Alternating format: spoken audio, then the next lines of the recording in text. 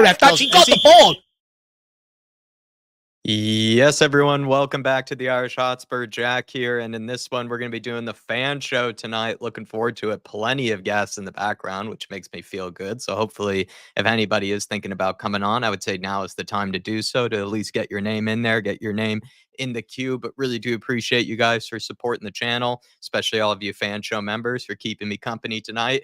And we're going to be basking over that 3-0 win over Manchester United. Unfortunately, Dave cannot join me tonight, so we will hopefully be able to see him tomorrow for all the match day festivities against Ferencvaros. But it will be the solo act for myself. So please come on, have a say with me, have a chat with me. I do not bite, I promise. And looking forward to doing a bit of both, doing a little Europa League preview, as well as doing a bit of kind of basking over and kind of reviewing up that great Man United win. And Chris, I'll get you an answer on the queue in just a second after I do a little intro in here, and then I'll bring up Brad, who's going to be our first guest. But thank you guys for supporting this channel. If you can for me, smash that like button. Do and get to the comments as well at any point if you would like to have a say or interrupt the show at any stage. If you'd like to throw in a super chat and get your opinions heard, and we will answer them as quickly as we can. But yeah, going to go through the chat here. Going to basically, ask you guys how you are, do a little intro, and then we're going to get straight into this because there's already plenty of guests, and we do have to get ready as well for the Ferencvaros game tomorrow. There will be my own version of predicted lineup. Dave sadly could not be able to record the predicted lineup, so I have to put that out for you guys, as well as get the pre-match build-up and all that good stuff ready for tomorrow. But looking forward to Spurs continuing to play, and hopefully we keep on this winning form. That's the hope, is can we continue this winning form? Can we keep it going? Has this been the turning point, since that Coventry City game? Has it been the turning point? And let's get into the chat here, see what people have to say, and we'll get this show started off right away. Good to see Ryan in the house saying good win on Sunday, but still Ange out. We'll talk to Ryan about that in just a second. Donovan Osterreicher saying watching Tottenham on a Thursday night. Indeed, Donovan. And I'm looking forward to tomorrow. I actually have a sneaky feeling that Ferencvaros actually aren't as good as what Karabag were. I think Karabag, if you look at what they did last season, I think it was still kind of disrespected by some of us, because to be able to nearly knock out Leverkusen, to be the better team for almost both legs of that fixture, or at least of that contest, I think is very impressive. And also even the way that they still created chances against us with 10 men, makes me think that this Ferencvaros side could in fact be worse. And if they are going to be worse than Karabag, then I hope that we could pick up another big win, hopefully something around the 3-0s, because we're getting so many 3-0s, it's becoming regularity. And if only Dave were with us, because then, like I said to someone, I think it was Sam on the members preview, if we got 3-0s here, it could be like what Dave likes to say, tree nils in a row, tree and tree, which would be fun to have. But Jamie McDonald, Jack, our manager, sadly not going to take up my position here, not going to take on the pressure and the stress of being Tottenham Hotspur manager. It makes you age like a president, makes you age like being the USA president, where within a couple of years, it looks like you've aged 20, 30 years. I'm not sure if I'm ready for that yet in my career, but big up to Jamie. Thanks for joining us. Aaron Robinson saying we have been playing well in every game so far, even when the results didn't go our way. I think we'll hope everything is starting to click in a few weeks and we can really push on big in the big Ange we trust. Well said, Aaron. And I think that was my initial kind of frustration with how this season had begun, was it felt like Spurs were playing well. It's just they weren't matching it with the results, and just felt like I just kept having to repeat myself when it comes to defending Ange as well as defending, the performances. But eventually you do need to start getting results, because it is a results business, and Spurs have started to do that. And I think everything is starting to come together here. And so hopefully we can see this winning run continue. Good to see Future Music as well. Big up Dave and Jack and all. Come on, you Spurs. Thank you for supporting the channel as a member as well. Future Music. Bill Beebe, great name. Good evening, fellow Spurs fans. Come on, you Spurs. Darv Hotspur in here as well. Big up all. Come on, you Spurs. Eugene is in the house. Good to see you, Eugene. Let me know if you want to come on tonight. Would love to be able to reserve a spot for you. Have a good chat with you, my friend. We also have Paul Connor, the one and only. Hey, Jack, great to see you. Hope Dave is okay. Dave is doing all right. He's just taking some personal time at the moment, and he should be all right for tomorrow. At least I hope he is. So, it'd be hard to miss my partner in crime, especially when we travel to Eastern Europe, travel to Budapest. Would love to see Dave happy clapping it up for this weekend and beyond, because I think right now as Spurs fans, it's a great time to be a Spurs fan. We get to enjoy watching our team. We get to enjoy this winning form, and it'd be sad if Dave couldn't be a part of it with us. But big up to Ribsy85 as well. Trying my best, doing a bang up job, trying to mess it up as much as I can as well, Ribsy. Darren Johnson saying, who is this? Well, it's me, Darren. It's hopefully you've gotten used to me at this point, or maybe you might recognize my face. King Hoddle saying the team versus United with Sun replacing the Teutonic Roadrunner is without doubt our best 11. Bentancur for me is a better all-round player than Basuma and Bentancur. Or Basuma and better complements the way we want to play. I think Bentancur was actually labeled as my most improved player of the season. That was my prediction that he would end up becoming the most improved player of the season. And that's really more based off of the fact that I felt like he started to slip down the pecking order a little bit for Ange Postecoglou, starting to feel like maybe he didn't have as much of a place in the squad as maybe some of us would have originally have expected. And I think he is playing his way back into Ange's trust and into Ange's faith.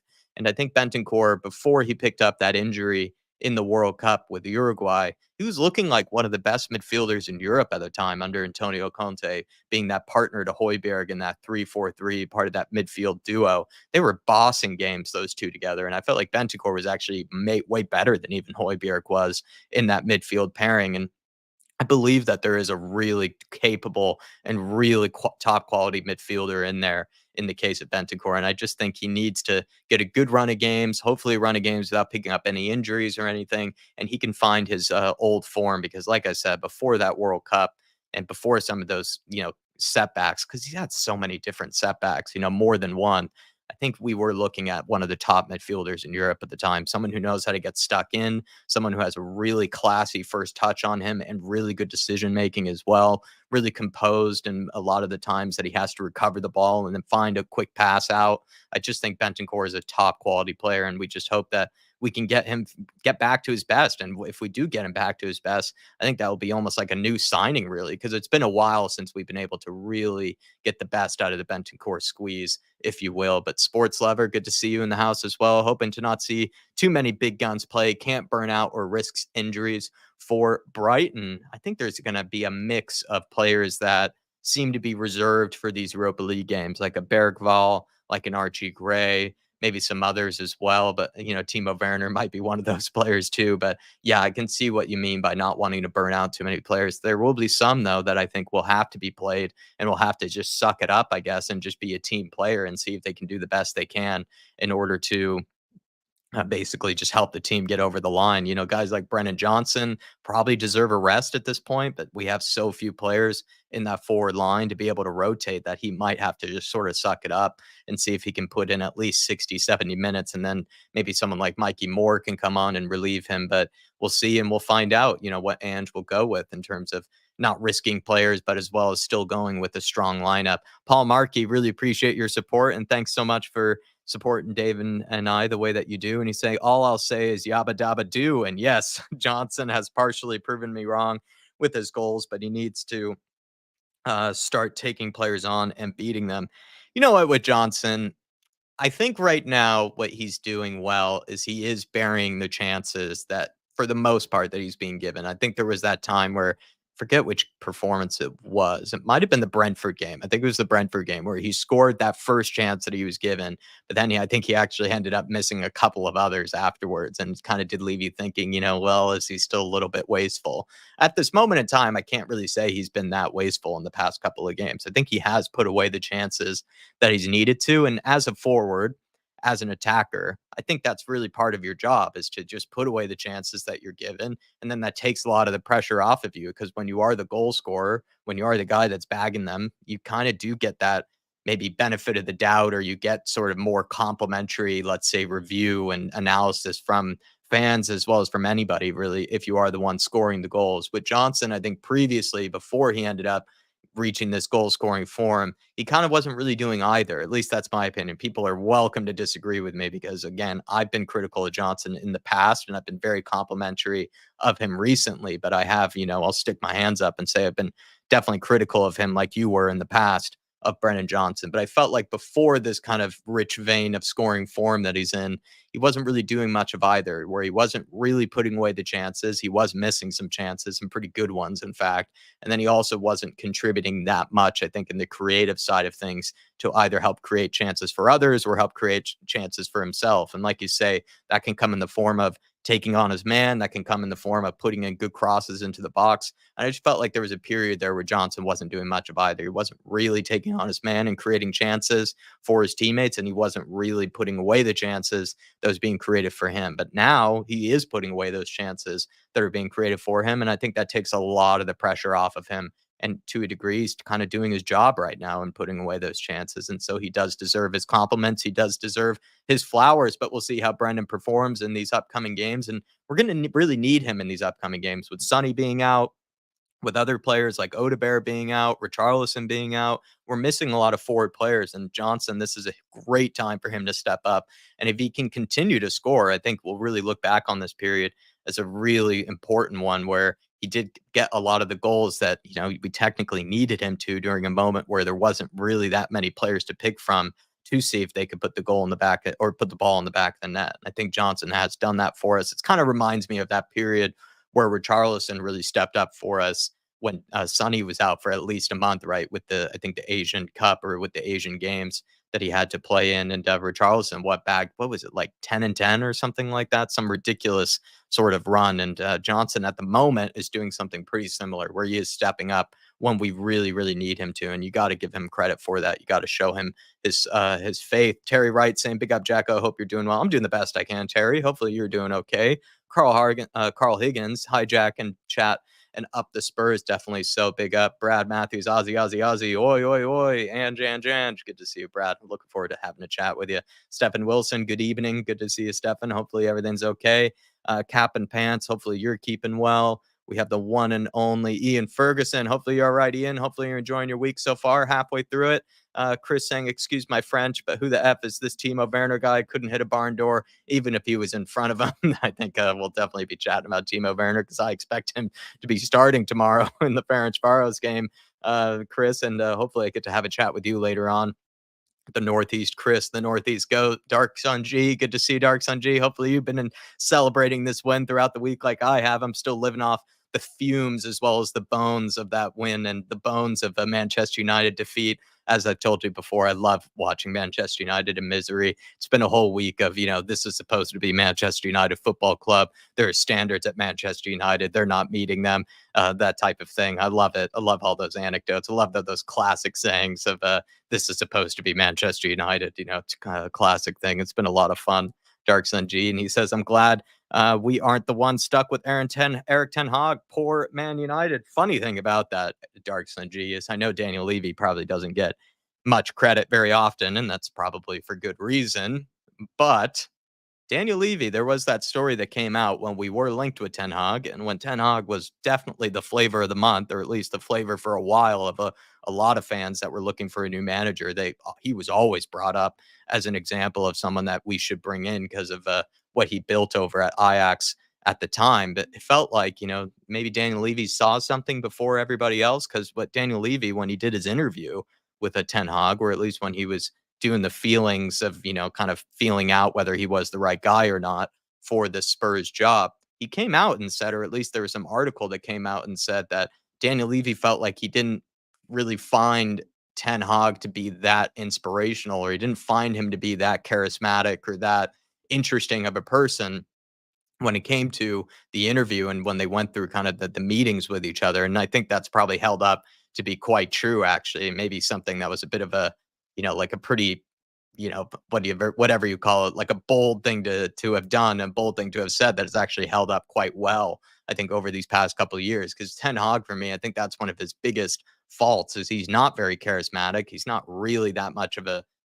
guy that you get that inspired by or that motivated by. He kind of comes across as your high school principal, if you will. And I think Ten Hag is shown to be a bit of a fraud in the Premier League. And it is quite interesting that Daniel Levy was one of the first ones to, I think, throw the door on him, to actually reject him. In fact, especially when it was probably not a very likable thing to have done. I think a lot of people did want Ten Hag when Daniel Levy ended up rejecting him. So fair play to him on that one, Dark Sun G. And Ten Hag is absolutely in the mud. Looking forward to Man United hopefully keeping him in the job for as long as they can, because at this moment in time, he's really helping bring Man United down. Dan Coy, is good to see you, my friend. Hopefully you're okay this evening. Really appreciate your support that you show for Dave and I, especially as a member, and also just finding the time to pop in when you can. Mark is in the house. Good to see you, Mark, member of the Mark Army. Evening, Jack. I thought Werner played well apart from his finishing. Really hope he can correct that. Yeah, that's the thing with Timo Weenie that I'm looking forward to chatting to people about. I'm wondering if some people hold the same opinion as I do, in that Timo Werner, he actually did a lot of the little things right in that game where he did combine well with Udogie. He worked really hard off the ball, did good pressing. For the most part, he didn't give the ball away in really bad areas or anything like that, and created some chances for people. It's just that with Timo Werner, it felt like, similar to what I said with Brennan Johnson, I think you do have to put away chances in order to really be given the proper compliments and the proper flowers that you might think they deserve. Because with Brennan Johnson, he's putting away the chances. He's scoring the goals right now. And look at all the praise that he's been getting. He's silencing the haters, like people are saying. But with Timo Werner, he's not putting away those chances and he's not scoring those goals that he needs to. And if he did, I think everyone would actually really have praised that performance. But the fact that he didn't put away those chances, it leaves people a bit confused. It leaves people kind of a bit in the middle, if you will, for whether they think he had a good performance or not. Because those two chances, if not three chances, because there was one of them where he went down the byline, went down the line, and he needed to put in a good cross for either Solanke, and I think there was another runner in there as well that he could have found, and he didn't find any of them. So there were about 2 to 3 chances that were really big ones, probably some of the better ones of the game, that he ended up wasting. And I think that's the thing with Timo Werner, is he had a good performance at heart. There were good little things that he had done in the game, but it didn't end up kind of manifesting in goals. And if it did manifest in goals, I think we'd be looking at that performance a bit differently. Hopefully you kind of see what I'm trying to say on that one, Mark. But good to see Just a Harmless Potato in the house.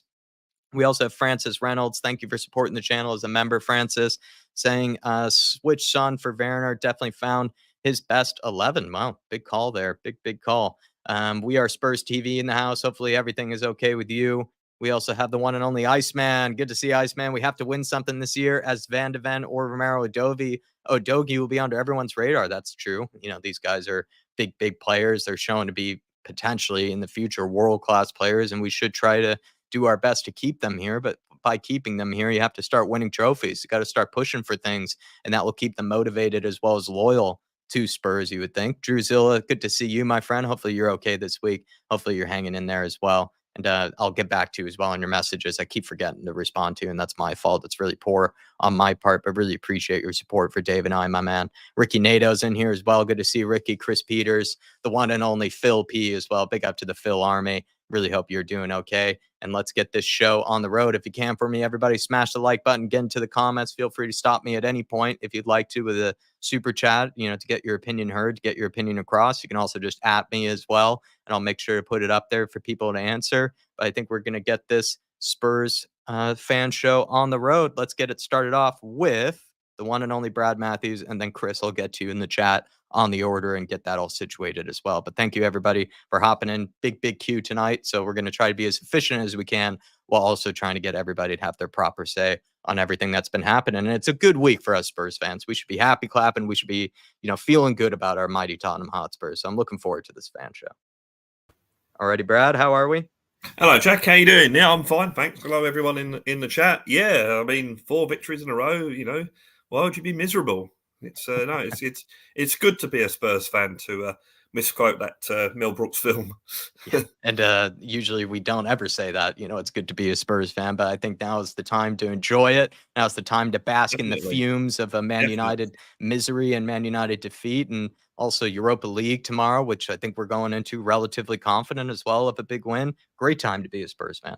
Well, I've been doing some thinking about the season so far, and I've always been of the opinion, we can't really judge anything on 3 or 4 games. We've got to give at least a dozen, and then at the end of the day, the whole season.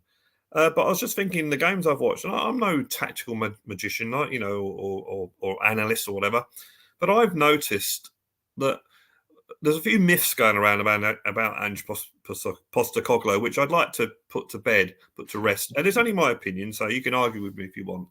So the one myth is, he doesn't change. It's the same way. Well, I've seen Ange change tactics in many games this season. I've seen the game against Brentford. He had the fullbacks weren't pushing forward like they normally do.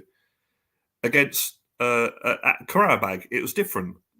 He's played different ways. We've defended a lot better this season. Our defending from corners has improved this season. So all this thing about he doesn't change and he's got no tactical awareness, I think it's a myth. I think he does have. I mean, the guy's been in football for so many years now. He must have a little bit of an idea what he's doing. So this, and if you look at the table, and again, this is the caveat on this is we've only had 6 games, okay? But on those 6 games, we've conceded as many goals as Arsenal have. And Arsenal's supposed to be the best defence in the league. We've scored as many goals as Arsenal and I think Liverpool. So it's not looking too bad. And if you look at all the games we've played, you can, I think, not counting the Coventry game because that was woeful, but in the Premier League, I think you could argue that we should have won every game. I really think we could have won or should have won every game, and I don't think anyone would be sort of, amazed if that had been the case. Because I thought the game against Arsenal, I thought we played pretty well. It's just that one little glitch, and we sort of run out of ideas in the end. But I think we've been playing well. So, this sort of, and the other thing, kamikaze football. Well, I haven't seen, apart from maybe the Newcastle goal, I haven't seen any sort of great efforts going over the top and putting us under pressure. And again, the fact that we've only conceded the same amount of goals as Arsenal seems to put that myth to bed as well. So that's what I've noticed from watching Tottenham this season. And I think it's a little bit harsh.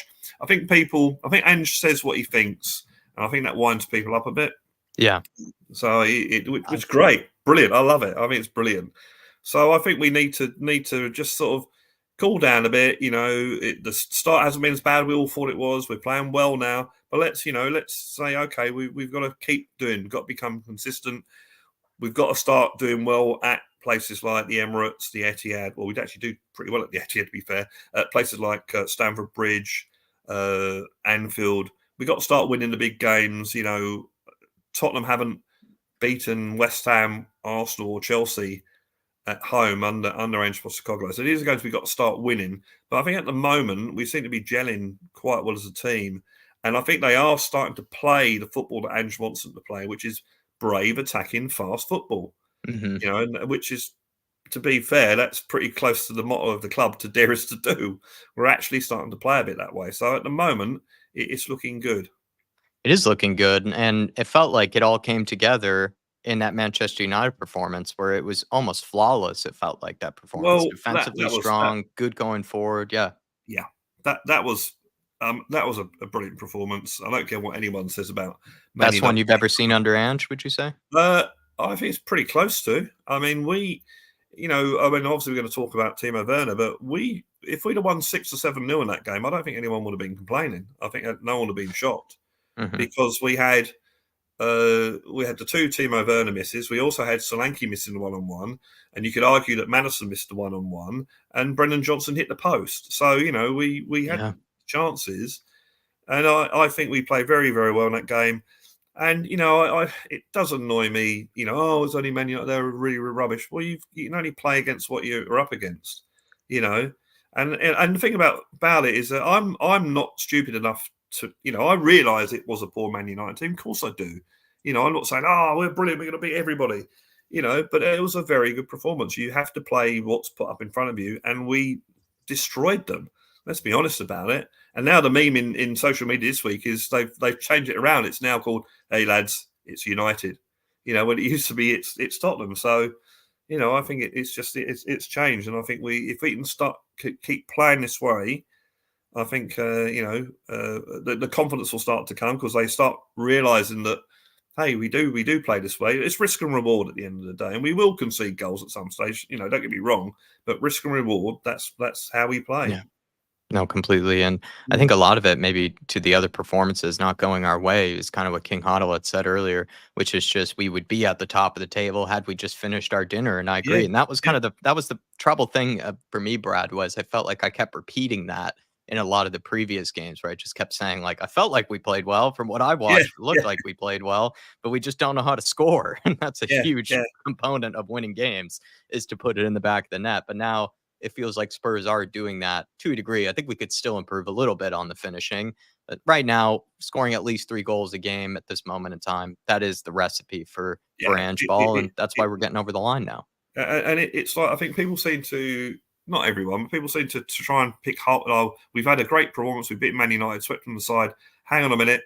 Where's the negatives? Oh yeah, Man United aren't very good. And it's this sort of stuff. So it's no, enjoy the moment, enjoy the positives. We won. I'm not gonna. Yeah, as I say, I'm not an idiot enough to. I'm. Clever enough to think. Well, yeah, I know that they're a poor team, but that's not going to stop me enjoying it and saying, yeah, we stuffed them. You know, well, enjoy life. Life's short. It's short. You got to enjoy it. You know. Otherwise, Oh, if you don't enjoy it, you'll. There's an old saying. This is a guy, right? This is a guy who had a guitar stream, and he got a bad disease, and eventually he died. Very, very sad. But he said when he knew he had an illness, he says, "I'm going to enjoy playing the guitar every day as if it's my last day, because one day it will be." So enjoy the moment. Enjoy the moment as it's as if it's your last, because one day it will be that moment. So yeah, let's enjoy our the way we're playing, our victories, and hopefully it will continue.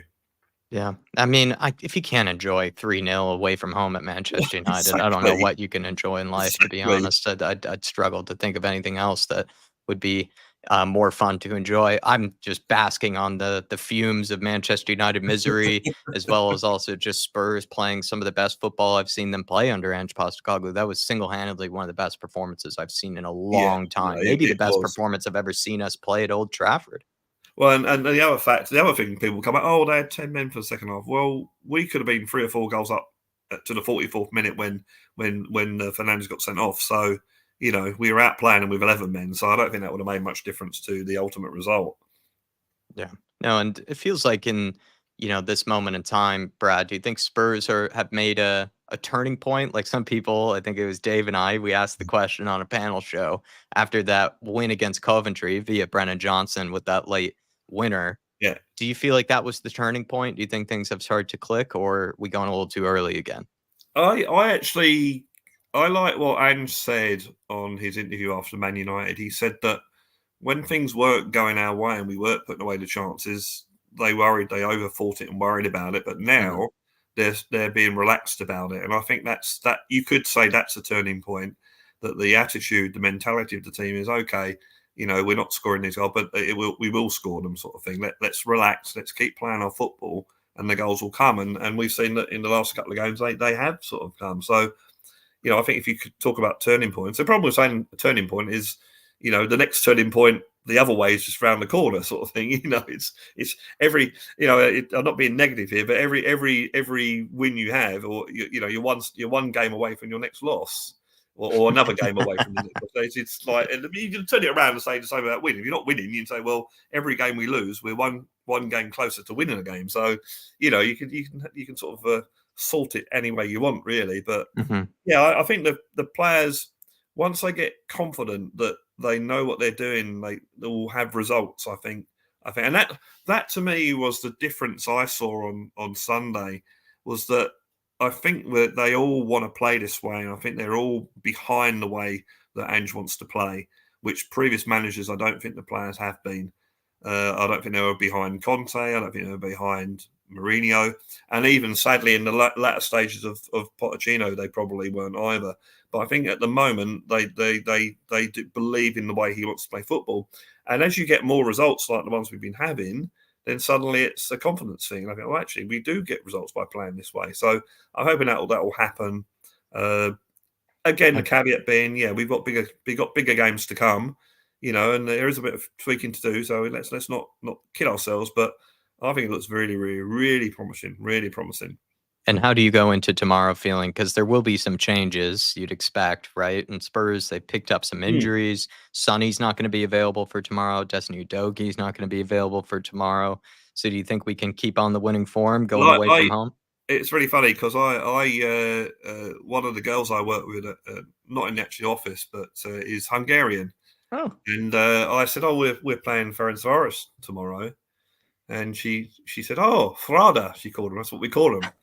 And she says, she said, "Oh yeah, they're fans, very aggressive fans. That's why I don't like them." So she said, "Go Tottenham," sort of thing. So you know, Hungarian there's ultras. no chance that Janine is watching. But hello, Janine, if you're watching, sort of thing, maybe I'll clip that and show it to her.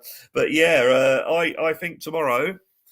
I think the team. I think the back four depends on how fit Udogi is, because I think. He's not available. He didn't travel on the plane. Oh, really? Okay. Well, then I would imagine, because Radovan Dragozin is suspended, I would imagine you'll see Davis at left Yeah. back, and then Romero and Van der Ven. And I Mm. think right back will probably be Gray, because Porro's been, working his socks off. I would say if Udogi had been fit enough, I think he might have rested Van der Ven, because Van der Ven, He proved on needs a rest Sunday. too, it feels Oh, like. Yeah. yeah. We do. He is very, very. If you look at the players we have that are really, really important to our team, I think the idea will be to rest them. Like, I think Kulusevski and Madison in the midfield, I think, is working brilliantly, absolutely brilliantly. And even though a lot of people called that, that's another tactical change that he's made that's working. So yeah. So I think the team. I think Gray will start at right back. I think the midfield. I think what he's trying to do is he's trying to rest players. He's trying to rest players because he wants to bring other players in to give them game time and to know each other's game. So I think the midfield will change totally. I think you'll see Basuma, Sarr, and Bergvall. I think will be the midfield, and I think he'll rest Madison, Kulusevski, and Bentancur. Who Bentancur's absolutely amazing on Sunday. Brilliant game. And I think up front. I think Solanke will play, because I think he still needs game time. I think he'll get to a stage where, once Richarlison's fit, you'll have a chance to rest him, because he does such a lot of work for the team. He really does put in, and I think you're going to get to a stage where you got to rest him. But I think he's scoring goals. We haven't got anyone to replace him at the moment, so I think he'll play as a striker. I think Son will be rested. I think Son will be saved until Sunday for Brighton. And I think he'll give another game to Timo Werner, which I know will annoy a lot of people.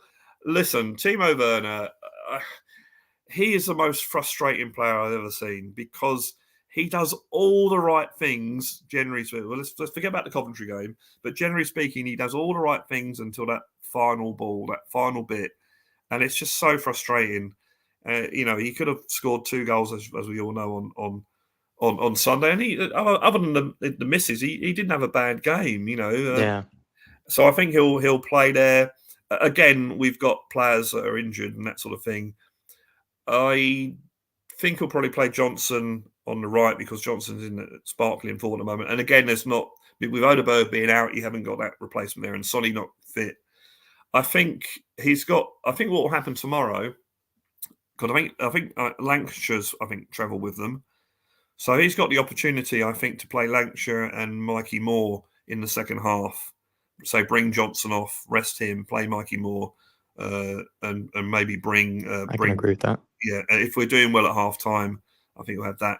And don't forget, we play another game on Sunday, but then there's the 2-week break for the international break that we're all looking forward to, as we always do.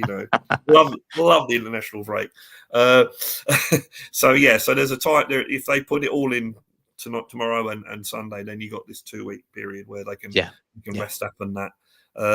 So that's what I think the team will be. As for Mikey Moore, listen, if he just, that shot he had against Man United, that was fun. I was winning him. Please have a shot, and it just went wide. And he looked confident. I think his time will come. I think that what they're doing with him is right. They're giving him game time, but they're not sort of pushing him too far. The lad's only turned 17. Your physicality at that age, you can't play 90 minutes every week in that sort of Premier League type thing. So I think they'll do that. And I was just thinking about this with Mikey Moore, was that he was in the first team squad last season, and he's in it this season. So next season it'll be his third season as a Tottenham Hotspur squad player, and he would only have turned 18. Yeah, pretty ridiculous. That's pretty amazing. ridiculous. So Yeah, okay, we can say that you've got your Wayne Rooney's that came on and made an impact. Wayne Rooney was 18 when he was playing for England, that sort of thing. And you got that I can't remember his name, that lad in Spain. Yeah, Who played Yamal. yeah, I mean, so it does happen, but it's very rare. It's very No, rare. it But is. I think Mikey Moore is a talent that, I think I think he'll get some game time. Oh, The other point I want to make. Oh, hello, Adrian, by the way. I see Adrian. On a The other point from you, point, Brad, and then sadly I have to keep it moving yeah, on no, to the other point I Adrian. want to make is well played Jed Spence on Yeah. Sunday. Yeah. He's coming in a position that, okay, he has played left back before, but it's not his natural position. I think he's done well. I think he fits into the Ange Postecoglou squad very, very well. And I think if you need to rest Porro in I mean, because it still makes it very strange that he wasn't in the European squad when the fact we've got 4 goalkeepers. But you might have a situation that you might be playing Spence in the Premier League as we get to, say, the knockout stages, and you might see Porro playing in Europe. So, you might have that. But I thought he's done. Yeah. He looks the part at the moment, and I think certainly at right back, he's good cover for Porro. Should Porro need a rest or get injured or whatever, I think he's done very, Agreed. very well. Yeah. Agreed. Jed Spence has done well whenever he's been called upon. Yeah, But yeah. Brad, thank you so much for getting things started. Really appreciate it. And I didn't get a score prediction from you before I let you go, and then I'll have to Well, sadly let you go. it's difficult, isn't it? We all predicted 3-0 against Quarabag, then sending off, you think, oh, shit, be lucky to get away with a 1-0 win, and we still won 3-0. So I think Ferencvaros are doing well in their league. I wouldn't say the Hungarian league's the strongest league in the world, but Maybe not. the crowd will be aggressive. But yeah, I guess it's similar to Qarabag. I think we should do well. If they play like they've been playing, then I think the 3 points should be on the board, and we Yep. only really need to finish in the top 8 to make sure we're into the next sort of knockout round. So Great. yeah, so I think I think we're well on the way. So Okay, sounds like a version of a 3-0 is what you've given me then. Well, Brad, I'd love it. I'd love to be free at half time to give the youngsters some games. I hope, please, any of the Spurs players, if you're listening, please don't get sent off. I want Bergvall to have a full game. Yeah, no more taking off the Bergvall, please. Yes, let's give him a full game. Well, Brad, thank you so much for getting this started. Appreciate it. Great Yes, chat. opener as always, Say and hello thanks for to your David support. Forrest. I'm Will hungry, do. so I'm looking forward to my tea now. So. Good man. Well, look All forward right. to see you in the chat, and Cheers. And thank you, Brad. celebrate everything, everyone. Celebrate everything. Especially last Sunday. Especially Celebrate last that. Sunday. Especially last Sunday. See you, Brad. Have a good one. Come on, you Spurs. Believe in Come on, Ange. you Spurs. Big up, Brad. Great opener, the classy opener that Brad is. Really good guy as well. And I think a very good Spurs fan, someone who does know how to celebrate, especially after great wins like that one. We're going to keep it moving, though. But Mikel Gregorio sent in a super chat. And believe me, Mikel, I understand that maybe you didn't mean anything by your question that, like you put in this super chat and then you didn't actually put anything in the chat with it. But then I saw your next question. Fortunately, I'm not going to answer that because, like people have said, this is a football show, not a politics show. I think people actually come here to probably avoid the politics for the majority of the time and, didn't look to maybe just chat about football so that they can take their minds off things. But I do understand, kind of the nature of just being curious and all. But he did also say it's a shame that Romero and Porro have to play. It should be the Dragon and Spence. It's a shame, in the case of Dragishin, but it's kind of his own fault, right? The fact that he picked up that red card is kind of his own doing and his own mistake. And with that, you have to bear the consequences of it. And so it looks like we are going to have to put in Romero. And then in the case of Porro, I think that was one that was a big mistake on Ange's part. I don't see why, and I can't really put, any real explanation or any real, explanation for why Ange Postecoglou has left Jed Spence out of the Europa League squad. Fraser Forster didn't really seem like a necessary person to include over Jed Spence. We have like 10 million goalkeepers to pick from, and all of them are pretty much the same quality, from Fraser Forster to Luca Gunter to Alfie Whiteman to Brandon Austin. None of them I really rate that highly. And so it did feel like if you had to bring Brandon Austin and if you had to bring Alfie Whiteman, which we did, then, go with the, backups for Pedro Porro, go with backups for Udogi so that you can give them a rest. But we're going to continue to find ourselves, I think, in this predicament where one of them is going to be injured or one of them is going to need a rest. And we don't have that logical person to fill in like Jed Spence, who's also played so well whenever he's been given the chance. That does feel like we've really Yeah, just been unfair to him really in that case, but really appreciate your support. Thanks for sending the super chat as well, and hopefully answered your question to the best of my ability on that case. But sorry, I think we're going to try to keep the politics out of here as best we can. But we're going to keep things moving, and we're going to go on to Adrian, see what he has to say. Jet Spence's number one fan. Yes, Hey, Adrian. hello everybody. Big up all. Great game on Sunday, wasn't it? I was really happy. It was one of those, pushes you up, and yeah, I Yeah. enjoyed that. Oh, mind you, there was a little bit of hair pulling out. I'll try and get to that with Tim a little bit later. But wasn't it a great game? I Yes. thought that's where Spurs were playing very precise football in their passing. This is what we want to see every week. Mhm. Somehow there is that gelling of players in there. And I just thought this is what every time this is how they should be played, and we can only hope they'll succeed going forward. So all the Ange, negativity out there, I mean, it does work. He is, and I totally agree with Brad what he was saying on his side. There is little changes you see with him. You're not going to change half the team because you want to change half the team. It's going to put them little bits just to find where that niche is, and I think he had it quite right on the Manchester United game. It was just so flowy. I mean, Kulu, what a guy. I mean, he's got a nice down the middle. I think that's another change in Ange, what he did. He changed him to the centre. Kulu's admitted it. That's his best place. And didn't he show Yeah. how great he was in that position? I mean, he's like a Jack Terrier with a ball, Once he's got that, ball, he is in there straight away. Lovely. Johnson, brilliant. He came over on the side, perfect goal for putting VDV's goal in there. What a fantastic guy, VDV. All the way from the other end of that. I mean, that was just like set the whole game up, wasn't it? It Yeah. was absolutely beautiful. Mwah! So when he went over the cross, Johnson got put in, fantastic. And then we shouldn't forget Slinky. Now, he's done 3 games now. Is it 3 games? 3 and 3 3, goals tree and now? tree, as Dave Yeah. would say. I mean, he's starting to settle in now. Bit nervy at the front of the first couple of games. It's all coming together. So I think we should all have a bit of positivity to say we are going to increase we're going to go up now. We're not going to see them coming down. I really do feel this team has turned around. Maybe it was the Coventry game with that last 3, but they're all gelling together. They seemed a bit more relaxed, like you said, with Brad said again in his previous talk. I think it's just a perfect moment for our players at the moment. The only frustrating player that I find at the moment is, we're going to have to put the Winky's link out there, and that's Tim Werner. I mean, he was literally getting me to pull my hair out on that day. I mean, every time, perfect going up there, but he fluffed it up every single time.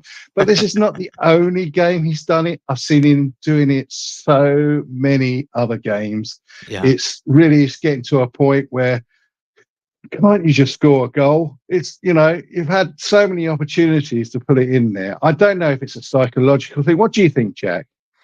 Do you know what? I actually think it is more a psychological thing, a confidence thing than it really is a skill issue. Because in the Man United game, I think he actually, for the most part, played decently well. Like, it's not like he was the best player on the pitch or anything, but he didn't hurt us that much on the day. He pressed really well. He had some good combination with Destiny Udogie down that left side. They were causing Mazraoui lots of problems. He was getting in behind.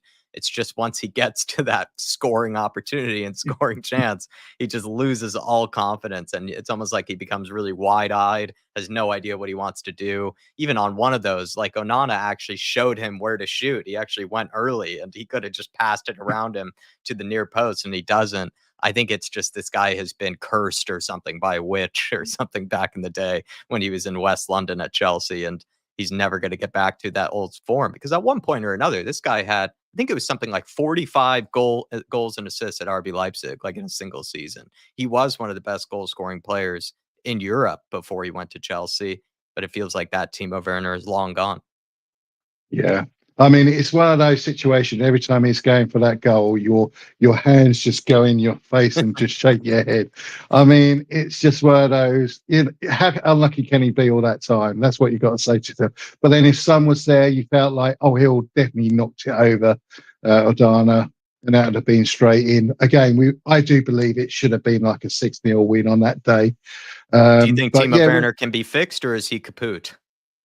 I hope he can. I hope we get, let's not, I don't like, giving players negativity, as you know. I like, Yeah. it doesn't help the situation. We should always give them full support as much as we can possibly can. I mean, we've all been there. We've been in football as we're growing up. I mean, I wasn't the best scorer in the world, might have been okay in the defence, but when it came to scoring goals, I was just absolutely useless. Same here.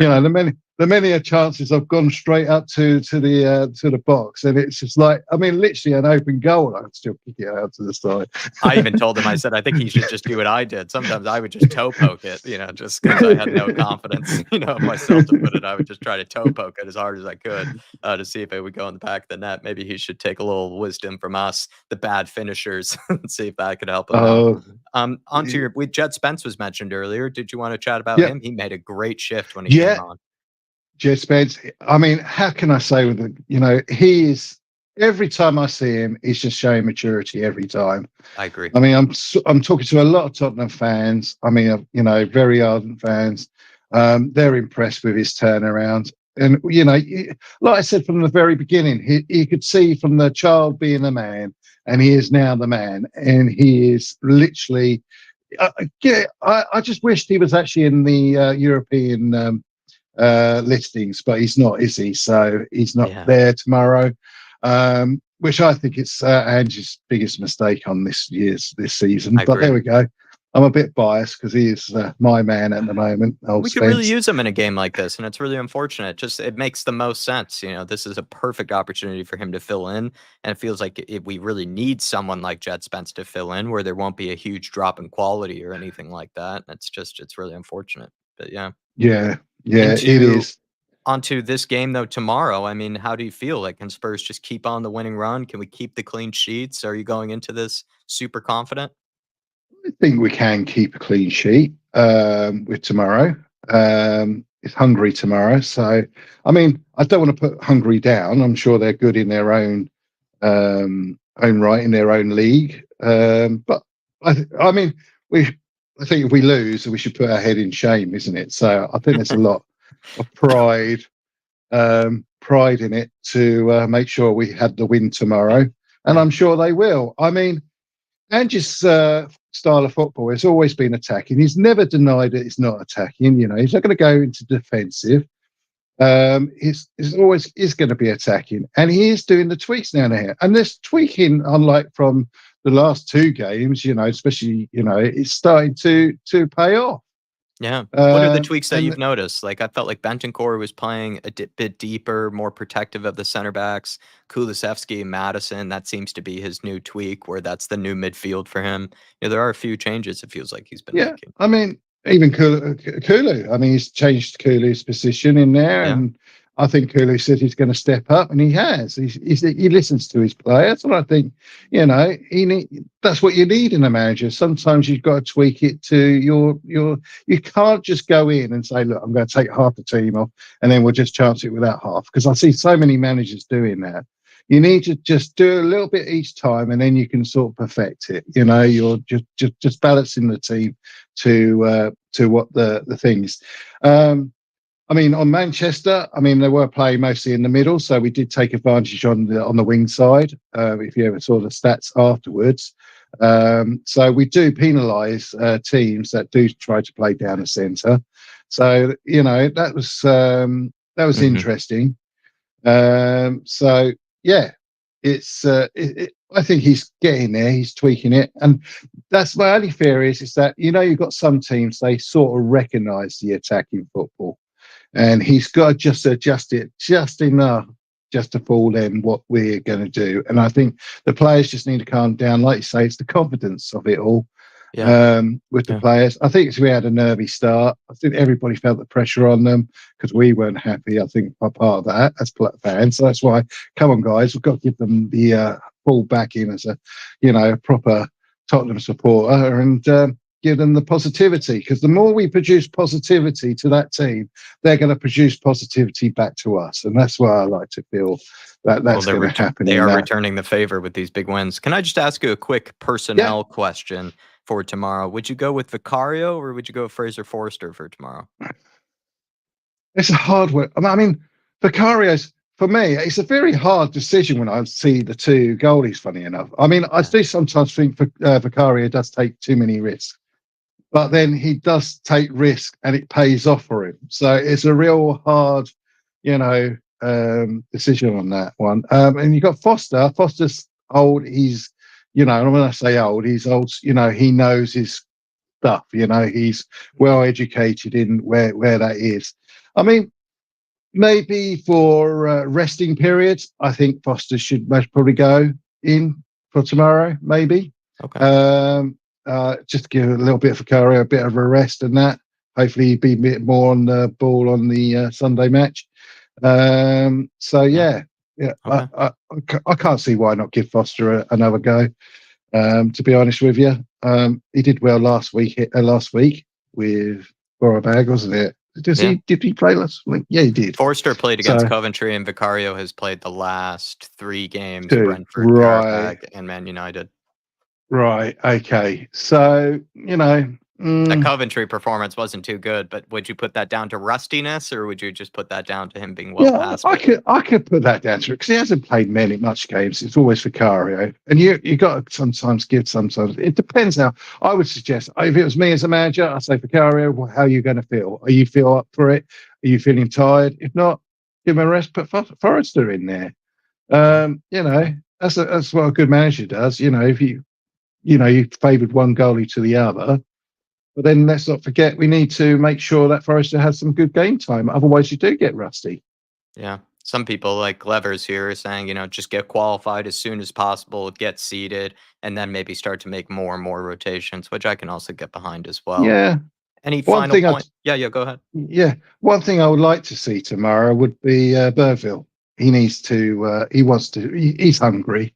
Let's get him out there. I think he'll be the star man tomorrow.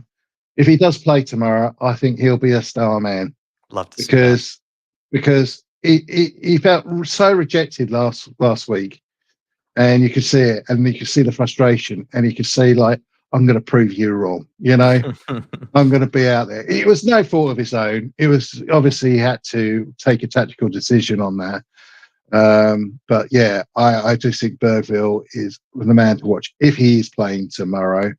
I agree. Yeah, so he's my Spence replacement in the era. He looked like everyone compared him like Anakin Skywalker because he looked like he was entering his villain mode as he was had the hood and everything above his face and looked very pissed off. He wasn't happy, was he? He wasn't happy. He wasn't. But I mean, if looks can kill, that would have been the look, So you have to rate that though. The fact that he did look so angry, because of it, you do rate that because then it shows that he does care and he wants to play and he wants to prove people wrong or prove people right, whatever way you want to put it, and that's the right mentality to have around the squad. So I rate that. Oh yeah. And he'll be hungry tomorrow. He is hungry. So let's get him on tomorrow. Let's see if he can feel that hunger and fill himself up with so many goals. Love that. And that would be the icing on the cake. Great call in, Adrian. Unless you had any final points you want to say, then I'll sadly have to let you go. Just the other thing, I'd like to see some of the youngsters tomorrow and all right, because they need to prove, and I'd like to see more in the with Johnson taking off a little bit. Let's see what he can do. Youngsters, come on, we need to start really bouncing now. We've got 2 games now a week almost, and we need to give sometimes other players a little bit of rest. But all that's all I've got to say really. I just want to say, come on you Spurs. I'm going to predict tomorrow. I don't know. Could we do a 3-0 again? Maybe a 4-0? Let's hope for a 4-0, shall we? Come on. Shall we be bold? Come on, you Spurs. Come for the Dermatron prediction. 4-0. Love that. Yeah, Adrian. Great job, definitely. My friend. Thank you for a great call. Thanks for coming on, keeping me company tonight. Cheers. I'll see you very soon. Will do. Come on, big up all. Thanks very much. All right, Thank you, all the Adrian. best now. Have a good one. Come on, you Spurs. Big up to Adrian, everyone. Great call-in. Love that guy. Great energy as well as he came on too, I thought. So really good one from our man Adrian, and good to have him towards the front of the queue. I think normally he's towards the back of the queue, so it's nice to have him up towards the top. Good to see you, Kate. Hopefully you're okay this evening. Hopefully you're doing all right, and really appreciate you tuning in. We also have Future Music in the house. Glover's family joining us. I think from earlier, I saw Tyler in the house as well. Big up to Tyler. Big up to the Big T. And I'm making sure I'm not missing anybody. DJ Samuel, the one and only. Big up, DJ. Hopefully you're okay. Stefan Blois joining us earlier. Big up to you, Stefan. And then as well as Elvis G. Thank you guys for supporting us as members as well of the channel. We're very appreciative of that. But we're going to keep this show on the road. We're going to keep it moving. Chris, I think we put your... we put the order and we put the queue in. Let me just copy and paste it for you in just a second. Just stay in there, Chris, and I'll put it in the chat for you. But next, we have Ribsy and then Ryan and then Daniel. Let's bring on Ribsy, see what he has to say. Hey, Ribsy, how you doing? Ooh, I think you're on mute, actually. My bad. Sorry. All good. G'day, How you doing? G'day.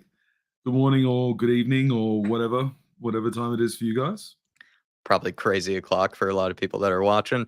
But Ribsy, basking in the fumes of Man United misery and Spurs glory. I mean, what a win. Was that the best win you've ever seen under Ange Postecoglou?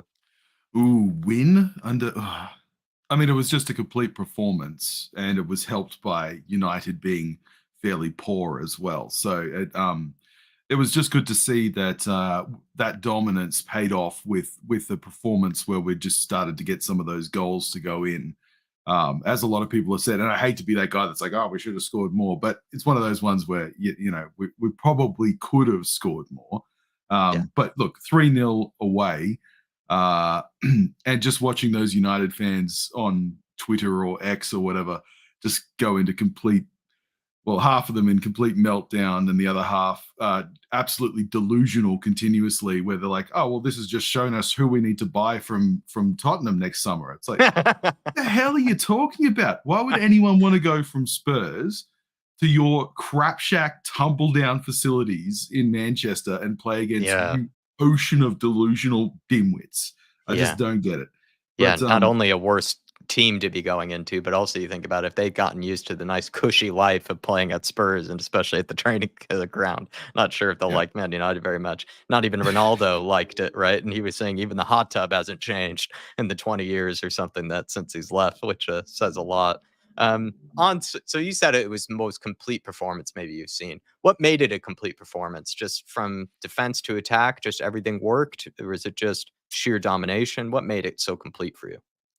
I think that a lot of the players were playing with the freedom that you expect from well, I mean, I'm no Ange expert, but from what I hear and from what I've seen about the different teams that he's managed, is that the players have a lot of trust in them to really perform to their strengths and do what they need to do to turn the match around and create those moments to win the matches. And looking at Van de Ven's goal, just the perfect example of that.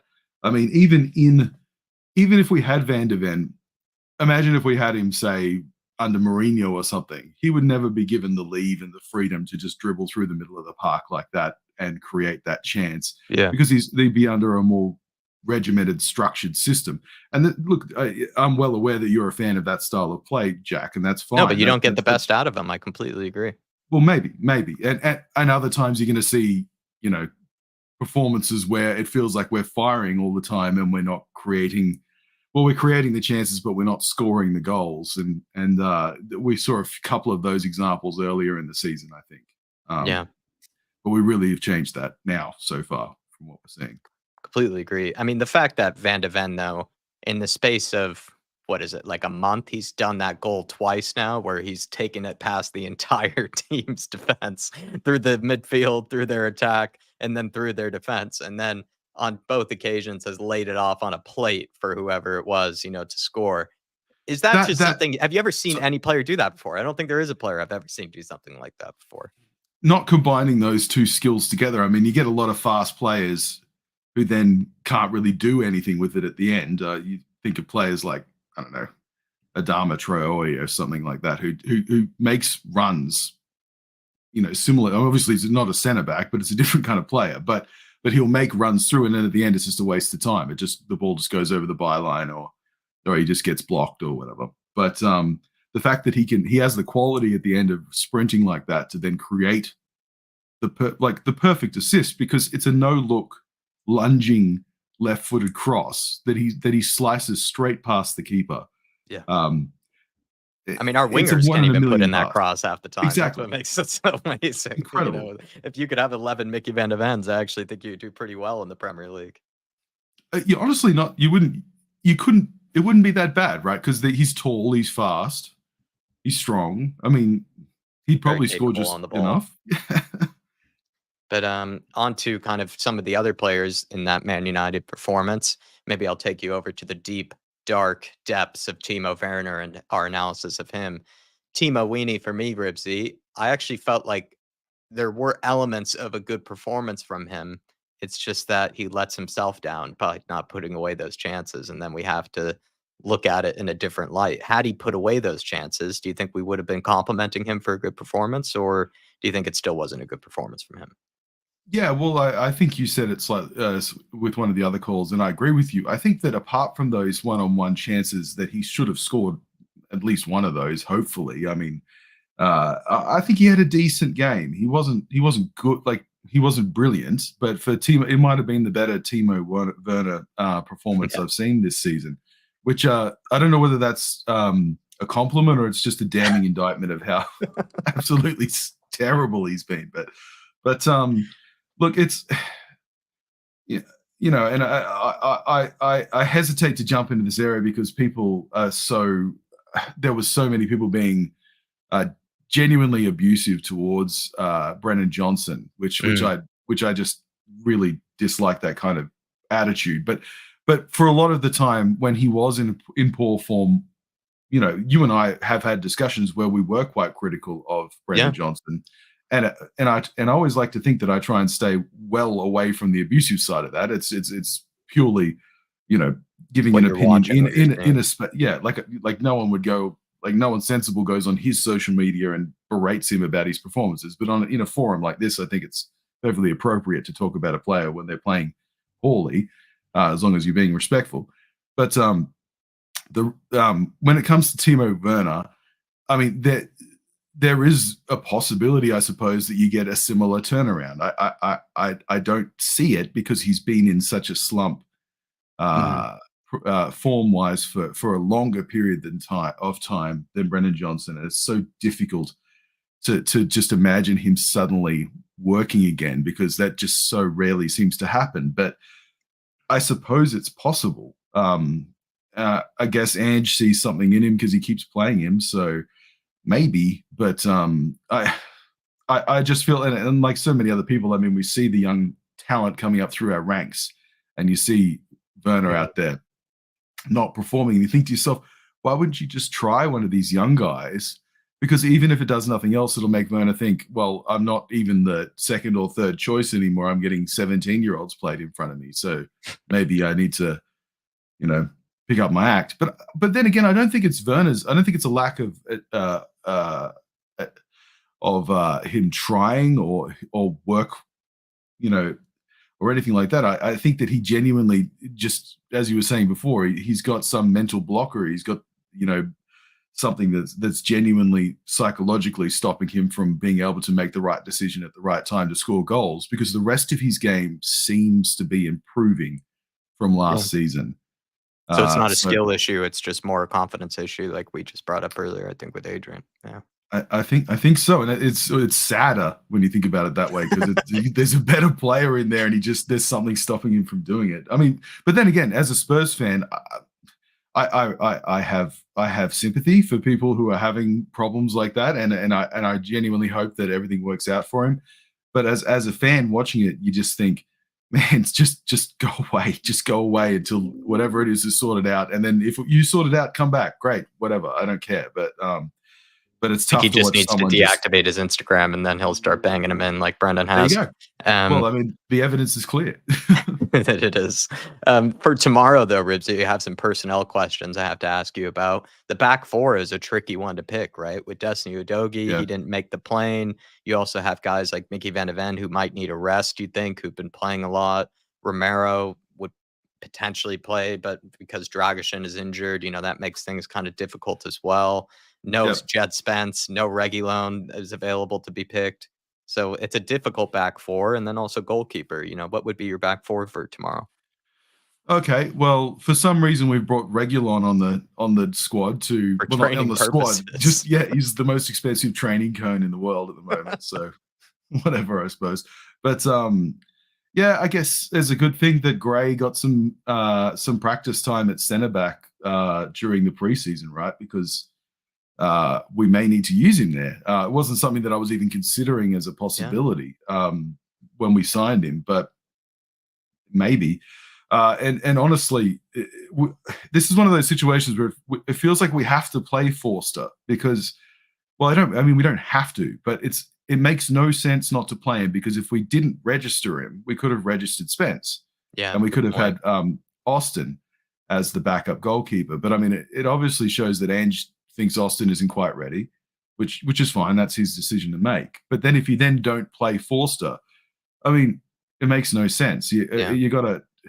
I get what people are saying that once we qualify for the next round, then you can start considering playing other people. But it's one of those ones where I think genuinely for the sanity of the team and the fans, maybe he should consider playing Forster, even though Forster did not play well against Coventry. So was that down to rustiness or was that down to old age? Do you think in that game?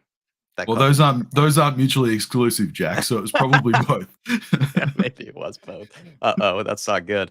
But I agree with your point actually that he would be making, I don't know if a rod out of his own back is might be a harsh way to put it towards Ange, but he would be kind of exposing that decision to put Forrester in the Europa League squad if he doesn't end up playing him tomorrow. Because then it's like, well, you'd be really helping yourself out if you had Jed Spence there, because Jed Spence is far more deserving.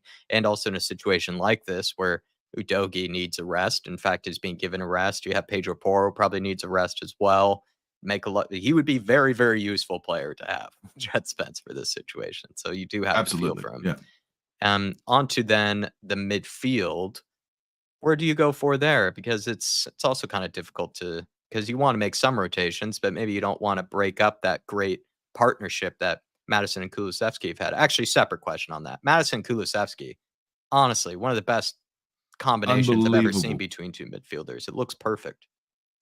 It's one of those things where, as a complete dum-dum when it comes to football tactics, if someone said, oh, I'm going to play two 10s at once, or, to my eye, that's what it looks like, I'd go, what? No one does that. That's weird, but it works. It's brilliant. And they play so well off each other. And I was looking at some stat earlier, it was probably yesterday, about key passes in the whole Prem. And I think Kulusevski's number one now, just playing in that position. And those key passes, you just see them every match. He's so strong on the ball, and then he can thread the pass through. He's got beautiful vision, and he's quite a creative player. And Madison is just so good at drawing the fouls and annoying the hell out of the other players. So they really are a good combination together. Because Kulusevski won't go down unless you hit him with a truck, but Madison will go down if there's a stiff breeze. So it's a great combo in that regard. Perfect combination. People called him the Moussa Dembele replacement after that Man United performance with Kulusevski. Do you think that's accurate? Do you think that's too kind? What did you make of that? I actually raised my eyebrows a little bit, that comment. Yeah, I mean, that's going a bit far, but I heard they do have moose in Sweden, so maybe there's something to that. It's built like a moose, Kulusevski. In fact, kind of has a bit of a moose-like sort of vibe to him, if you will. The way that he sort of carries himself and everything. But he does similar to Moussa Dembele, kind of like you said, where Moussa Dembele, even if you knew where he was going to go with it, you would have to hit him with a truck in order to even try to win the ball off of him. And that is similar to Kulusevski, where even if he does take it the direction that you expect him to, he's almost impossible to nudge off the ball. In fact, he probably hits you before you end up hitting him, even when trying to win the ball off of him. He's just that good of a ball carrier, and he's very physical in that way, like Musa Dembele does. Because Musa Dembele, he would take it past you, and even if he got past you easily, he would still like shove you like 10 yards. Yeah, he'd welcome the contact. He wasn't trying to avoid it. And I guess I kind of see that, because Kulusevski does a similar thing where he sort of holds it up anywhere on the pitch, and he welcomes the contact. So I see that. I get it. I mean, eyebrows are still raised because he's such a different kind of player. But if anything, he's got better finishing than Musa Dembele did. But I don't think he's quite as good anywhere else. So. And then another question I have for you, Ribsy, is just Ange Postecoglou in general, right? He was under a bit of pressure, especially, during that Coventry game, right? And then 4 wins on the bounce, I believe it is at this point. Feels like everybody's singing Kumbaya again, as Spurs fans. I mean, is that okay? Is that, are we maybe going a little too up and down? I feel like I've gone a little bit too much up and down this season with whether, I'm with it all or whether I'm not with it all. But, that's what winning does, I guess, right? Winning just kind of gets everyone to start to get on board. No, I forgive everyone, because most of that talk came out of that Coventry match, which was so frustratingly terrible that I think that any fan who subjected themselves to watching that match and then saw us just bless you, Gesundheit. Sorry about that. I think I muted just before I sneezed. I'm sorry if I well done. Yes, you did. Well done. Great manners. Forgive me. So with Ange and like the winning form with Coventry, so with Coventry was such a poor performance that a lot of people just in pure frustration were just like, I'm now Ange out, because that was just turgid watching that. And I think that maybe people, because even when we've had losses, we've had better chances, we've had more exciting football that's still being played for most of it. People haven't seen a really just a crummy performance from us in a long time. So I think people reacted pretty badly to that match. And it's amazing that we won it, because it's by far the worst I've seen us play under Ange. But it's one of those things where a couple of wins is really all we needed. And I think people have sort of, for the most part, shaken themselves out of that. There's going to be a lot of people that are still Ange out.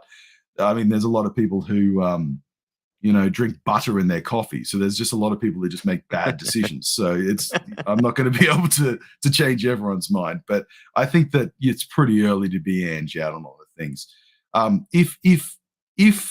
And I think there's most people who are reasonable, you can tell when the players have stopped accepting a system or stopped trying to get into a system, and you can see that it's not working at all. I think when you've lost that team, I think that it's fairly clear, and I think that's the time to move a manager on. I don't think we're even close to that with the team in Ange. I think that they're playing for him, and I think that there's a few players that have been a bit slower to come around to the ideas. I think Bentancur is a good example of that, where he had some issues with Ange last season because he was recovering from that long-term injury, and Ange wouldn't put him in because he didn't think he was ready, or the medical team didn't think he was ready, and they weren't getting along too well. But I think Bentancur and Ange, for whatever it is, they've started to come together, and I think Bentancur's games improve. I'm basing this just on pure speculation, by the way. No, I think I agree with it. But it seems like Bentancur's drinking the Kool-Aid a bit more now, which is really helping the situation. Definitely. And maybe final question for you.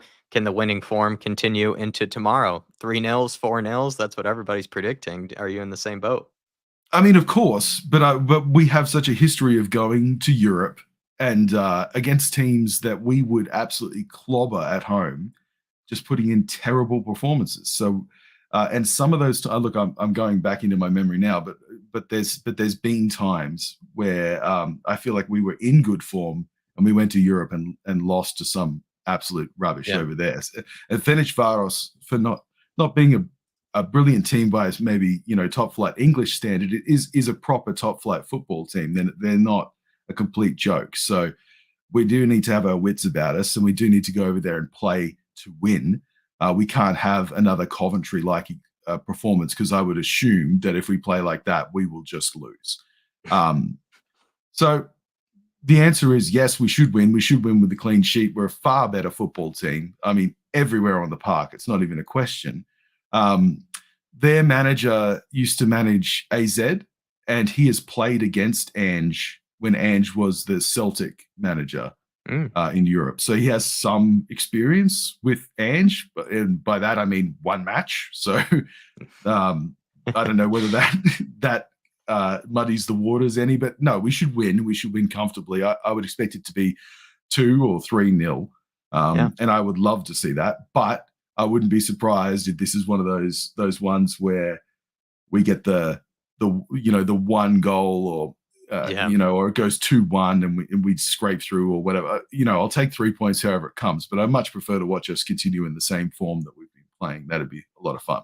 That would be a lot of fun to continue that way, but I'm also kind of preparing myself mentally for something like a 2-1 or some type of scraping by performance, and that's okay. I think that's also part of being a team and part of being a manager. That's something I even kind of technically criticized Ange a bit before, whereas you're not going to beat every team 5-0, 6-0, no matter how hard you try. You do sometimes have to scrape by and just see if you can get over the line with a 2-1, and hopefully we can do that for tomorrow, at least just continue the winning form. And the more you do that, I think the more people get on board and the more the players get on board and everything starts to make a lot of sense. Kind of like what Kulusevski said. He says, when you're winning games, everything makes sense. And I think that's a pretty fair way to put things. Well, Ribsy, unless you had any final talking points, great calling, my friend. No, it was awesome. Thanks, Jack. Good on you, mate. Appreciate you. And I'll see you very, very soon. Let me know, are you available for pre-match build-up tomorrow by any chance? I'm not sure. Absolutely. I might be running it. I might be running it just in case Dave can't. So I'll be asking around. No worries. I'm available. Just let me know. All right. I will text you. Appreciate you, Ribsy. Have a good See time. you, matey. See ya. Bye. Big up to Ribsy. Great calling. And looking forward to maybe potentially having him on the pre-match build tomorrow, but we'll find out because Dave is normally the one that picks the panels. But in case he can't be there tomorrow, I'll try to figure out what panel I can muster together of the best minds of Spurs YouTube. But we'll keep this thing rolling. We'll keep this thing moving. We have Ryan next. Then we have Daniel, then Donovan Osterreicher, then Ash, who I'm looking forward to. We haven't chatted to her in a long time. And get this show on the road. We'll keep it moving. Long queue today. And again, everybody, we're around about an hour over now. So at this point, I will look to take the link down. So if you do want to come on, click that link, come in the back end. So I know that you are planning on coming on at some point. But also as well, if you are someone who has the link and has been kind of popping in and out, make sure to have it saved as well, because, I'm trying to keep an eye on a bunch of things at once right now. I can send you the link if need be, but it would do me a massive favor is if you are planning to come on, copy the link, send it to yourself via email, text it to yourself, something like that, in order so that you can have it saved and then you can come on later. And it would be doing me a massive favor and just helping me out a little bit. But we'll keep things moving, we'll keep things rolling, and we're gonna go on to Ryan, see what he has to say. Howdy, Ryan. Yeah, man. Doing okay, sir. But, people are feeling confident. People are feeling good after that win against Man United. Yeah, but it was only Man United, man. Can you really say that it was only Man United? Yeah. If you look at our record, it's never been very good over there. Yeah, but it's only Eric Ten Hag United. It's not a Ferguson United. So you think, just because it's a Ten Hag United that we should have beat them 3-0, basically? Yeah. The way that I see it is now is if you've got to beat the likes of Liverpool and Man City, and then you can start being getting a bit happy about things. Until then, there's actually no point in getting happy because it's only Man United at the end of the day. So you're saying I can't be happy until we play Man City or Liverpool?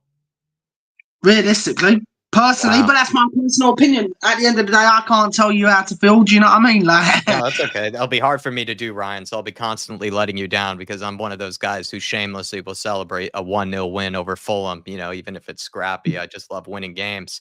But right now, Ange Postecoglou is winning games. He's on 4 on the bounce at this moment in time. Is your mind starting to change a little bit on Ange, or has it not changed at all in the past few wins? It's not changed. It's not going to change unless if he's given the time to win 2 FA Cup, 2 League Cups, 1 FA Cup, and a Premier League, then yeah, everything then changes. But until then, nothing's going to change. What about the Europa League? If we go deep into that tournament, would you raise No. your eyebrows? Would you start to change? You don't think that's good No. enough? No. Okay. And it's annoying because I know how we played with what's really annoyed me the most is, Jack, yeah, right, as we started off so well last season, right, and then it just went downhill. And week by week it got worse. It got absolutely worse. Not What got better. worse? Last season it was just getting worse and worse and worse, wasn't it? It was, and believe me, I had some concerns about how poorly we finished last season. But then going into this season, the dilemma is that Spurs have been playing pretty well in the majority of these games. We just weren't getting the results that technically some would argue that we deserve. And now we have won the last 4 games, and things do seem to be turning around. So perhaps maybe it was just the growing pains and the ups and downs, the roller coaster rides that come with a new manager, that come with a new project, that come with a a new journey, really. We've been down this road so many times as fans, right? We go and I used to be like this. I used to be like really, really happy like about things and like saying, "Oh yeah, it was only a little teething problem or this, that, or the other," right? Now it's the same old shit every few years, and I'm not gonna don't get me wrong, credit where credit's due, yeah, right? Good win, but I'm not literally running around the whole of Scotland, running around saying, "Oh yeah, now I'm Ange in again." It doesn't work like that. What would you make of the fact that after that win, I went on a nice 6-mile, 7-mile run, and I have an Ange ball sweatshirt, which I was running around the streets of Seattle with? Is that taking a bit too far? Hey mate, that's down to you at the end of the day. Do you know what I mean? You do you. Like I said, I ain't gonna tell you how to support this club. It's your club as well as it is everybody else's. You do you, my man. If you were on that run with me, Ryan, you would have stayed 10 paces behind me, and you would have been saying, "Trust me, I'm not with that guy. Trust me." I probably would have been 100 miles ahead of you, mate. Yeah, that'd probably be better just to be in front of me in that situation. Yeah, stay as far away from me as possible. Toxic as I can be when I'm winning games like that, I just become absolutely shameless. But with Ange I might get lost in Seattle, yeah, right, but I really couldn't care. I'd stay a mile ahead of you, mate. Just to make sure I'm not getting lost for the first few times, I might stay a mile behind you, just so I can keep you in sights, but still good. keep That's a good idea. Maybe we won't have you lead the way. I'm going into tomorrow, though, Ryan. I mean, do you maintain any confidence that Spurs are going to get the result, or are you fearful that we won't get a result tomorrow? Ferencváros, team from Hungary, one of the best teams in Hungary, but we should be able to beat them, shouldn't we? What? Do you know what? I don't even know why I'm laughing, because it's funny, because every time we say we should, we really don't. So it's like, just let it come. Let whatever happens. What would be your lineup for tomorrow? Because we're missing some players. We have Destiny Udogie out. We have Sonny out. We have a few players out for this game. I mean, what sort of changes? Any players that you'd like to see be given a chance tomorrow? Bergvall, Archie Gray, certain players. Well, look, who do you like in the current team? Look, it's difficult because I would have. This is going to sound, before everyone starts going at me in the chat, because I know that's what they'll start doing in a minute. I'd have the same team apart from Timo Werner and put Mikey Moore in. I think a lot of people would agree with you there. I think they do want to see Mikey Moore be given a chance. Why isn't it that Ange? Why is Ange not giving him a chance, Mikey Moore? something that we've had a problem with previous managers. They never felt comfortable giving some of these younger talents that opportunity. And I think it's something that Spurs have gotten wrong for a long time now. Well, I don't know. It's like it's a bit like turning around and saying, well, why is the sky pink? But it's not. Do you know what I mean? Like, no one's got the answer for that one right now. The sky is the color of Ange Postecoglou. The sky is color of Ange ball for me. Another question for you here, Ryan, is, going into this international break, we have just 2 games left. Do you think Spurs, if they win these next 2 games, do you think we'll be gathering a lot of momentum? Because right now it feels like Spurs are gathering a momentum. And how important could that be? It seems like we're under a good groove right now. It'd be hard to break it up. So winning these next 2 games and all of a sudden we're flying. Well, who are our next 2 games? It's going to be Ferencváros and then Brighton. Oh, is it them? Is it just them 2 before the international break? Yeah, just 2 games left. And then we would be on, if we win the next 2 games, it'd be a 6-game winning run. Don't jinx it. Just don't, Yak. Just don't. Tell me not to jinx it. I've been jinxing it all week with how happy I've been. Well, I'm going to say don't bloody jinx it, mate, because it can come tumbling down quicker than literally Rome came down in the day. You can blame me then if it doesn't go well tomorrow. Brian. Yeah. Sorry, I was looking at the chat there. Any other talking points that you had today? Look, Brian? there's a lot I want to talk about, but I don't know how long we've got. You got about 2 minutes left. So is there something that you really want to get off your chest? Look, to be honest, yeah, right? If we're going to be going in to the international break, yeah, right, with 6 wins, yeah, it's going to be important. But like I said, until I've seen a Premier League come to the Tottenham Stadium and a couple of FA Cups and a League Cup, I'm not going to be trusting anything to do with this manager, because until I start seeing trophies in that cabinet, there's no way that I'm going to be I'll be even saying Ange anymore. And even if he and until that happens, I'm not prepared for anyone to tell me that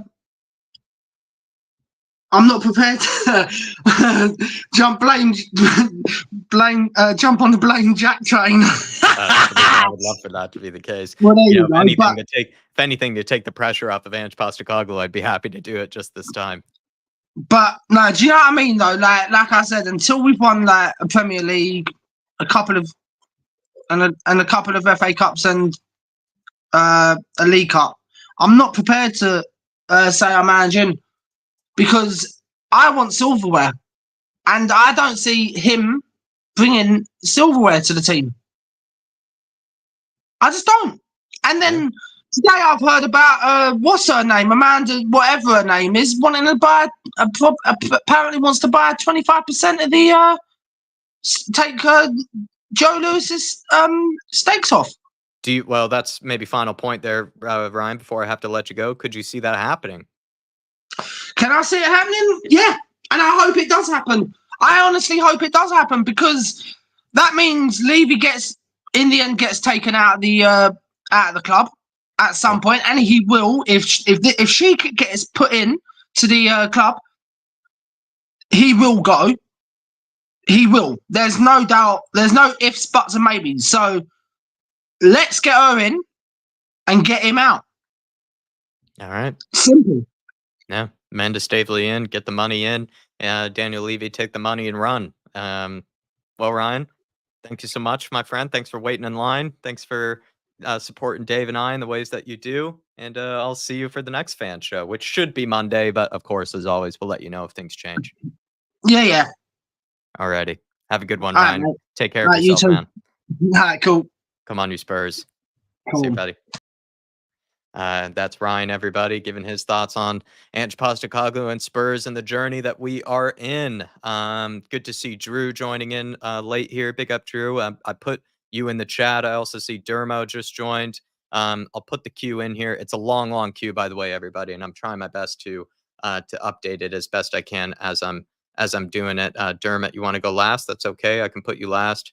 And then that would mean you go after Paul, but I'll update the list in just a second. But I'm going to keep this moving, keep this rolling. And we're going to bring on the Donovan next. Donovan, are you there? There he is. How you doing, Donovan? How we doing? Hey, I'm doing good, man. Let me just switch you out here. No, it's okay. I'm going to update the order of the chat. Just a second here for everybody. But you and I were doing a little player ratings tactics breakdown last time I saw you.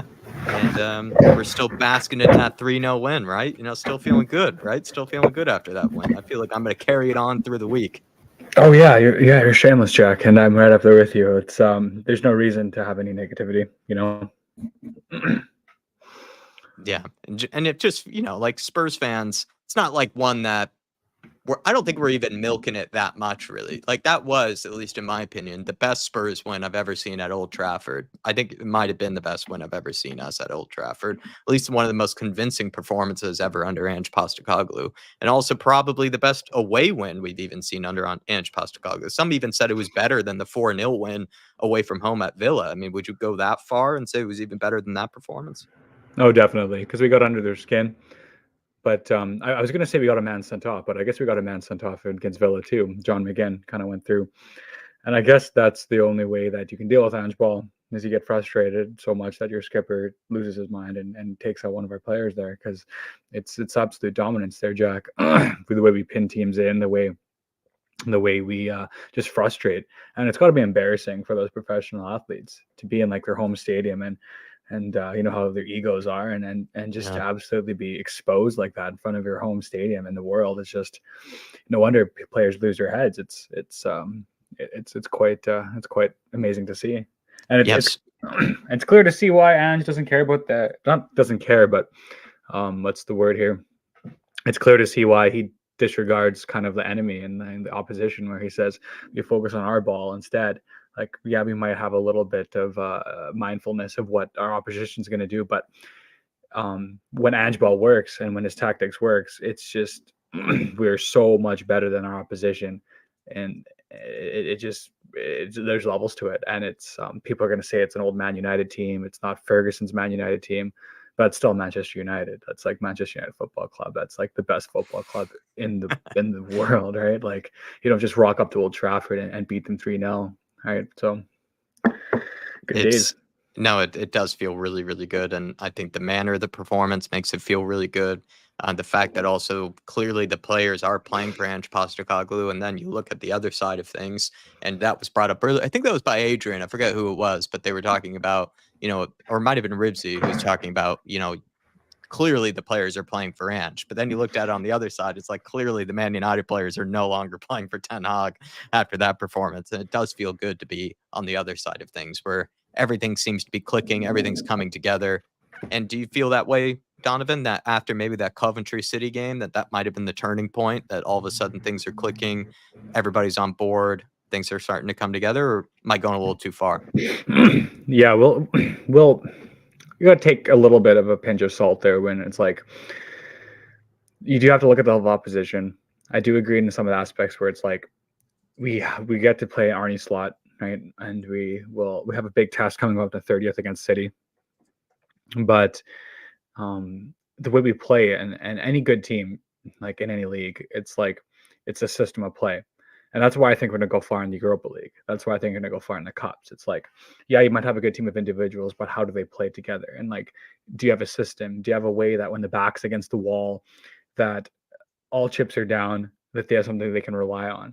And a lot of times teams like United, and I'm Brighton now that they don't have any manager, they rely on individual moments or phases of play, and that's not sustainable. When you can constantly have a system that generates attack, can recycle possession of the ball, can have a player know exactly what they do before they receive the ball, and then they play the ball onwards, that's going to go a long way in cup competitions, and it's going to go a long way in the league. So I think our main thing here is just rotation. If our players can start contributing, like if Timo Werner can start pulling his weight, if Odebert can come back into the squad and start like banging, like if Odebert could get what Johnson did last season, and then Johnson could step up a level, then that would be huge for us. I think we need to get a couple more additions in January, but there's no reason not to like think positively going forward this season, especially after that rocky start. It's almost like an inverse of last season, to be honest. It does feel like the inverse of last season. We were talking about at one point about how good that midfield is between Kulusevski and Madison. Do you think Ange Postecoglou has found his main choice midfield? Those two, is that the secret? Is that the answer for this season? You know, for things to really start ticking together, having those two play together. Yeah, it also depends on the level of opposition as well too. Like I think, well, yeah. Then again, no. Like I just completely contradict myself if I say that, because you can't switch up. If you do what you want to do, right? Like it's our ball. We play it whether we want to or not, and we have to trust that if we do come up against like a juggernaut like Manchester City, you also have to understand, Dave. Like we play like. Sorry, not Dave, Jack. Please, I'd love to take that compliment. But yeah, go ahead. Jack, we understand that like we're Tottenham Hotspur. Like we're one of the best football clubs in the world. And I don't even mean that like in the aspect of like we're being cocky or being deluded. No, we are one of the top, like I would go as far as to say like we are in the top 20, top 10 percentile of football clubs in the world. So there's only a handful of teams that can have the ability to come out on their day and beat us. And for us to have a system in place that allows us, again, like I'm beating a dead horse here, but allows us to constantly generate that much possession. Like even with Davies and Royale at the back last year, and Lo Celso that had his mind half foot out the door, we still gave Manchester City a hell of a game. Yeah. And that's like the pinnacle of football, where them and Real Madrid and maybe Bayern Munich, depending how they do this year, those are the teams that people kind of judge against. And so I get we're I don't know how we're going to do in the league this year. I don't know how we stack up against like the Arsenals and the Cities and the Liverpools over the longevity of the league. But to have a system in place that constantly again generates that positive momentum, there's no ceiling. And we have a young group of players, and that helps too, because when you have players that haven't realized their own potential yet going forward, I mean, that's a great combination to have.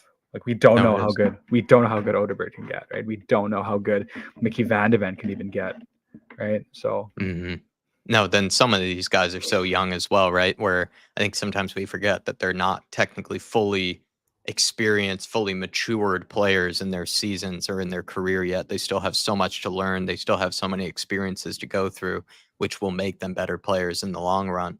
But on kind of, you know, some of the players that could be given an opportunity tomorrow, some of them being very young ones, what would be maybe your back line for tomorrow, Donovan? Because I had to do the predicted lineup today, and I had a tough go at it, where with Destiny Udogie being out, with the likes of Dragishin, of course, not being available after suspension, Reguilon isn't available, Jet Spence isn't available. I had trouble picking the back line, picking the back four. What would be yours for tomorrow? Maybe not even what you predict Ange to do, just ideal back line that you would stick with for tomorrow.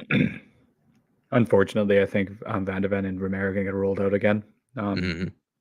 It's so unfortunate, because I would give Van de Ven a rest. I feel like he's played so well in the last two games, and I'm like, geez, like we are pushing this guy to his limits. But yeah, maybe we have to. Yeah, we're grasping at straws here, Jack. Because then what do? You put Davies at left back, and then you have a Romero Archie Gray center back partnership with Porro starting. Vicario is going to go in net. I don't see the tree starting.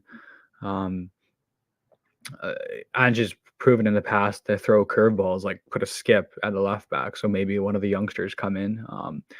But Archie Gray is going to be probably leaned upon heavily in this game. I could see Bergvall coming back to the lineup. Kind of throw it back at you there, Jack. I really want Will Langshear to start. We have something good right now with Dominic Solanke. Yeah. Right. And just like Van de Ven, we don't want to push him to the limit. Right. So what he's added to the attack is just a complete another layer to have a center forward who can press and Like I was even watching that United game, and it's like 78 minutes, 80 minutes, and he's still running his socks off, chasing down Onana and chasing down Martinez. And it's like, yeah, Harry Kane is a finished article, and he's the pinnacle of like the striker position, but I don't see Harry Kane putting that level of effort in at the end of the day. Like it's just it's time we moved on from that. And sorry, Dave, but like no, we got our new heir to the throne, so to speak. But whatever I love happened, that work rate of his. We even joke to each other, right, that I've replaced my Richie runs with Solanke runs, and hopefully Richie doesn't hear about that, because Solanke's ability to press constantly throughout the 90 minutes, I think, is vital to the way that Ange wants to play. But it's also something that I don't think maybe people fully appreciate, where I think most of the time, big, tall, kind of large man type strikers up top, they usually get away with kind of moping around, walking around, because they do a lot of the physical side of the game that most people can't. But with Solanke, he's doing that for us, where he's being that physical presence for us up top. But then the fact that he seems to be one of the hardest workers off the ball, I think, is such a great combination for us, and really is bringing the best out of this system right now. And it's probably what we needed last year, because Richie really helped us when he was available, and he was doing some of that for us when he was available. It's just he wasn't consistently available, and Spurs kind of couldn't rely on having him for the majority of the season. And it feels like if Ange can get Solanke healthy for the majority of this season, I think we'll really see that forward line start to come together, and things will start to make a lot more sense, because we've needed a poacher like that. And that's the other thing too. He's scoring like those poacher type goals that maybe Sonny wasn't really able to do when he played as a striker. Yeah, you can't shoestring a left winger into a striker position and expect him to like have that mentality, because like a mentality shift for a position it takes time, right? Like even for me personally, going from center back to center defensive mid, like it takes a little bit of time. Like your touch on the ball is different. Like you don't have much time in certain positions. Like a center forward, like you have to be instinct, right? You have to be there. You have to be anticipating the play. And you watch him on that goal or that flick on from Sarr, you can already see he's anticipating where that second ball is going to go. He already predicts that, hey, that ball's not going there. What's the word? Like you have to be not pragmatic, but like almost like an optimist, that like, hey, you have to like assume that the defender's going to miss the ball so you can be there for the tap in, and he's miles ahead of that. And so who knew we had a center forward and we actually started scoring goals. So, And going into tomorrow, then, Donovan, Ferencváros, can you see us continue the winning run, continue this winning vein of form, or do you think we might end up finding things a bit tricky tomorrow? Where is it? Hungary. It's a Hungary team, isn't it? Yeah, it's over in Budapest. It's the best Hungarian side, I guess, at the moment. We always get these crazy draws where it's like we got the best team in Israel, we got the best team in Hungary, we get the best team in these areas, and then you see what happens. No disrespect to them. Like, it'll just be levels. I think we can have rotate our squad. I forgot who put it in the chat there, where it's like, let's get qualification done and then kind of worry about rotating our squad. Normally I'd agree with that, but we got such a heavy congestion. It seems like every season we complain about how congested the games are. But if we have, that's something I actually want to touch upon there, Jack. Like the it's like we won the United game, and now we're like starting to put ourselves favorites to make a top 4 run. And it kind of brings back to what like Conte brought in during his rant and during his last, like when the days were numbered for Conte, how he would go on saying these players don't want to play under pressure. Like these players will shy away from pressure. And sure enough, like you can be a football club, you can win games, you can lose games, you can be an Everton, you can kind of just exist, without ever really doing anything. But ultimately, like you want to win the game. The game is about glory, right? So we're starting to, it's like that shy backup actor who's like stepping out onto the stage into the light, peeking behind the curtain. Like we're starting to emerge from the shadows now. And so like it or not, we're still not in top 4 title talks. We're not in title talks, but eventually there'll be a time in these next couple of weeks where if this run of form does continue, people are going to have to start taking us seriously. And it's going to be interesting to see what and how this squad reacts. Like we are quite a young squad, right? And so like nobody expected us, like they was dubbed the El Sacco. to go into Old Trafford there, right? Like it's like it was kind of a meme game where it's like, look at these two mid-table clubs going in there, right? So they didn't have the kind of that pressure. But now when we step out against Brighton, it's like, okay, this is a team that just smacked United 3-0. Now we're gonna have a couple more people winning, looking at us. And if we beat Brighton, then that pressure it's like you got a pressure cooker and it's slowly starting building and slowly going to start to build. So it's going to see, like, even you watch Van de Ven in that pregame, not pregame, that like a rival video to Budapest there. He seems like a different person, you know, like he just seems like he's gone up a level now, like his own personality. Maybe he's becoming a bit ego. You see Brennan Johnson, now he's starting to be a bit of a hard man where he's like instigating and like he's pushing people and he's, you know, so it's like we're watching this squad grow.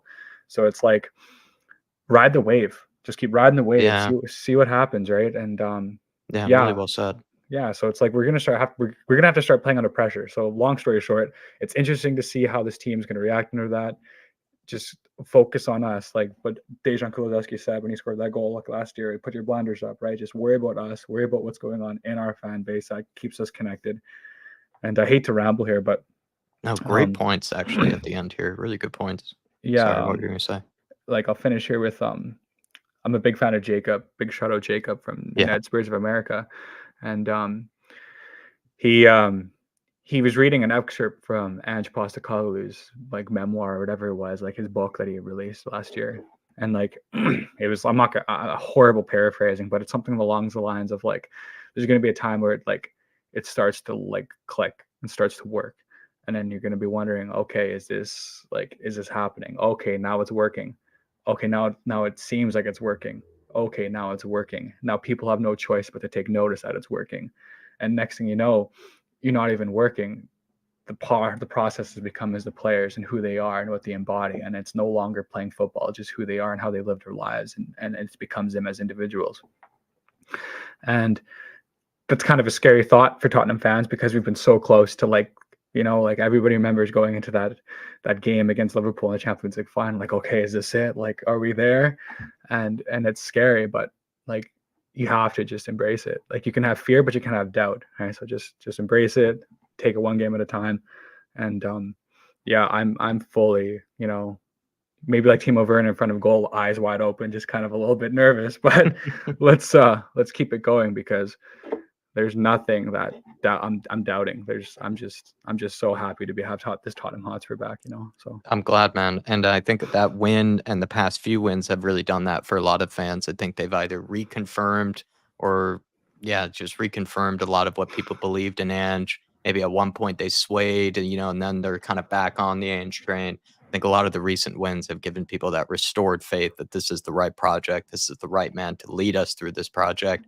And then we're also, I think, starting to kind of look back with, of course, the benefit of hindsight, because when you kind of remove yourself, if you can, bird's eye view of everything that's going on, you know, we do remind ourselves sometimes that, you know what, with things like this, there are going to be bumps in the road. There are going to be some points where it's going to be really hard to try to get behind, you know, what's happening in front of you because it doesn't look good and, you know, the results aren't going your way, that type of thing. And if you just maintain that hope, I guess that's what it is sometimes, just hope that the project will start to look good and things will start to click and things will start to make sense, then once it does, you can really start, you know, feeling really happy and really confident and get that sort of pep in your step, if you will. And I've definitely had that this week after the recent wins. And I really liked what you had to say towards the end there, man. 8 mile run. That's really impressive, dude. Good for you. That's gonna have to put me. It's gonna have to put me in a check now because I only did like 4 the other day. I aim for like, if I'm on the treadmill, I only do like around 3 because I think, you know, the treadmill's so boring that I can't even go like close to 4. It's just so boring. But when I'm outside, I do more of like I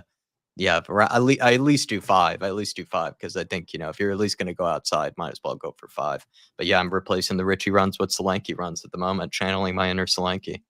Nice. Yeah, well, I appreciate it, man. I'm about to head off to the gym. I just got my gym membership. It's a nice new facility in my town that I'm living in now, and I'm doing a nice chest back workout. And I can listen to the rest of the show. And nice. You know, and I don't think I gave you a prediction. I think I agree with Please your do. Magic. I think it's going to be 3-0. We got to keep that consistency, and not just the consistency of winning, but that discipline of clean sheets. Start getting that back into it because I looked at the league table, and unfortunately, Liverpool on title form, like that's crazy. Only having 2 goals conceded. You know, I really thought Slot was gonna like falter, but maybe they're just a false dawn, and maybe we'll expose them for what they are. But Arsenal, this team with the white iron tight defense, it's supposed to be like revolutionary. Like we're right up there with them. So I agree with what Brad had to say that I feel like we could have won every game this season. So yeah, let's just keep it going, man. One game at a time. Let's keep it going, baby. And I look forward to chatting with you again, Donovan. Hopefully, if you have time, you can send me a fan cam after tomorrow if you're able to catch the game, and then I'll see you for the next fan show. Hopefully Monday, if things don't change. But I would love to get another chat with you very close again. And also, thanks for helping me out alongside Edward on the show on the Big Up Network. That was really helpful, and I thought we had a good conversation. Yeah, so thank you. Thanks for having me on. Like I don't want to ever barge in anything, but I'm always down to talk Spurs, and that goes for tomorrow too. If you need a little substitute fill-in appearance on your I love this. pre-match. Everyone's throwing their name in the hat. Everyone throwing their name in the ring makes my job a whole lot easier. Really appreciate that. Cheers, lad. All right, have a good one, Donovan. Best of luck also as well. Have a good workout. See you later, man. See ya. Big up to Donovan. Great call as always, like Ribsy said there. And he's a really good guy. And I also like kind of the positive messages that he sends, people, to Spurs fans. I really liked what he had to say towards the end there about kind of players, starting to mature, starting to kind of themselves, change a little bit in their own ego or in their own kind of backing of themselves. I thought that was a really good point towards the end there. Of course, not putting it in the great words that he was, but I also like Donovan and keeping up to date on the workouts and stuff like that, being a good positive influence on the rest of us Spurs fans. But we're going to keep this show moving. So many people in the back end, so many people that want to have their say. And I really appreciate that, by the way, everybody. It feels like people want to keep me company this evening. So I'm very appreciative of that. So thank you guys for coming on this evening. Lots of people in the queue, but let's keep it moving. We have Daniel, and Daniel, like I was almost about to skip you again. I swear, I'm just horrible. I'm horrible because like I should have known. I was like, I already skipped you earlier, so I was like, Yes. I was about to go like, oh, who do I have next? Yeah, geez. Yellow card. More than at this point, I The deserve red probably card now. I deserve a 3-game suspension from the fan show at this point. But Flag is in red. First of all, I'm definitely. just gonna drink some Old Trafford. This is water from the Old Trafford waterfall. You saved it up. Good Yeah. man. Good man. Ten Hag Tears, Old Trafford waterfall. Old Trafford waterfall, where every luck is for you. Yes. I remember seeing you in the chat, and you even said, Ange, I'm sorry, and I bet you felt very good after that win. That was one of the best wins we've had in a while, Daniel. Oh, it's just so good. That's why, like I said, it's why we support this club for games like that, nights like that, where everything is just excellent and everything just works in our favor. Yeah. It did feel like everything worked in our favor and everything clicked together in that game. There's so many places to start with that, but the one that really comes to mind for me is Madison and Kulusevski. I think they just were saucing on that day. They look really good together. Has Ange Postecoglou found his midfield? Bentancur, Madison, Kulusevski, is that the midfield for now? Yeah, definitely. You can't change that. I mean, they complement each other so well. Kulusevski, I mean, that was a Hall of Fame performance from him. He was untouchable. And then Madison now is really coming into his own. And like I said with him as well, he's after the Brentford game, and he's keeping it up. Everyone's keeping it up. So, yeah. I didn't think Madison and Kulusevski could work together, but they can. Yeah, Ribsy was saying that, right? Like 2 number 10s together makes it doesn't make a lot of sense, or it kind of goes against maybe what you were taught as a kid or what maybe you usually are led to believe about how a midfield should operate and how a midfield should work. But it seems to really work because, I don't know, they maybe take up similar positions. They're different players to each other, but they also offer similar things in that they're very creative. They know how to run at players. They know how to pick out a pass and be able to link, other players in with each other. And it just seems to work. Maybe perhaps before, my theory is if you only had the one creative midfielder, maybe teams could kind of focus a bit more on Madison, try to neutralize him, kind of keep him away from the danger areas to cause problems. But if you have someone like Kulusevski, who can also be very dangerous and creative, it then becomes almost too much for the opposition to try to handle. You can't take both of them out. You can only take out one. And if you leave the other open, then they're also going to cause problems. Maybe that's the solution. It's almost like Ange, in true Ange style, Daniel, has gone more attacking, and that's what's helped him. Yeah, it's working, especially with Kulis. I mean, he's just strong as well, and he can tackle, and his work rate is almost non-stop. He always runs, so he can be that. He can help defensively as well. And on Kulusevski, we were talking to Ribsy earlier, and we were saying maybe a Moussa Dembele replacement in the case of Kulusevski. What did you make of that? Because I think there are elements of his game that remind me of Moussa Dembele with how physical he is. Yeah, I understand, but that's Moussa is just one of his own. He's one of those players that don't think you can never replace. Special. But it's definitely like similarity, the way players bounce off them, I suppose, and the hold up play and all that is really similar. But for me, it's only one moose. I think Ribsy was saying, there's a moose in him, at least in the case of Kulusevski. He dribbles it like a moose. He acts like a moose. He's calm and composed, keeps it within himself, but he's built like an absolute brick. He's built like a moose. He's an absolute tank. And that what makes him kind of different to Madison. And that's what I also found funny with what Ribsy said. Like, Kulusevski never goes down. He'll take on 5-6 players, bumping him around, shoving him around. And then Madison goes down at the slightest bit of contact. It's actually like a good combination. I think Kulu loves when people just, tackles. And I think he gets like a little stiff on. Yeah.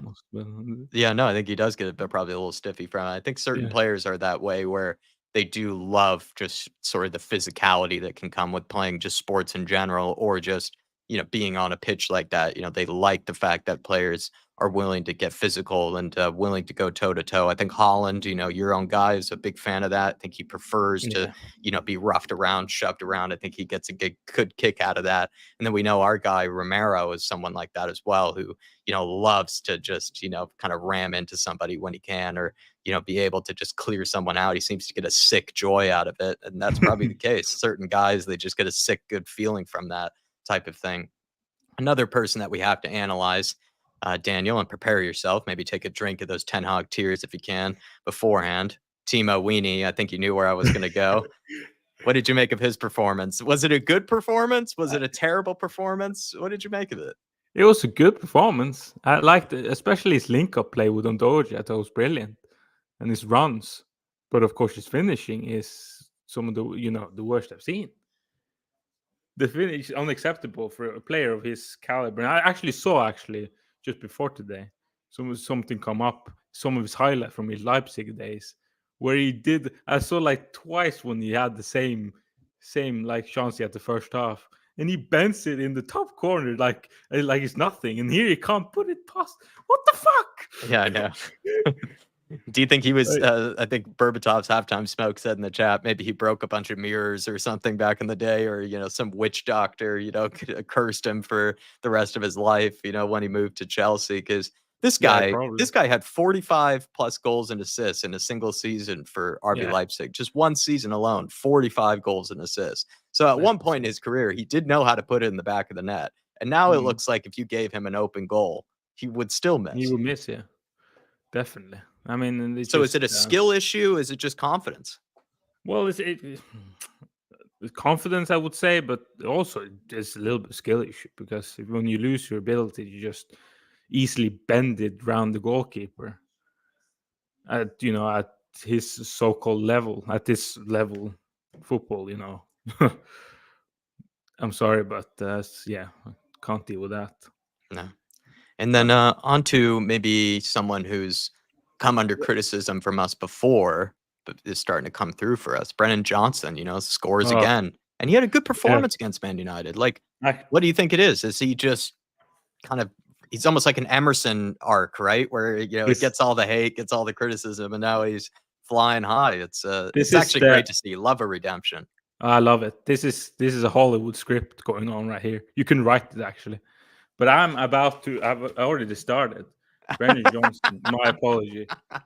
I've started. It's there for the ready here. So just keep going, Brendan. I love that. Love that it's already written.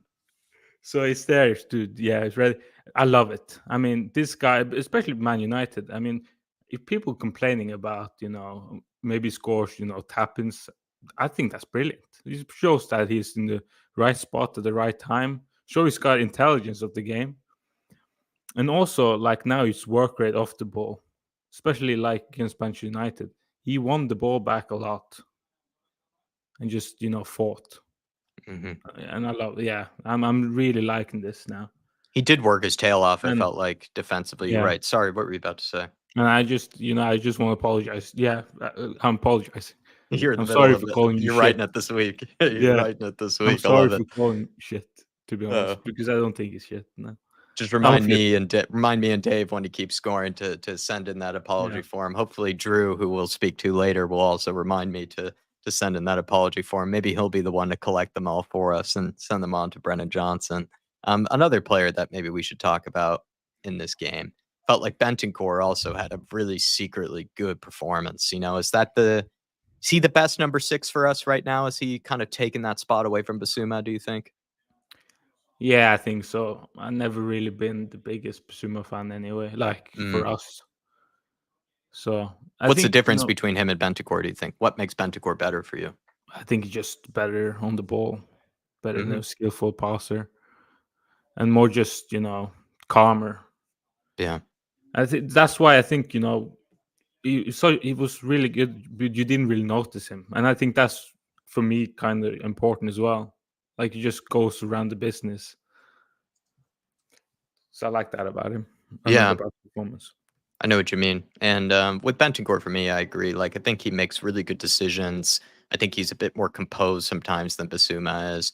And he also, maybe compared to someone like Basuma, doesn't really have those lapses in concentration or those kind of big mistakes and bad moments like Basuma occasionally will. Like, Basuma will be playing really well in a game. And then all of a sudden, he'll like balloon a touch like 10 yards in front of him. And then we'll be, countered on from like a really bad giveaway. It's just that's part of his game, it feels like, is you just can't rely on him to be fully focused for all of the 90 minutes, which is unfortunate because it feels like he, for the most part, plays very well in games. But maybe what we got from Bentancur is what we really need from that number 6, someone who just is never going to put a foot wrong, really, throughout the game. And I thought that was the case with Bentancur. Really, I said a Rodri's type performance where it kind of went under the radar, where he did every, collecting the ball, winning the ball back, making good decisions, like you said, passing wise.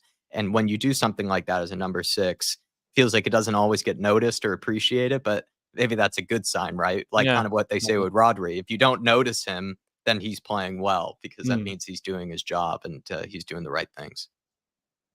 I also would say actually Vicario, I will actually big him up as well. Yeah. Because after we criticized him a lot, fans after his handling and his kicking and he's passing out the back, he's been fantastic. Those against Carabao and United, he was faultless both games in my opinion, with saves and is playing. So again, he's proving again they're answering the criticism. Yeah. No, I think we went a little early on Vicario with the criticism this year. Yeah, I think it was okay to criticize him because he hasn't, he still has these mistakes in him and he still does kind of sketch us out a little bit from set pieces. But a lot of people were kind of going back to saying, oh, like, he's not better than Hugo and things like that. And I was like, well, wait a minute. Like this guy has come in and basically done a lot of what we've been needing, where he's still pretty good at playing out from the back. He hasn't caused that. He had those little iffy moments in the beginning of the season, but he hasn't made any mistakes yet from playing out from the back, at least in the past few games. And then what I think we forget about Vicario is when it is like a one-on-one type, shooting moment, or when there is like a good chance for the opposition and they fire it at goal, he pulls off crack saves every single time. The guy is just, he's able to somehow put an excellent hand and a really strong hand to almost any good shot. And there was that one that he saved even against Karabakh the other night, where that one was flying top ends and he just flies across the goal and just saves it no problem. Like, I think that's what we forget about with Vicario, is that his saving ability is still up there. It's still the best there is. Oh yeah, 100%. Going into this game, go ahead. It's so nice to just talk about our players and just be so positive about them. See, this is what really pisses me off. This is what happy clapping feels like, Daniel. It feels great. I don't want to be criticism about them, but when we are, when I have to be, I will be.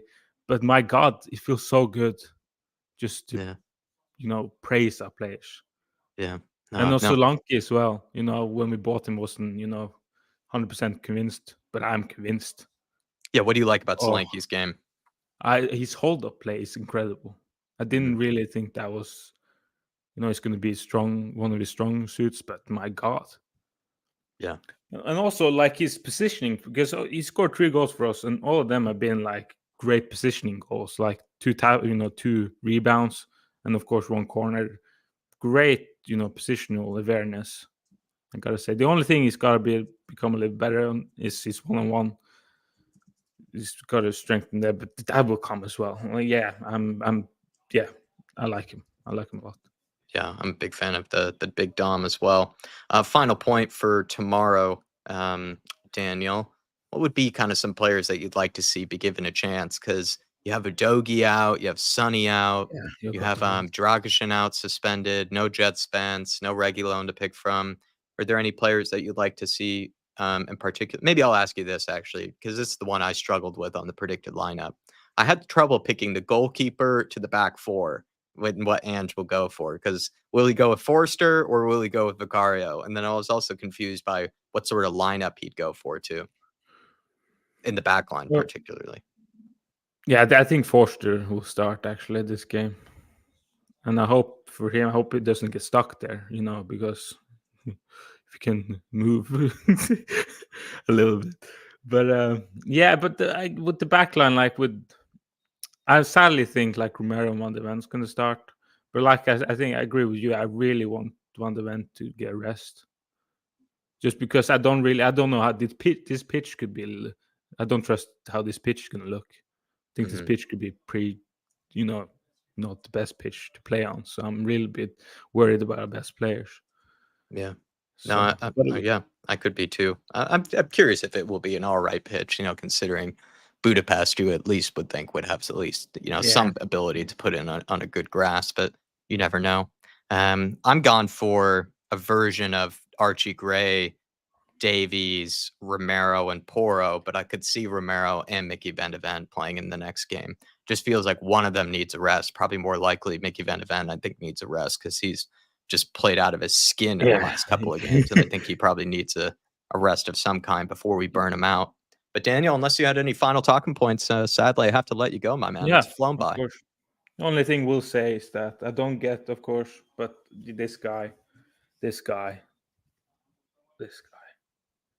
just the best. Yeah, class. This I don't get shirts. Like I only have Kane shirt and this. But that was a good one to get, man. That was a good one to get. This is the reason. I knew it when I bought him. I mean, oh my! I'm saying this now. This guy could play for any team in the world. I think already. Yeah. I know that's a big say, but I think he's future world-class player, man. I think he's, if not, it isn't already, but I think eventually the world will realize that he is, and hopefully Mickey doesn't get too big of a head because this guy is going to be one of the best defenders in the world. I think he's going to be one of the best in the world. But Daniel, great chat. Honestly, flew by. I'm sorry. I wish we had more time, but it's a very busy queue tonight, so I have to stay on top of things and keep it efficient as I can. But I look forward to seeing you, hopefully, for some future fan shows. I know you said you're really busy though this upcoming month. Yeah, so I hope work is going it's already starting up, so I don't know, but we'll see. I'm sorry, man. Yeah, I'm stressing. Jeez. Well, I hope Spurs aren't. Spurs are helping. They're helping. Spurs are helping you. That's for sure. Big up, Daniel, man. And thank you. I would love to have you on for a fan show. And also, in case maybe things are really busy, message Dave or Ryan. We could put you at the top of the queue or something like that, just so you don't have to wait too long. And if things get busy and stressful, but I wish you the best of luck. And hopefully we get a big win tomorrow, and you don't have to think about Spurs in the negative light for much longer. You can keep being positive. Yeah. Come on, you Spurs. Come on, you Spurs. Great call, Daniel. Yes, thank you. Bye-bye. Thought that was a great call from Daniel. Good energy, good back and forth between myself and him. I thought he actually had a lot of good things to say. Good call from our man, Daniel, and also people liking that kit. A great pick and a great kit from Ribsy 85 saying to Daniel there. But we're going to keep this show on the road. We're going to keep it moving. Paul, sorry about that. I know you said you did want to come around. I think you said you want to come around 9-ish, but I'm trying my best to sort of manage the queue. Lots of people have come in here, and I kind of put you towards the end of the queue, and now I think it's pretty established. So hopefully you can just bear with me, Paul, and you'll be right before Dermot. You'll be second to last there. But we're going to move on to Ash, and then after that is Chris, then Eugene, and then Edward, and then Drew. And I'll try my best, everybody, to stay efficient, but we're also trying to give everybody, the time that they deserve when they come on and have their say. But let's go on over to Ash. It's been a long time. Hey, Ash. Hey, how you doing, Jack? Doing good. Like I've said a million times, I'm happy clapping into this week. I'm feeling like my most positive self after a win like that. And should I be? Is that one of the best wins you've ever seen under Ange Postecoglou? Definitely under Ange Postecoglou, and I think I used to honestly, I don't care how bad United get. Old Trafford's still a hard place to go to for us, especially because we, apart from that 6-1 that Jose produced, and I don't think that we played some amazing football or anything. That was more sort of due to Lamella dark arts to some extent. So like this, we played them off the park. It was about football, we beat them mentally.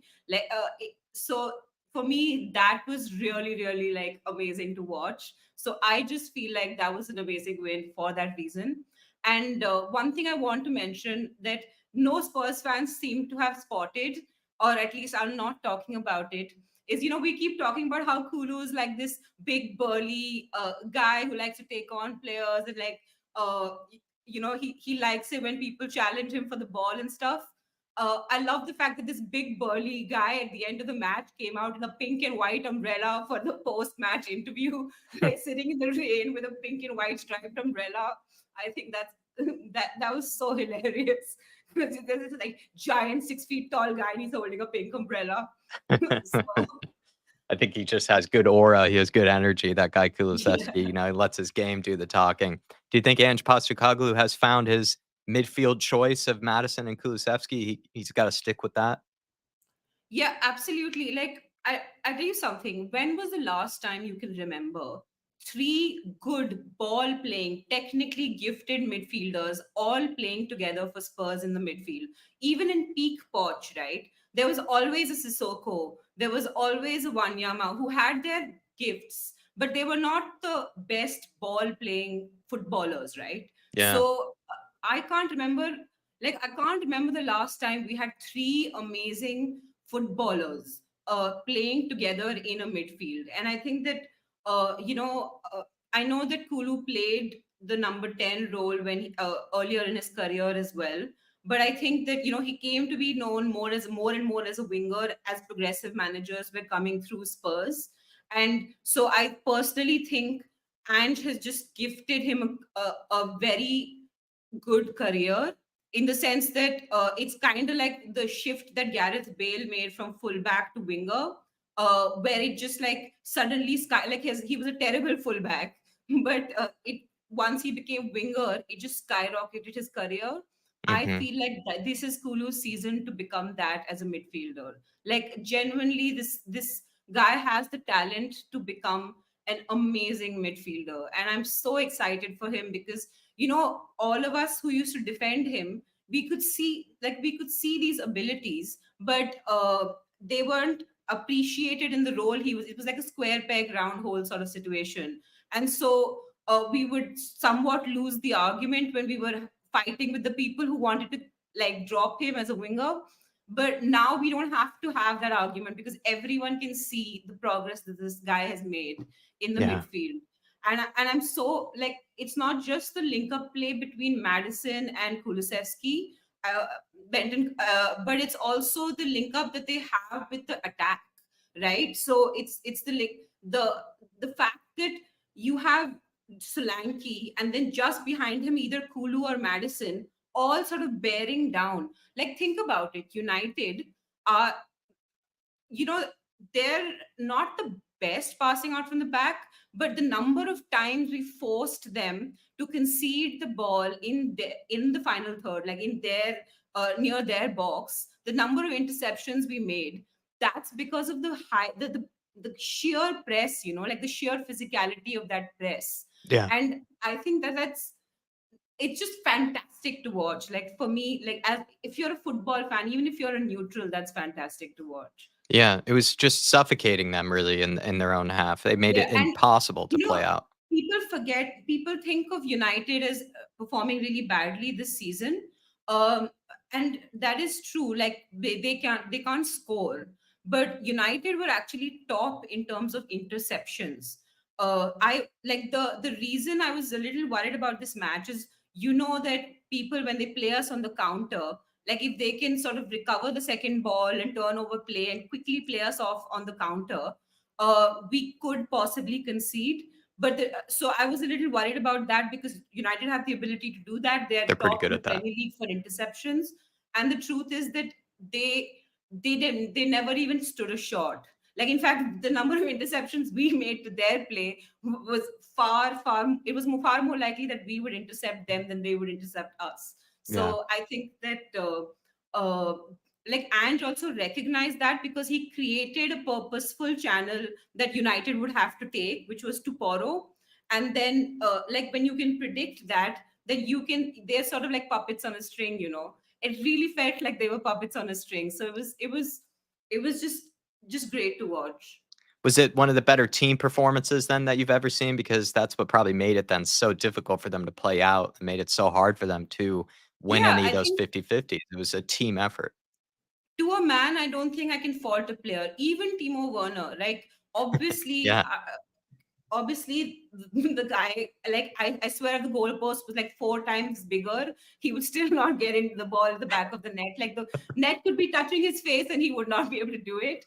But his link up play with the doggy was really good. All the movements were really good, and that to me suggests a well drilled team. Like, even if you put Mikey Moore in there, even if you put Archie Gray in there, when you have when this is the difference between United and us, right? When you know exactly how you have to play and you have a system, every player in that system looks a little bit better than they actually are, simply because they know exactly what they're supposed to do.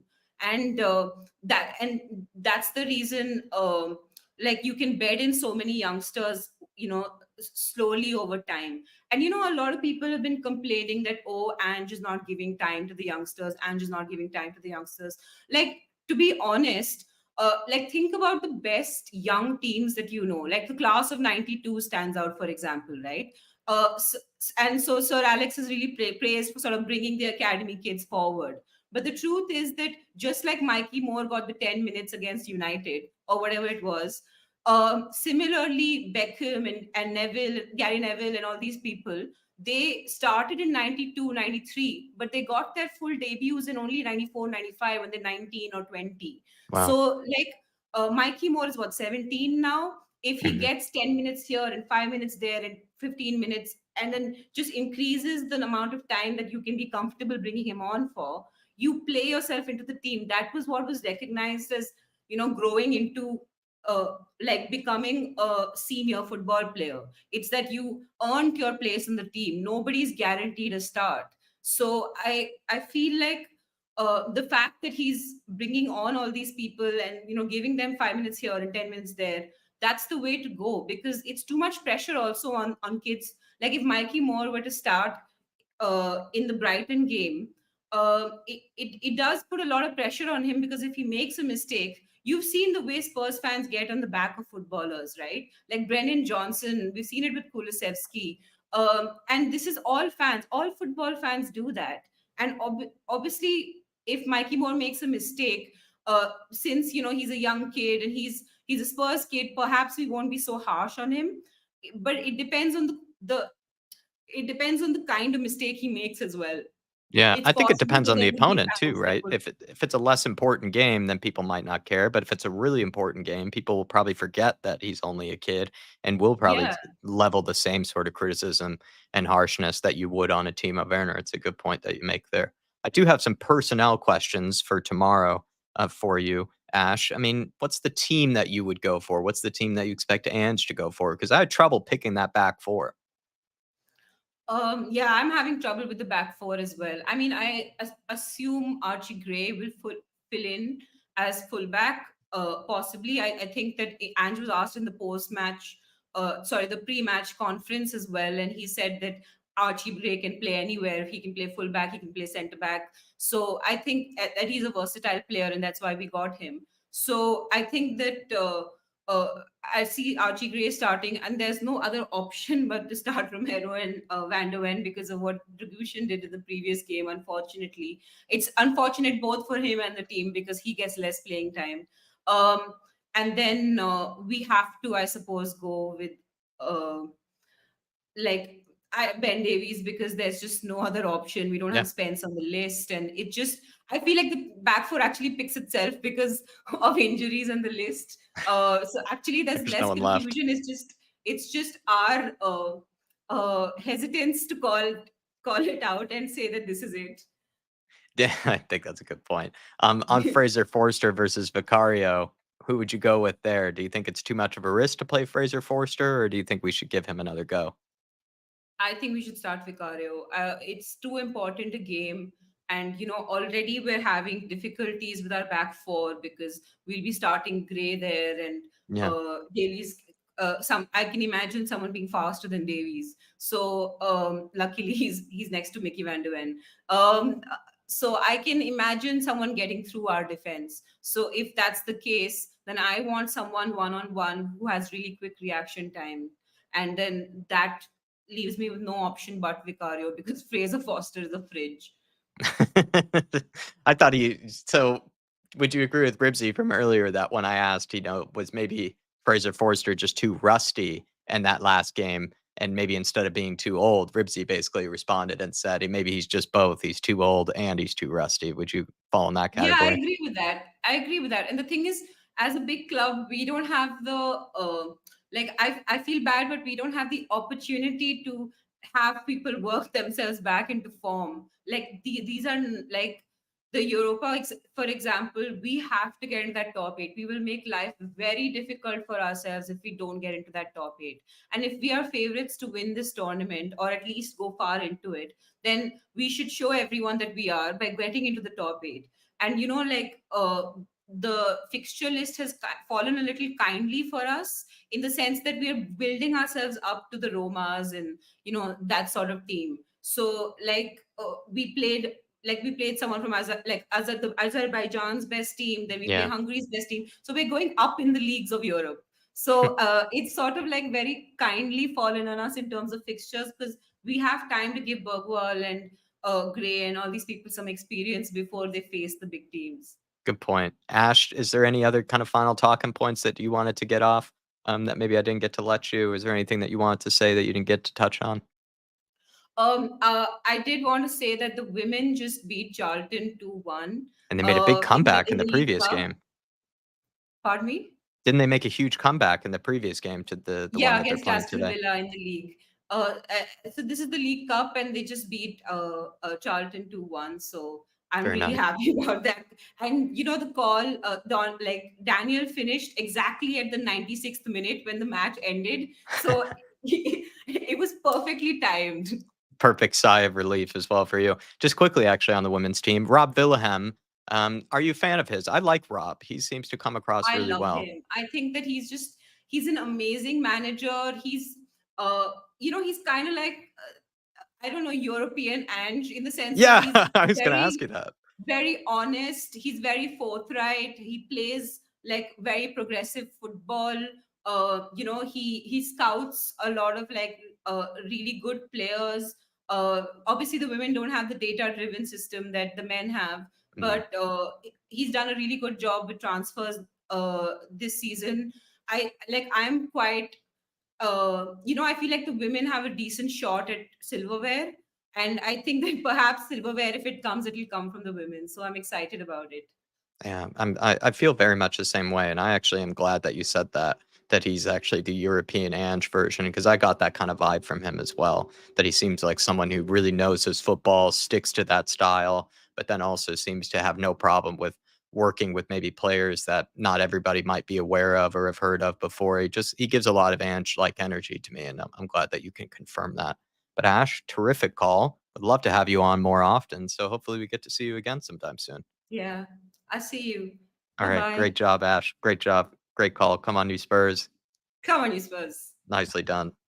Big up to Ash. Great call. And I think everybody knows that. She has really great things to say. She's come on before in the past, and I think we missed her a lot over here because she really does have great things to say and really speaks really well, at least in my opinion. And hopefully you guys agree with me on that because I think she has great things to say and a great professional call. But we got to keep this moving. So many people still left in the back end. So many people left in the queue here. I think unless anybody is willing or anybody is saving the link to come on, you do be a massive favor and join now, because I think at this point in time, we already have so many people left.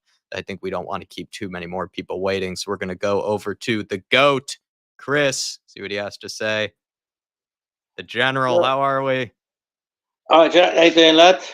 Doing all right, man. I'm basking in the wind of Manchester United misery. How are you? Well, Jack, let's start. I've had to start writing my Brennan Johnson apology letter, so I'm on that now.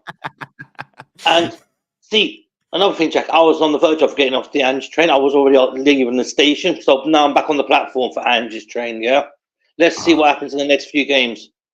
Well, it sounds like then you can just join the Jack blame train instead of leaving the Ange train, because I think I jinxed it earlier. Is what people were alluding to. So Yeah, just hop on the Jack blame Jack train. Don't hop off the Ange train.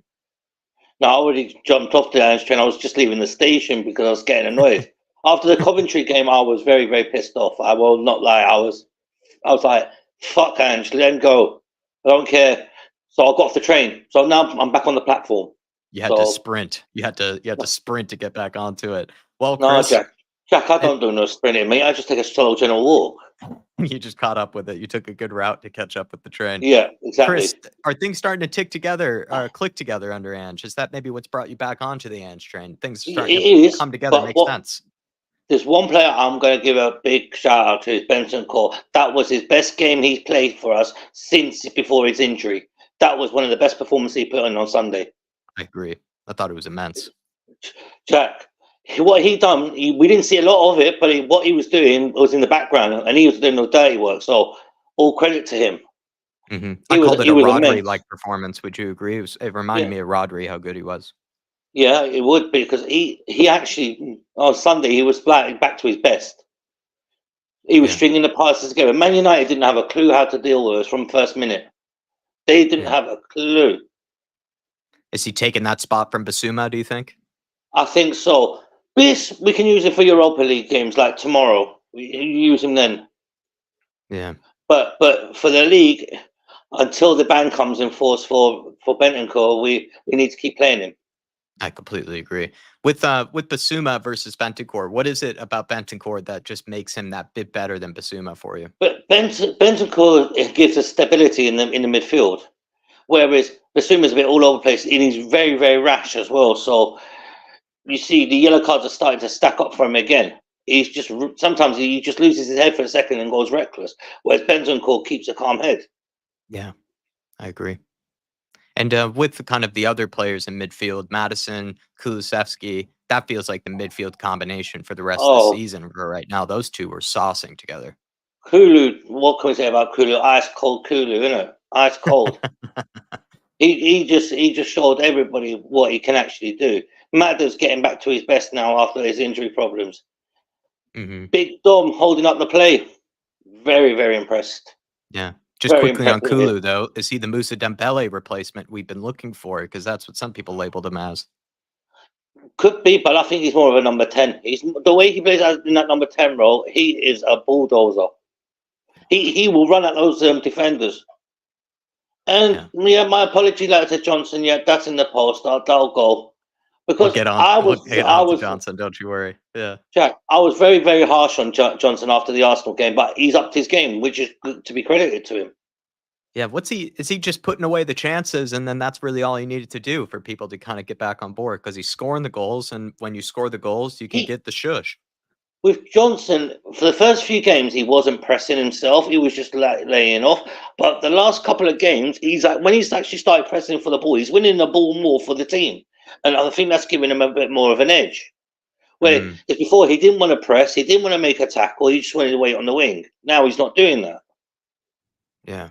I completely agree that actually what he had him, and we saw that from the beginning of this season, though, didn't we, Chris? Like, it felt like he was working a lot harder out of possession. It felt like he was kind of digging in a bit more to The help out first the few rest of the team. games, first few games, I wouldn't say he was, especially against Arsenal. He was lackluster. He was absolutely lackluster. He was verging on awful against Arsenal, to be fair. But the last few games, Coventry, Brentford, and against Man United, very, very, very impressive performances. Can't fault him. Do you think it's been like an Emerson type sort of redemption arc to a degree, kind of with him?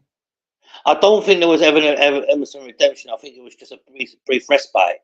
Do you know what I mean? Like, it's almost Emerson did the opposite of turn off his social media. He actually did more social media when he came out of criticism. I was speaking to a friend of mine at work here. He's Italian, right? He goes, in Italy, they hate Emerson. They're questioning the president why they bought him. You go, he's bloody awful. Well, maybe hey, we got. Well, AC Milan got a great player from us, yeah. Yeah, there you go, Chris. You mentioned the big Dom earlier. You were a big fan of his. What about him that you've been impressed by? I didn't watch much of him at Bournemouth. I thought just average striker, but his hold-up play is quite impressive. Yeah, he can run for 90 minutes, which is even more impressive. Because even you saw against Man United in the 90th minute, he's still pressing for the ball. Yeah, he's relentless. He never stops running. I think that's one of his best attributes, especially for a big guy too, Chris. It's not common that you see a big, tall striker run around like that as much. No, not really. But there's one player I don't want to mention because every time I see him on the ball now, it makes me angry and I want to throw something because the guy cannot hit the goal even if it was slapped in his face. It was Timo Werner. Did he have a good performance though, did you think? Or was it kind of being too generous to say that he did have a good performance? It was all right. But his finishing is goddamn awful. Well, do you know, Jack, we could have had 5 or 6 goals against Man United easily. Timo, unfortunately, was the weak link. Yeah. No, 3-0 was being kind to United. I think it was being very kind to them, very generous. Well, considering, Jack, against Carabao, we were down to 10 men from the 7th minute, 3-0 performance. Can't fault it. Can't complain with the players' desire. Man United, minute 1, we were at them in their faces. Yeah. So, in a way, I think Ange's fluidity is starting to seep through the players' veins now and getting that, okay, we can do this. Because people, when we used to go to Man United, do you know what Man United fans used to say? It's only Tottenham. Now they think, oh, shit, it's Tottenham.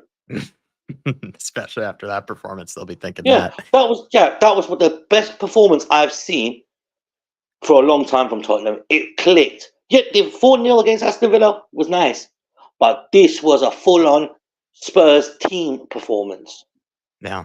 No, I and it completely was agree. immense. Van der Ven in the first minute left them for dead, sets up a goal. Do you think, I mean, Chris, let's just quickly talk about that with Mickey Van der Ven. I don't think there's a center back in my lifetime that I've ever seen able to do what he's just done to both Everton and now Manchester United. 2 goals that I just don't think are even, I didn't think were possible. There was a stat I saw on Twitter, right? Michael Van der Ven's top speed was 37.8 miles per hour. And last season, that was one of his best games. See, now, tell me what other defender can run that speed? Even this, Chris, what's the speed limit in your local area? It's probably actually lower than that speed. 30 to 40. Yeah, I think it would be because some places are 30 miles an hour. He would get a ticket for it. That's just ridiculous. Honestly, Jack, it's ridiculous amount of speed that guy's got, but we've got to be careful with him though, because his hamstrings can be really dodgy. Would that mean you would rest him for the game tomorrow? Yeah, if we had an opportunity, we should have done, but Dragosin balls that up, didn't he? Yeah, that's the thing for me with Dragosin is that was his chance, right, to get a lot of minutes, and then he wasted it by picking up that red card. You think he hurt himself? Well, in a way, it pissed me off with Ange as well because he didn't take Spence. Because Spence would have been an ideal replacement tomorrow, and we could have put Ben Davies as a centre back with Romero, and have Spence on the left. But no, Ange left him out like a donut and bought Fridge Forster. Would you play Fridge Forster tomorrow, or would you stick with Vicario? Jack, we need to qualify in the top 8, so I would play Vicario until we get a really, really shit team. Yeah, or until it's guaranteed that we're inside that. Or guaranteed we're in the top 8. And of course, I want to see us in the top 3 of those league. I don't want to see us in the top 8. I want to see us in the top 3 or even top. No, yeah, I completely agree with that. And with Forster, yeah, go ahead. Because if people are saying that we're favourites to win the competition, yeah, okay, that's great. But I want to see us finish that top of that group. Yeah. Let's see if we can do that. And if we do that, that means we're in for a chance. Yeah, Ash just mentioned that, right? Like, we are the favorites, so might as well act like it. Put in some of our best players. Exactly. Well, as I said, with Fridge Forster, just keep him for like the 3rd round of the FA Cup or something. Or, do you know what I mean? I wouldn't play, but do you know what? But I've got a bad feeling that Ange is going to put bloody Forster in against Man City in the Carabao Cup, isn't he? I got a bad feeling Ange is going to put Forster in the team lineup tomorrow. That's what I got a bad feeling about. Don't, Jack. Do you think he'll go with the guy's so stiff, isn't he? He's like one of those wooden dolls. You lift his leg. It takes him about 10 minutes to lift his leg up. Honestly, Jack, he's just got no movement. He's like a wooden goalkeeper. Yeah, no, he's just not. I don't think he's.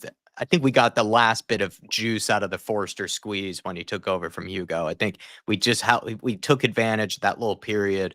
And then ever since then, he just doesn't look like he's actually ready to play at the top level anymore. He looks like more of a pub keeper. You know what? I would even play Brandon Austin. I would even play Brandon Austin. I would. Or even Alfie Whiteman. I would have play either one of them two than Forster, because at least they can move. The thing is, though, this was mentioned earlier by Ribsy. I think I don't want to, give him the credit for it unless it was someone else, but I think it was Ribsy.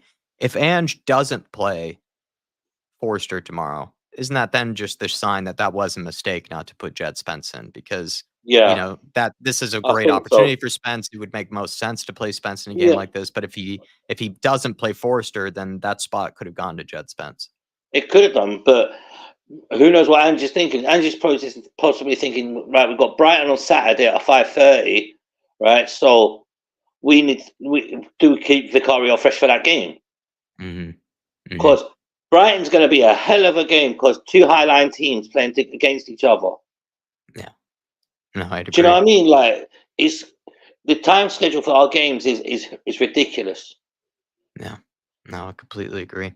But as I said, like with that, I think if he plays Forster tomorrow, we're just going to have to sit there and pray for a miracle. Yeah, pray for no shots to head his direction, or really much of anything to head in his direction, I guess. Yeah, exactly. But as I said, I'm not worried about our defense as much. Well, because we're going to have to play Ben Davies anyway, because we have no choice.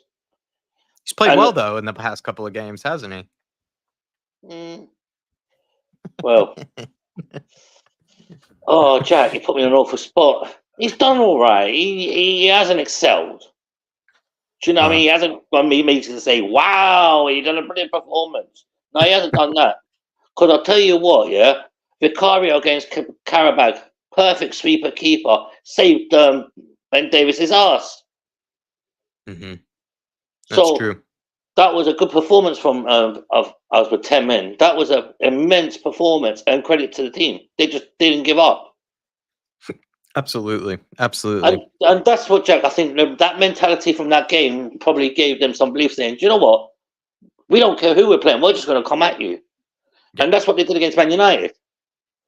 That's what they've done. They say, we're coming for you, whether you like it or not. It's not now, it's Tottenham. Now it's, shit, it's Tottenham. Yeah, that's how this Man United should be thinking. Yeah, completely agree. Chris, any other final talking points that you had that you wanted to get off your chest, my friend? Yeah, just as I said before, Brennan Johnson apology and getting back on the Ange train. But I'm just waiting on the platform now. Let's see what happens tomorrow. Yeah, I'll be standing next to you. Hopefully, we'll get picked up. Let's see if the doors open on the Ange train tomorrow with a good performance. He's got a kind heart, Chris. I'm sure he'll let us back on, no problem at all. Yeah. And Brendan Johnson, apology for him. Make sure, all the T's are crossed, all the I's are dotted. Make sure that, that's in the post. Because I did owe him an apology after the harsh criticism I gave him after the Arsenal game, to be fair. So I do apologize for that. No, I definitely owe him a big apology for him as well. Let's hope he keeps on scoring, banging him in, and shushing us, shushing the haters. But in all fairness, like someone mentioned earlier, I think it was Ribsy again that did say, I think at least to my knowledge, Chris, the majority of the time when we're criticizing people, we sort of keep it on this platform, just because, it's Yeah. what you do as Spurs fans. We don't actually go to people's social media and take it over there, which is just absolutely wrong, in my opinion. And we keep it as civil as we can when it comes Yeah. to the criticism, but rightfully And look, so. Being the bigger man, being the better man, you're gonna write that apology for him no matter what. yeah, I will do. But Jack, tomorrow I'm expecting a 4-0 because I'm delusional. I think There my you go. medication's my medication's kicking in now, Jack. Happy So clapping I'm going medicine. happy clapping medicine, and just go. Fuck it. I expect 4-0 tomorrow against this team. I don't want to see anything less. To be I fair, love it, Chris. Absolutely 3 love it. 3-0 is nice, but let's just top it off with a 4-0. The happy clapping medicine's working so much. You're wearing the scuba kits like I've been wearing recently, Chris. Love that. Great Yeah, man. back Great with man. my Tottenham shirt. Good man, Chris. Chris, you look good. You sound good. It's good to have you feel back good. on these fan shows. It's good to have the GOAT back with us. I And I hope to see you feel on good, plenty more Jack. times. Jack, to be fair, I feel good. I'm getting back to where I used to be. It's taken a little bit of a time, but you know what I'm saying? I'm back now, and I'm actually on camera, which is a miracle. It's great to have you back, Chris. I really missed you a lot. You're someone who I've been with from the very beginning. You welcomed me into this Yeah. into this channel, so I'm always That's what indebted this- to you for that. So I That, appreciate you, that, man. that's the name, the old general, isn't it? The old general. Yeah, you are my general, Chris. You're the one who I salute, and it's good to have you back with us. And I'll see you very soon, sir. And come on, you Spurs. Come on, you Spurs. Great calling, Chris. Chris, the GOAT, my general. Great calling from that guy. Absolutely love that guy. Our man up in the Northeast, like Brad says. And he's someone who's been around on this channel even longer than I have, if anybody didn't know that. He's been around longer than I have. I think Brad Matthews, Ribsy, so many of you guys have been around longer than even I have. And you've welcomed me in and given me that sort of sense of comfort that this is where I belong. And so I appreciate you guys for that, especially Chris for, making that comeback back onto the channel. Great to see that. But let's keep things moving, everybody. We are going to go on to Eugene, and then it's going to be Edward, and then Drew, and then Paul, and then Dermot. Thank you guys for being very patient. Like I said earlier, I'm trying to be as efficient as I can while still giving you guys the proper time to get your proper say in on everything Spurs, because everything seems to be going well. Everybody's feeling positive. Everybody's feeling good. Hey, Eugene, how are you? Hey, Jacko, what's up, my man? How are you? Doing good, man. Everybody's bouncing, as you can tell. People are positive. People are celebrating. People are feeling good about Spurs, and as they should, right? I mean, all the happy clapping makes me feel nervous. As a Spurs fan, you know how it is. When things are, on the up, I'm just expecting something to happen. But yeah, super positive, super happy. By the way, appreciate you working, extra hard, being on your own. So big up to you, Jack. Thank you, man. Thank you, man. I mean, fan shows in a way are actually really easy for the fact that it's kind of your guys' time. For to a degree, I can shut up. Of course, I try not to shut up. I try to yap as much as I can and blabber as much as I can. But I do love the fan shows for the fact that it allows you guys to have a say. It isn't just me just blabbering on and on and on, and you guys get to sort of do much of the carrying. But Eugene, let's talk about that 3-0 win over Manchester United. Where do you want to start? Any performances in particular you want to pick out? We've praised Kulusevski, praised Bentancur. Who's the standout? Who's your man of the match? Oh, it has to be Kulu. And it's interesting, at least for me, having Kulusevski and Solanke changes everything for us. You could tell it's a huge difference when both of them are on the pitch. Kulusevski does all the dirty work for Madison, and then he allows Madison to do what he does while also being good on the ball. He has the same engine as Sarr. He can go back, he can help out on the defensive end, but then he has enough quality in the final third to contribute. And you can tell it opens up Madison, and then it also helps Johnson. With Solanke is the same thing. It's no coincidence that since Solanke is in the squad or is playing, the Johnson's game is improved. Solanke can hold up the ball, he can link on play, and Johnson just needs to be in the right positions to finish instead of actually having to take the ball in their own half, get past his man and create, and that's not what he does. So just having Kulu and Solanke on the pitch makes all the difference in the world for us.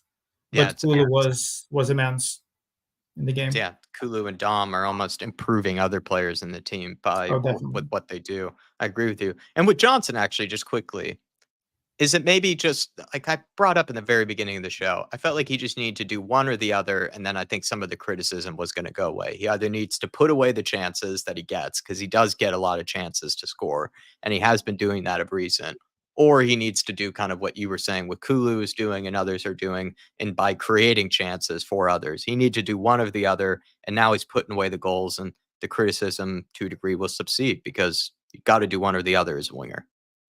Yeah, I mean, I'm not writing an apology letter to Johnson yet. A big up to him. He's definitely contributing. He's doing great. My thing is just all, in all my time watching sports, I think there are two types of players, especially offensive players. One type is if things do not go well in the final third or in defensive end, they get stuck in and they go back and they help out in other ways. Like Ken used to do, like Kulu does. When Kulu was on the wing, I really did not like him on the wing, but at least he contributed in other ways. And then there's another type of a player like Johnson. I feel like when things don't go well for him offensively, he does not do all that other stuff that he's supposed to be doing. So right now I feel like his confidence is high. He's doing well. And then when he scores, you see him get stuck in, track back, do all the other stuff. Yeah. My concern is that when that stops happening, are we going to see the same Johnson who contributes in other areas? That's my only concern. But so far, big up to him. He's definitely doing well. I just want to see him not be impacted when the goals dry up. When that does happen, I want him to contribute in other ways. That's my fair concern. point. Yeah, contribute in other ways when, maybe you aren't have the finishing boots on that day. I think that's a fair point to make. But the big thing is we see him being in the right positions at the right time. And that's also big for Solanke as well. Mm-hmm. The movement and just being at the right place at the right time is huge for us. With Van der Ven, like you could tell, he knew exactly what he's going to do. He knew exactly where to cross the ball. And he knew that Johnson is going to be there. So, and that's good coaching as well. So big up to Ange for coaching up the players that they know when to be where. Yeah. No, and with maybe someone that didn't have the finishing boots on in that day, Timo Werner, what did you make of his performance? Was it a good performance or are we overpraising it? What did you make of that one? It's so funny. I know exactly what to expect from him, and I get angry every time still. I'm sitting there yelling at the TV and apologizing to my son for obscenities that I'm shouting at the TV. I would be actually shocked if he would have scored those. And like, some people said before, it's really sad because he did all the hard work. His movement was great. He took on his man. It's something psychological for him. He should just close his eyes and just shoot without thinking. But I definitely want to see Mikey Moore play instead. I don't think it's going to happen this year, or at least not now. But Timo, he's a nice guy, so like I'm sad for him. It's sad to see, but definitely not good enough. Definitely not good enough. He's going to cost us some games. In tight games, he'll let us down. Yeah, he'll let us down. Do you think it's a confidence issue with him, or do you think it's a skill issue with him?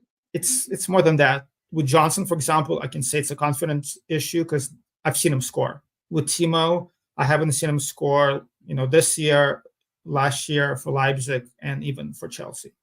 So unless he just has a poor confidence spell for the past 5 years, I think it's more than that.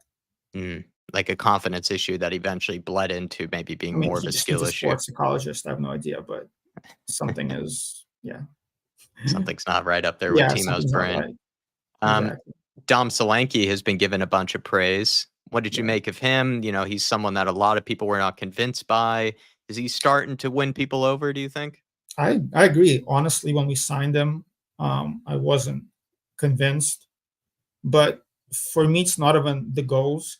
It's his movement, which opens up play for everybody else. It's his hold-up play, his pressing, and his link-up. It's great. It's much better than what I expected. Because I feel like the goals are going to be there. The tap-ins are going to be there.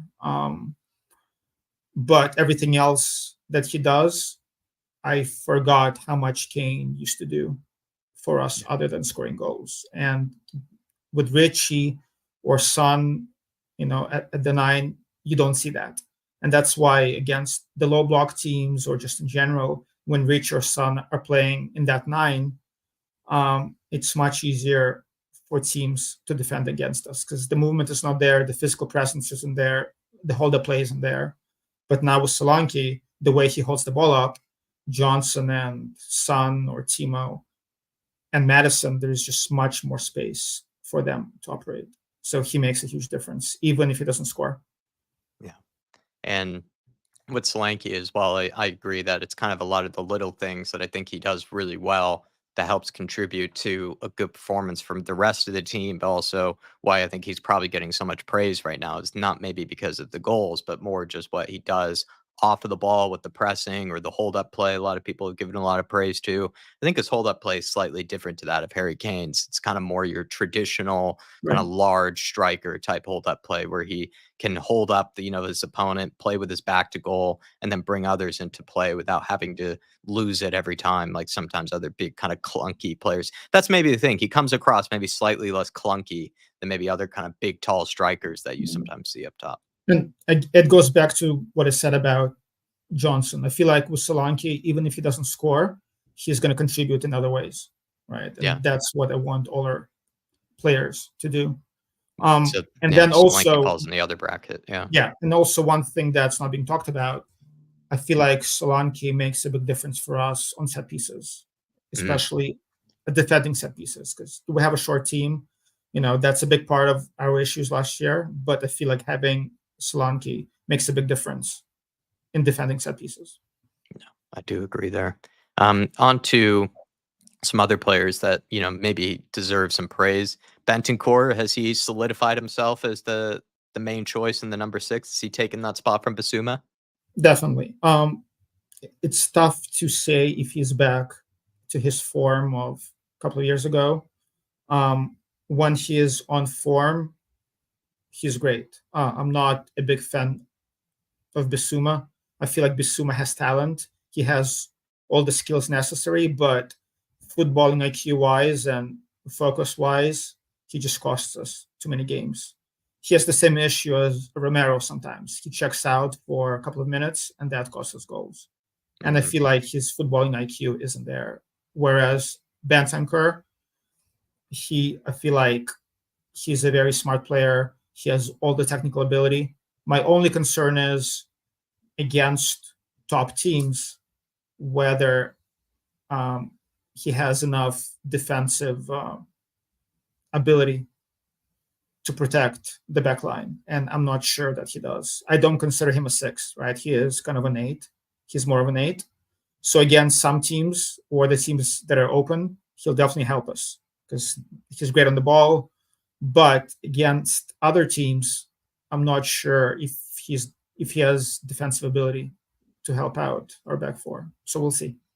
I would still prefer a real 6, but obviously that's not what Ange wants. So, and what would be your number? What would be your back line for tomorrow, Eugene? That's kind of the dilemma that I've been finding myself with. It's been hard to pick the back four, just so many players out, and also the fact that Jed Spence hasn't been included in that Europa League squad. Yeah, man, that's a tough one. Yeah, that exclusion of Spence now is huge. It's super annoying. I don't know. Yeah, it's honestly, it's tough. Like for me, I don't think there are that many options at this point. I want to see Romero rested. I want to see Van der Ven rested, and I don't want to see Davis play, but obviously that's not possible. So to be honest, and Take your pick. Destiny needs to be rested, and Poirot needs to be rested. But yeah, honestly, I'm not sure. It's tough. The only thing I'm positive about, not positive, but the only thing I want is not see Fraser Forster. Just play Vicario, and in the Cups, I'd play the kids. I would play Austin or whoever else. Forster. There is no reason for us to play him. But tomorrow, I want to see Vicario in the back. Yeah, and I think what someone else mentioned too was it's kind of a damning indictment on Ange is that if he doesn't pick Forster tomorrow, then that really shows that it was a mistake to not bring Jed Spence, because this is a game where Jed Spence is going to be far more useful to us than someone like Fraser Forster would be. Fraser Forster feels like we're kind of just giving charity minutes to him, instead of giving Jed Spence needed and deserved minutes in his case. For sure. I mean, I'd rather Ange admit a mistake and not play Forster than just being stubborn and play Forster just because he made that initial decision. So, Did you have any other talking points that maybe I didn't get to let you get off your chest there, Eugene? No, I know there's a big queue, so Are you sure? Not something else that maybe you want to quickly touch on? I'm just saying, man, this week has been awesome. Just watching all the Man U fan channels having meltdowns. I haven't been this happy about a win since probably an Arsenal win with Conte. Yeah. Again, against Villa was a better side than United, so maybe it was a better win. But with everything at play and Ten Hag and Man United and the entitlement that they have and all the meltdowns, I'm on cloud nine. It's been an amazing week. So I'm super happy. Same here, man. I feel the same way. I bask in the bone marrow of a Man United misery and bask in the tears of it. And also as well, it just feels like that was a really needed win for Ange Postecoglou and this team. And I think a lot of people are now getting back on board with Ange, and gladly so.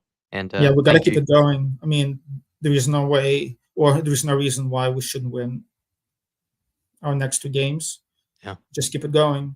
Keep it going and go into the international break. What would that be? 6 wins in a row? I mean, that is a great spot to find yourself in if that's the case. But on the other hand, Jack, what happens? I don't want to think it to existence, but just being a Spurs fan, things happen. So I'm hoping some tripping stones, some exactly hoping this one obstacles. Time, just one time, just hoping, just this one time we stop being Spursy and we take advantage of our good form and get our business done. Completely agree, man. Completely agree. Well, Eugene, thank you so much. Thank you for being patient as well. And thank you for coming on these fan shows. And I think you've really, become part of the regular furniture of these fan shows. I really like what you have to say. And hopefully we get you on for more shows in general as well, maybe outside the fan show. And appreciate all your contributions. Thanks for supporting us. Awesome, Jack. Appreciate it. Anytime. Thank you, Eugene. Have a good one. Come on, you Spurs. Well done. Big up to Eugene. Really well said. Really smart guy as well. I think this guy speaks really, really well on Spurs in general and has really good analysis on everything football-wise. But we're going to keep this show on the road. I am happy clapping. Don't you worry, Tequila. Clapping my ass off at this point in time. And we're going to keep it rolling, though. We got a few more people to get through tonight. We have, looks like, I think it's Edward next. Then it's Drew. And then it's Paul. And then it's Dermatron. I believe that's the last 4. And then we'll end it off there. And we'll see you all tomorrow for the match day festivities. Let's go on to Edward. Hey, Jack. Eddie. The sun is out finally instead of the evening. Yeah, man. I overslept kind of a bit. I didn't even mean to fall asleep, actually. I just fell asleep while watching stuff. And then I woke up and was like, oh, damn, the fan sound's going on. Let me hop on there. You crazy man. What are you falling asleep for? Edward, I mean, I spoke to you on, I think, what was it, Monday-ish? Might have been Monday, for that tactical breakdown and player ratings, but we got to chat about it again. And why not? Because we got to milk this win. We got to feel good about it. We got to enjoy this as Tottenham Hotspur fans. 3-0 win over Manchester United. Who was your man of the match? What was maybe the biggest takeaway from that game for you? Man of the match, definitely Kulusevski there. he definitely played that role that we want him to play as an attacking midfielder. Really led the line there, and led by example. He really showed what that sort of position should be for Ange Postecoglou, in and around every single area, but also really attacking, really up there, really pressing those centre backs and fullbacks. He did really well there. And the biggest takeaway from this game, probably the fact that we are a team that had to have massive tweaks within the last couple of weeks that people haven't quite picked up on. That Ange isn't stubborn.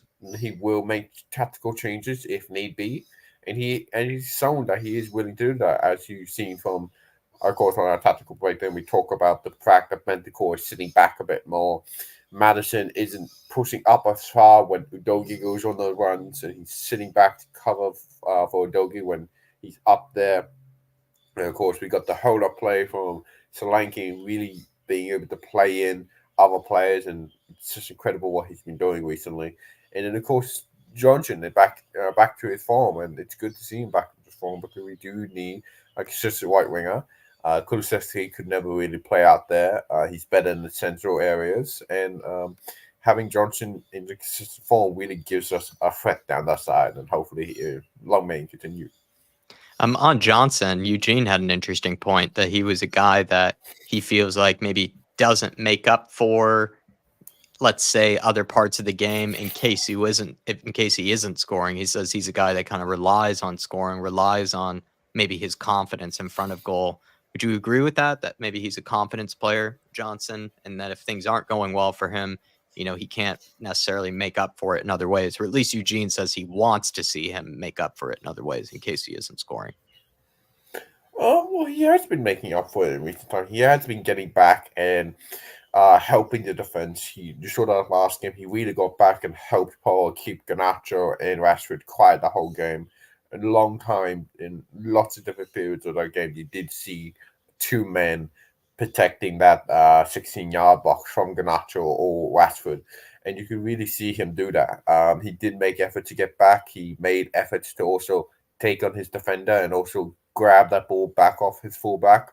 You saw him really pressuring that Dalot and really getting that ball off him. They just had no room to play out of, and it's great what Ange has done here because my dad keep mentioning to me that the way Ange is set up is now, instead of immediately going after the ball, they're letting the players play the ball out, the opposition play the ball out a bit further, and then immediately go into press. Just allow them to try think they can pass out from the back, and then immediately pressing them and immediately getting the ball back as they try to play out from the back. So just before they play out the back, press them, but wait until they play out and then go press, because that is when they're in the most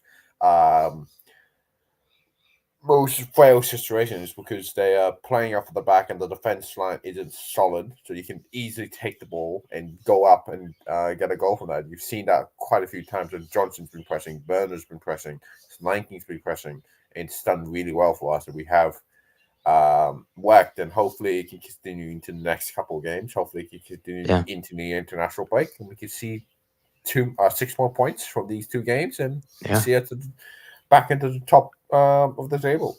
That'd be great. And with Johnson, I actually, I'm not sure if I'd necessarily disagreed with what Eugene had to say on that. I do feel like, though, this season he has improved on his work rate off the ball. I noticed a considerable improvement in that.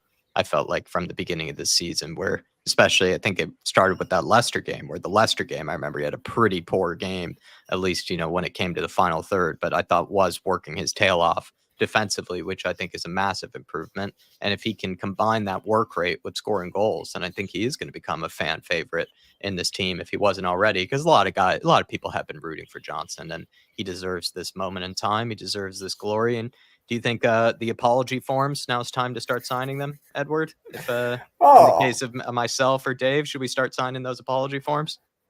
Maybe wait. Maybe if he goes 5-5, then definitely go shot. Maybe if he goes and scores a goal tomorrow, if he does play, hopefully he does. We do need to get off a good start tomorrow. But yeah, definitely if he goes 5-5. But at the moment, just calm down a bit. everyone goes through a purple patch of form and do well. But if he goes 5 for 5, I would definitely start considering signing that. Apologies for him. I was never against him to begin with. I always thought there was a player in there. I knew that some players take longer to bloom, especially attackers. Attackers take a long time to actually get into that sort of top form and be as great as they are. You see with Slanky and Ivan Toney, they didn't become really good until their mid to late 20s.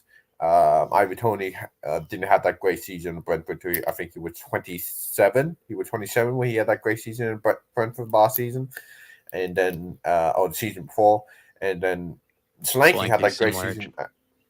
26, 25, I think he was at Bournemouth when he had that great season. Attackers take longer to develop and to bloom, and you see that a lot often with attackers. And hopefully Johnson can be an early bloomer and keep on going and keep scoring goals for us. Yeah, very good point. Someone who we likely won't be signing any apology forms for anytime soon is Timo Werner. But Timo Werner's performance in isolation, was it a good one? Was it all right? What did you make of his? Because it feels like I've seen everyone say he had a great performance, just minus the finishing. Other people kind of saying it was okay. What did you make of Timo's performance? Because he probably will play tomorrow. Yeah, he probably will play, and above Mikey Moore, in my opinion, he will be starting or ahead of Mikey Moore. Some people might not want to hear that, but I feel like that sort of performance he put in against Man United had earned him the right in Ange's eyes that he should be starting that game.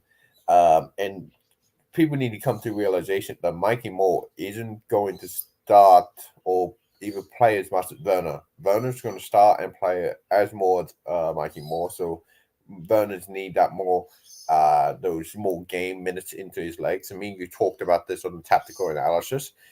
We both gave him the 6.5, I think. He did really well in the pressing and really well with taking on his man and also getting back to help defend with Dogi. The link-up play was quite good with Madison, Kulusevski, and Udogi did really well with that, but just to finish, just let him down in the end. They really need to fill the guy because he really needs to start taking those chances, especially the 101 with Onana. Because Onana isn't a great keeper. I know he had a couple good saves that game, but he isn't that good of a keeper. Truthfully, you can't beat him. He not that good of a shot stopper. He's more of the Edison build, where he's great with his feet.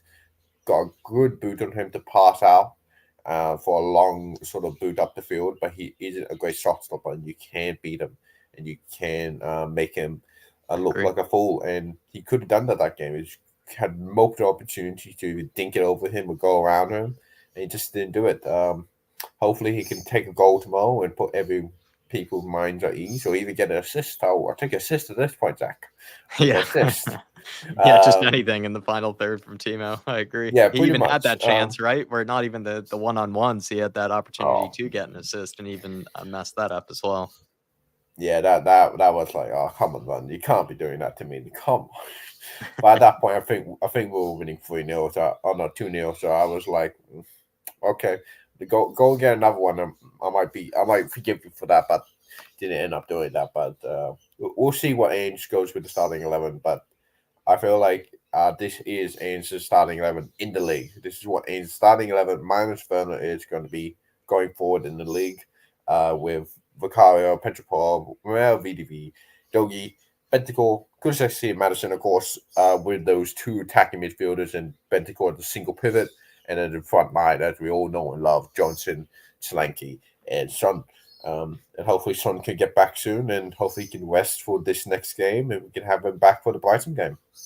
It feels like the key, though, to Ange Postecoglou's maybe recent success has been him maybe trying to figure out that midfield, what works best, what's the best combination. And Kulusevski and Madison has been a masterstroke. And then having Bentancur, play well for him and, kind of get back to his best has been part of it as well. But isn't it so Ange Postecoglou for him to go with two number 10s to basically go more attacking in order for him to fix his midfield problems? Yeah, well, I feel like he would have done that last season had Kulusevski been more better defensively. If Kulusevski had been better defensively, he probably would have put Kulusevski as an attacking midfielder. As Kulusevski had already admitted that he wasn't that good defensively last season, and he's gotten better, and he's gotten better enough that Ange trusts him in the midfield. Because you really do need to be good defensively in the midfield. You can't be getting run through all the time. So it's good that he admit that.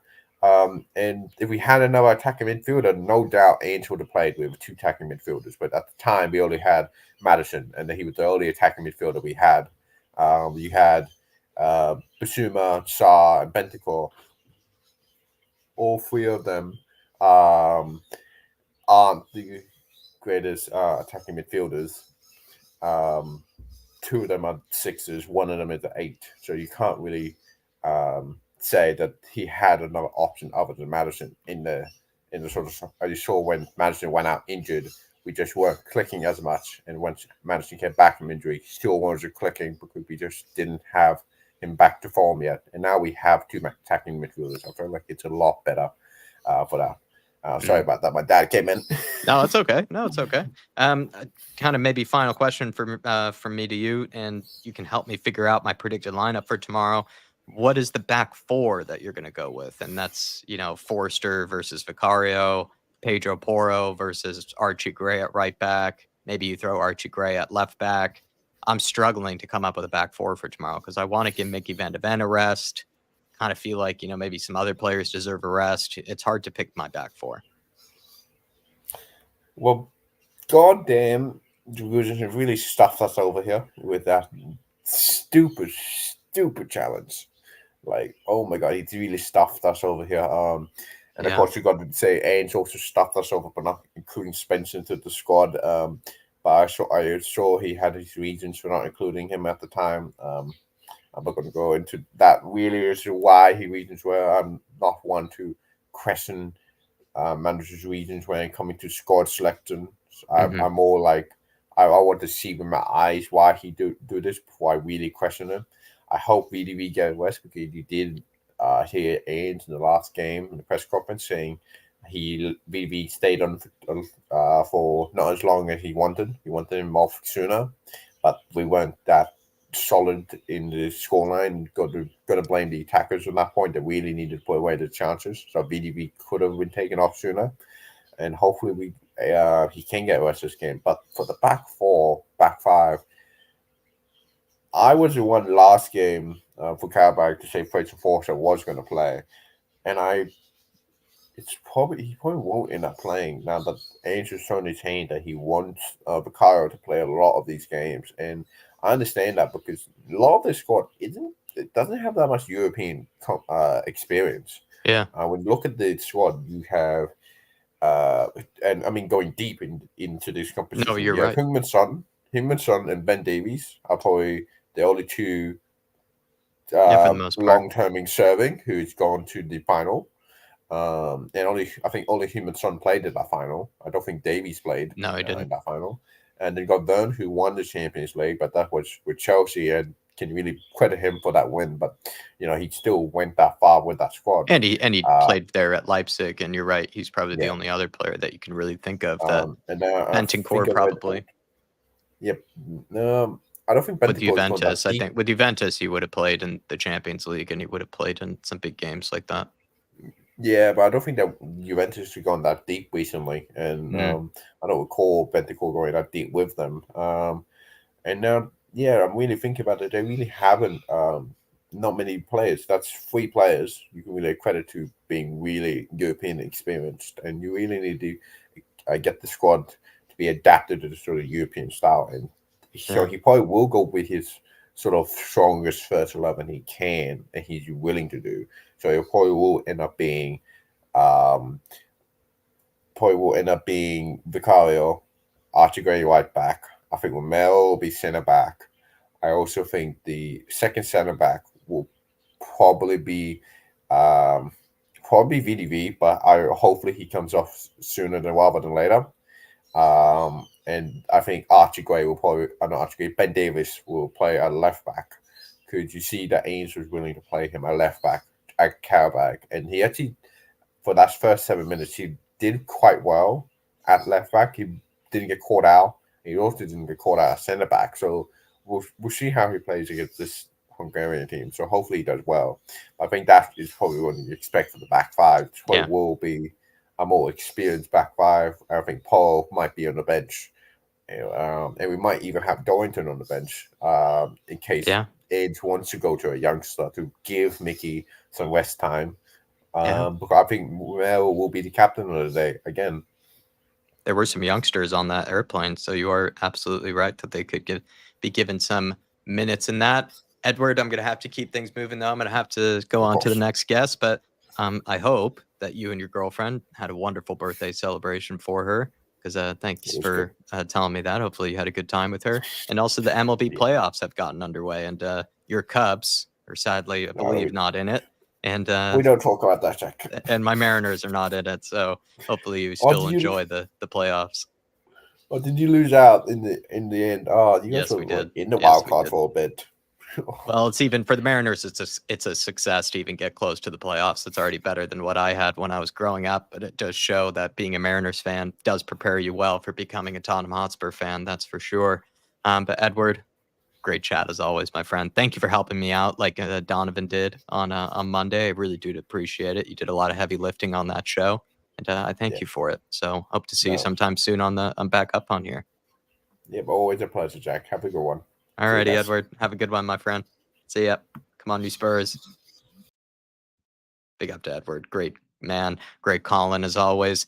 And a guy that I think has been getting better and better and better as the more shows he does. And he's also been helping me out a lot over on recent streams, especially over on the Big Up Network. But we're going to keep things moving, keep things rolling. We have the one and only Drew Zilla is up next. And then after that is going to be Paul and then Dermatron. And then sadly, not going to be taking any more guests. We've already been going on for a little while now, but we are going to be loyal to these guys, the big three. These are guys that have been very good to us as well on this channel. So definitely have to let them have their say. Go on to Drew, Brennan Johnson's #1 fan. Hey, Drew. Love the glasses. What can I say? What can I say? I'm not actually going to gloat because as soon as you do, you get put right in the mud, don't you? And he's going to, he won't score for 6 games or something, and everyone will be back on his case. So you don't want to receive all the apology forms. You don't want to be the recipient of them. I think we'll just keep it ticking along nicely, as if it was always this way and it was always meant to be. Well, remind Dave and I to sign those apology forms at some point, and that would be great because then you can put the put the stamp on it, and then we'll send it off to our boy Brennan. But let's bask in the win of this 3-0 Manchester United. Was that the best win under Ange Postecoglou, in your opinion, or maybe a better one? I think in terms of seeing everything click, I think you're now finally seeing a lot of players who actually are learning how to play with each other. I mean, we were so disjointed last year. I know everyone keeps on going on about how we got off to a flyer.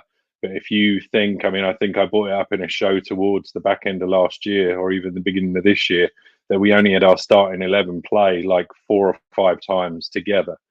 So the fact that you're now seeing relationships being formed on the pitch and people are now realizing, and, the coaching that's going on in the background, I think you're seeing a lot of players start to believe. I think you're seeing the players understanding their roles on the field and where they have to be and when they have to be there. And I just think it's all around good coaching. I think I want to bring up a couple of stats here because I think it's really interesting. And Ryan, big up from earlier on. If he'd have been in charge of anything, Alex Ferguson would have been sacked from Manchester United because Ferguson didn't win anything until his 4th season. That was the FA Cup. And they actually finished 11th in his first season and then 2nd and then 11th again. If you look at Jurgen Klopp, his first cup, the first time he won a cup was against us in the Champions League. Other than that, he was a runner-up 2 times and he'd been there 4 years. So things take time to gel. And I think, it's easy for us to, in this day and age, go with this sort of swipe left mentality of this isn't, I'm not getting my dopamine hit quick enough. I think you've got to have patience when it comes to when it comes to football, because it doesn't just happen overnight. And I think we were really, really unlucky last year. And I think we're finally starting to see the benefits of a good coach who actually, I think, knows what he's doing. It's probably the case now with modern football that we operate a lot on short-termism with everything. Everything has to be quick results, quick, kind of semblance of things are working. Because if there is that muddy water, that gray area, we just make up our minds and decide whether it's good enough, whether it isn't good enough. And maybe we just have to Right. accept that you will be in that gray area for a little bit, Well, especially under a new manager. the way it is with football, all you want to do is wind the other supporters up. So you can turn around and say, "Well, look at them lot down the road." It happened with Arteta. He finished. He took 3 or 4 years, but you don't really want to listen to that because you're too busy worrying about your team and how they're doing, and the fact that they're not now on par with the team that you're looking at now that actually took 3 or 4 years to get to where they are. Do you know what I mean? It's like you're trying to judge a 2-year-old walking with a 4-year-old walking. And it's just, I just don't know that it's fair to do that. So yeah, that's just my take on it. I just found those sorts of things quite interesting, like looking through those stats. Because I just wanted to kind of understand, like, these are some of the greatest coaches. I mean, Arsene Wenger didn't win until I think his second year. Pep, he finished third in his first year. We actually finished above them in the league second. We only lost out to Chelsea. It took him 2 years to actually get the nucleus gelling and actually getting them on the same page. And I think obviously you're seeing some very, very good players. I mean, Mickey van der Ven is just one of the best centre backs I think I've seen. And I'm 44, so I've seen a couple. But I just think his ability on the ball, his tenacity, the fact that he is as fast as he is, and yet he seems to have the deftest of touches. And it's great. Somebody mentioned earlier about having a team full of them. I don't know about all of them, but I'd take maybe 4 or 5 because I think he can probably play 4 or 5 positions really well. I think Kulusevski's coming into his own. I think if you look at the average age of the team, Udoghi's 21, Sar's 22, Van der Ven's 23, Dragassin's 22, Johnson's 23, Kulu's 24. Do you know what I mean? It's not until you start getting into Porro, Romero, 25, 26, Vicario, 27, Solanke, 27, Madison, 27, Davis, 30. I mean, a lot of our first team are young kids that are kind of, to cliche, learning their trade. And yeah, that kind of goes back to just letting them grow into their positions and learn football. Even the 27-year-olds are like still learning their trade, though. That's the crazy thing. The guys with more experience in the team, you'd still say haven't necessarily done everything that they would want to in their career. Dominic Solanke, Romero, Madison, they still so much more to go. Romero's 26 years old, and you think centre backs typically they say don't get into their prime until their early 30s. So you just think there's so much room for growth. It's crazy. I think you are right on so many different points, and you are reminding me of just the world that we now live in with, people like myself, Dave and I, we contribute to it. We contribute to the short-termism, of things where we have to react, in the moment and end up going too far left, too far right. I listen to a lot of Talk Sport, and almost that's the whole ethos, it feels like, of Talk Sport is just react in the moment to what's happening. Don't look at it in the long term. Never look at it as the big picture, if you will. Look at it right here and right now. Make your decision. What do you believe? And that doesn't necessarily really reflect, how things are building. And it does take, a lot of power, I guess, to look at things more from a bird's eye type of view when it comes to a manager, any project in general. But we do lose sight of that at times. Yeah. And on to maybe more of that performance. Who else really stood out for you in that game? Who else was maybe your big takeaways? It felt like everyone played well, but I think everyone played well. I think Madison. I know everyone's been going on about Kulu and how well he did, and Johnson obviously 4 in 4. I told you. Obviously Werner. I wish Werner. Anana showed him where to put the ball. All he had to do was drag it left and slide it round the other side. And I feel for the guy because there must be such a crisis of. I don't want to say crisis of confidence because he's kind of doing everything else right. And I hope it just kind of comes back to him because at RB Leipzig, he was pretty lethal. I think you had the stats earlier, something like 44 or 45 goal assists in a season. And if you look across his entire career at Leipzig, which I think is 3 or 4 years, I think his numbers were actually pretty good. There was Really that good. one lights out season, but yeah, he was pretty good all the way through. So I don't know what they did to him in West London. I don't know, maybe some sort of partial lobotomy or something. Once you get inside the 18-yard box, it all goes a bit weird. Yeah. But I don't know. I think it will come. I think people have got to appreciate that the money he's on, even though it's not a transfer fee. You know, he's on big wages. You're gonna play him before you play Mikey Moore, regardless of whether, you know. Obviously, Sonny's first. I don't feel for Mikey Moore because he's got no God-given right to be on the pitch. But I will say, you know, look at a couple of players and kind of sort of slightly contrasting players, which just goes to show that you just never know. But look at Phil Foden and look at how he was dribbled into the Manchester City team, if you'll pardon the pun. But it was 10 minutes here, 15 minutes there. It was the threat of, oh, maybe he'll leave because he's not getting enough time. They didn't want to loan him out because they wanted him to learn the system under the players that were there. And now you look at the player he's become. All right, he's been a little bit off this year, but you can't say for the last 2 or 3 seasons that kid hasn't just been absolutely brilliant. And then you look at someone like Cole Palmer, who was pretty adamant that he was ready, whether Pep thought he was or not. And I think probably if you got inside Pep's head and got a little truth out of it, it would probably be that I think he wish he hadn't let him go, because I think you basically have a Kevin De Bruyne but hybrid because of the way that he can pass the ball, but then also his ability inside the box. I mean, he's next level. But those, you know, I know those are 2 extremes, but it just goes to show, like, you just never know with these players when they're going to blossom, when they aren't. And I think Ange is clever enough to see Mikey Moore on the pitch, and I think there'll be a time in the season where if he thinks he deserves 30 minutes, 45 minutes, because we've actually put a team to bed in the first half, God willing, I think he'll do it. He's not opposed to it. I think the problem last year was, and just going back to it a little, because we were so disjointed, he was trying to implement a system that he couldn't really implement because he kept on losing players. So he looked at it pragmatically and said, I'm just going to do what I need to do to get this done.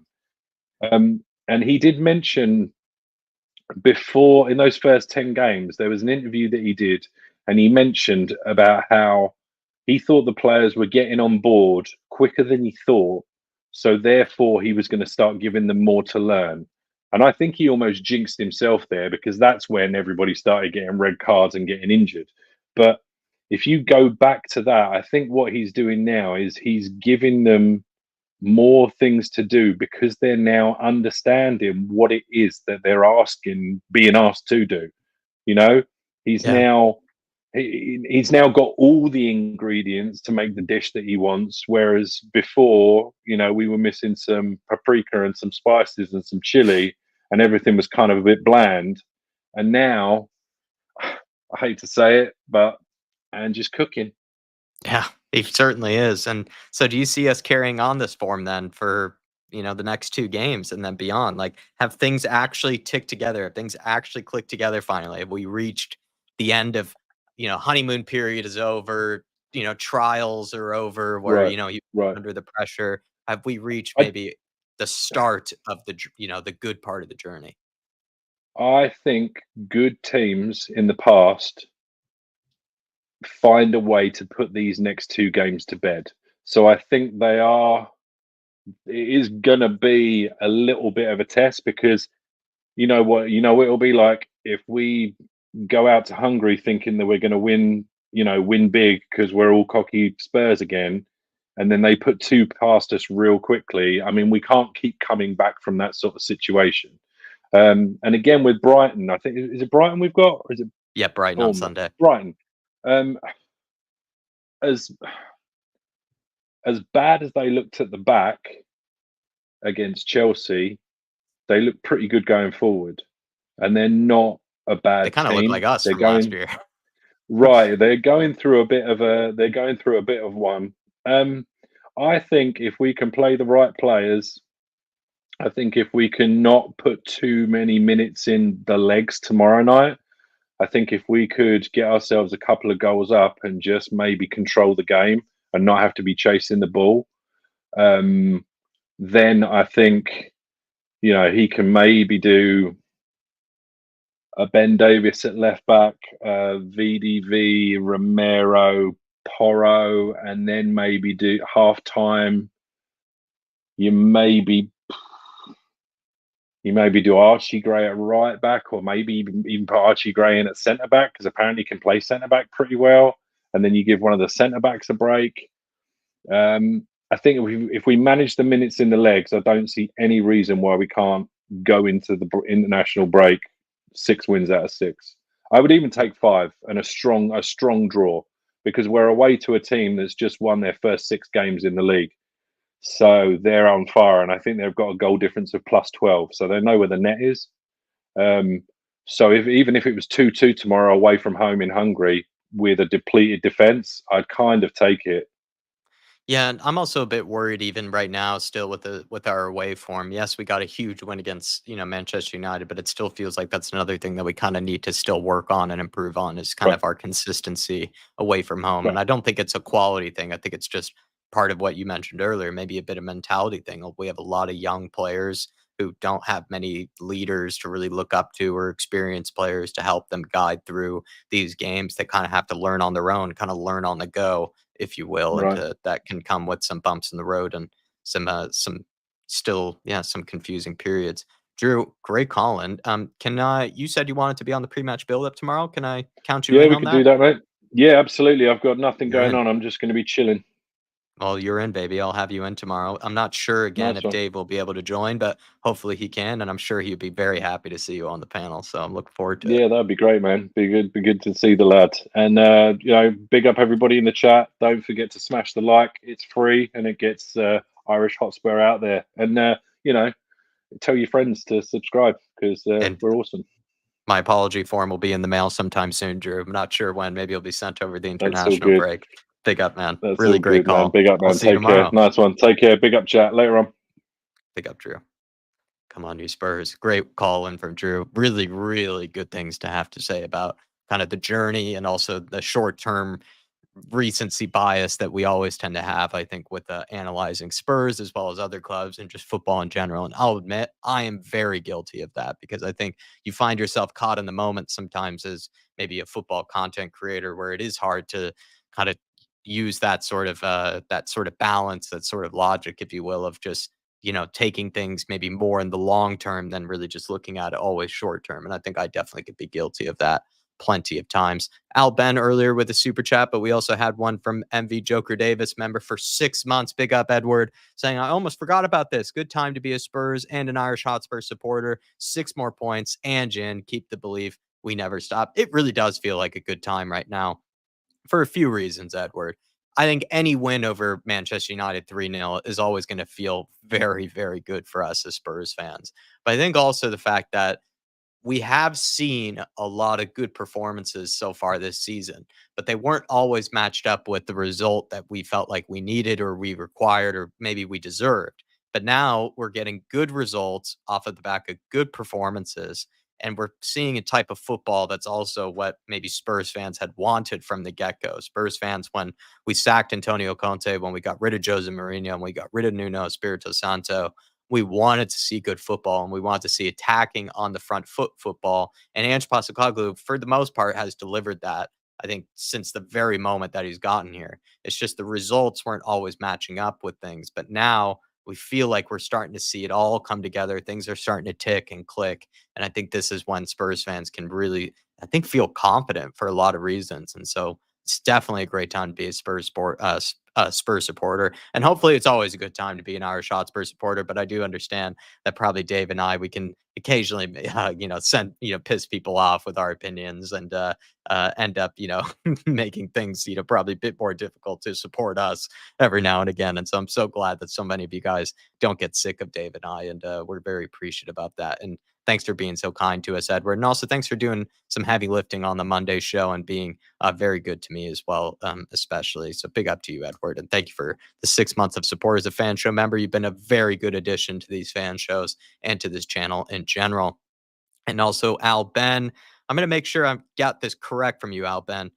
Respect the Zilla. Absolutely love that. Definitely respect the Zilla. He said the club wants to sell him, and if he plays in Europa, he would be cup tied and will affect teams coming in for him. So you're saying Spurs might be planning on selling Spence and not trying to make him cup tied so that he can be more attractive to be able to sell going forward.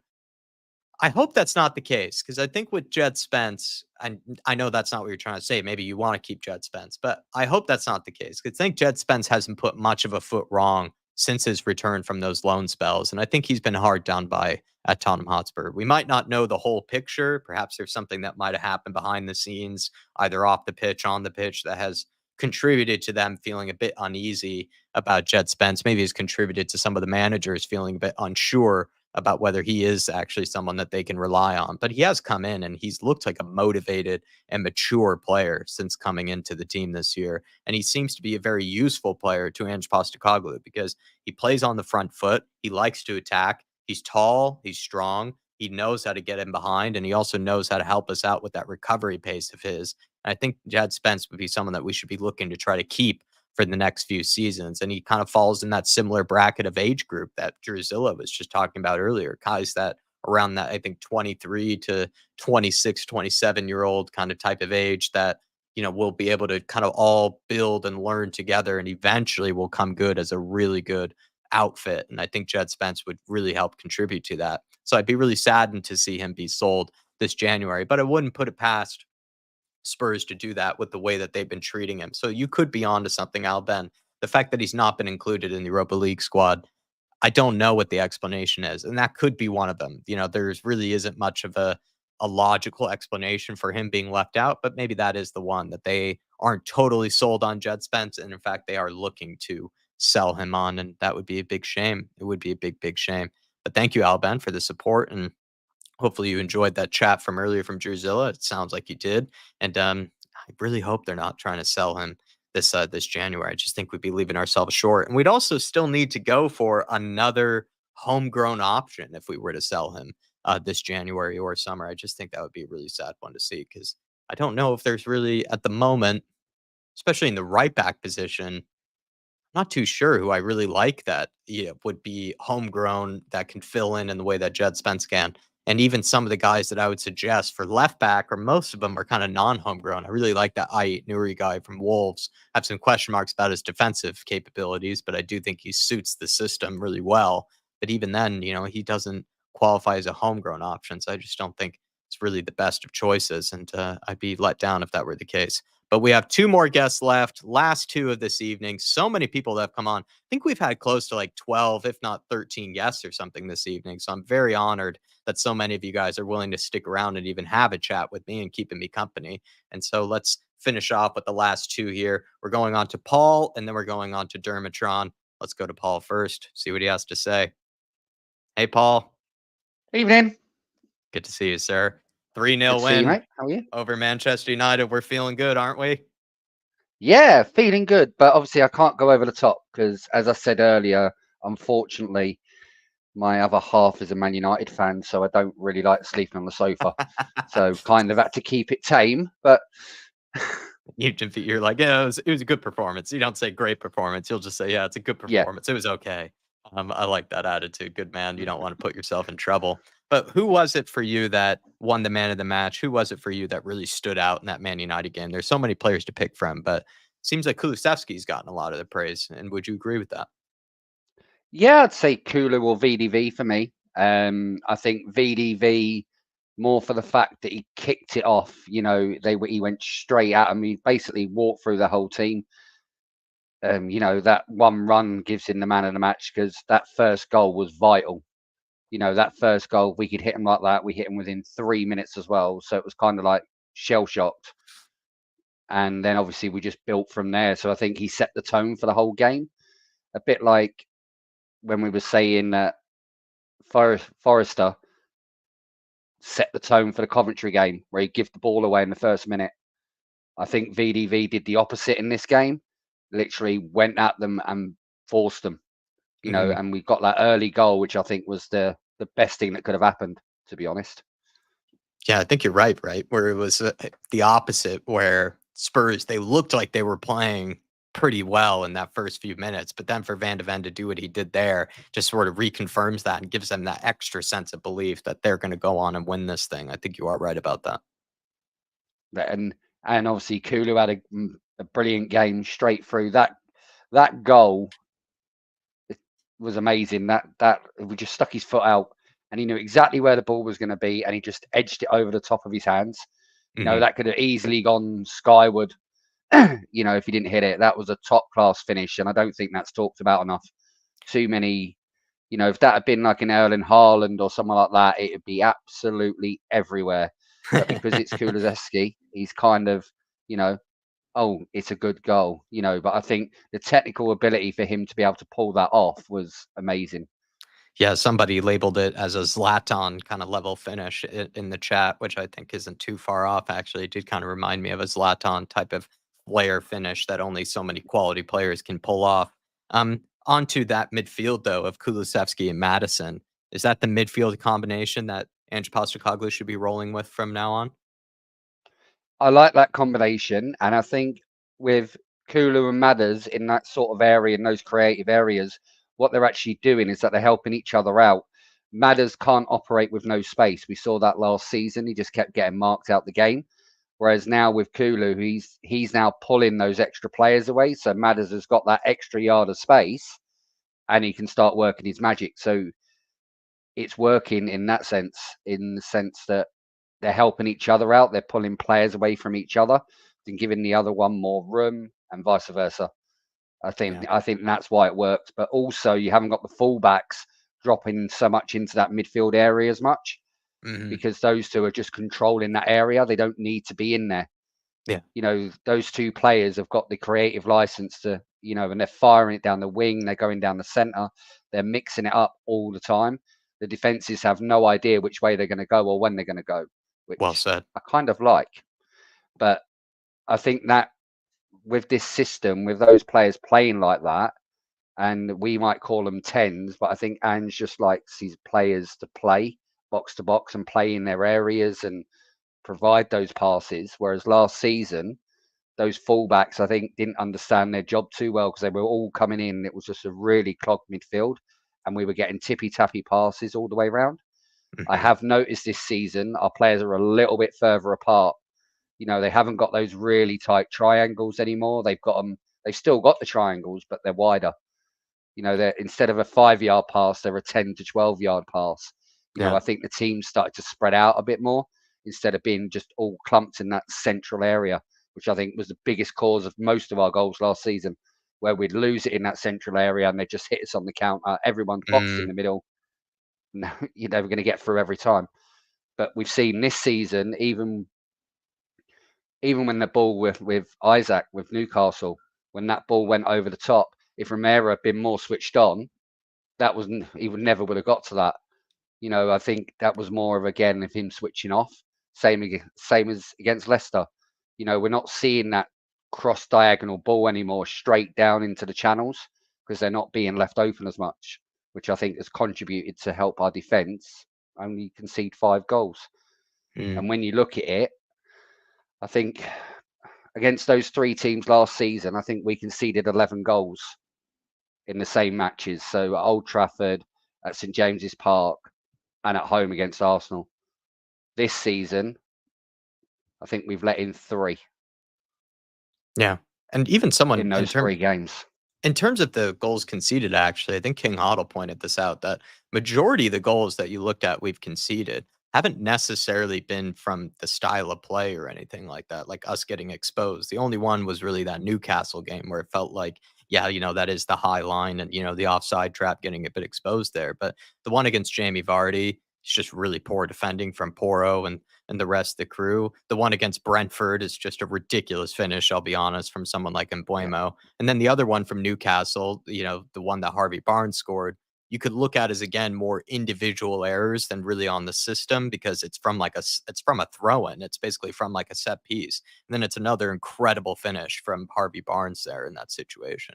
So the goals that we've actually ended up conceding, not a lot of them really are down that much to the system. And even in that Man United game, I don't know about you, Paul, but I felt like the players made a real concerted effort of tracking back anytime that there looked like there was a chance of a counterattack. They weren't all just standing around jogging back and getting caught out. They really looked like they were pushing their tail to really get it back when they needed to. It was a real team effort.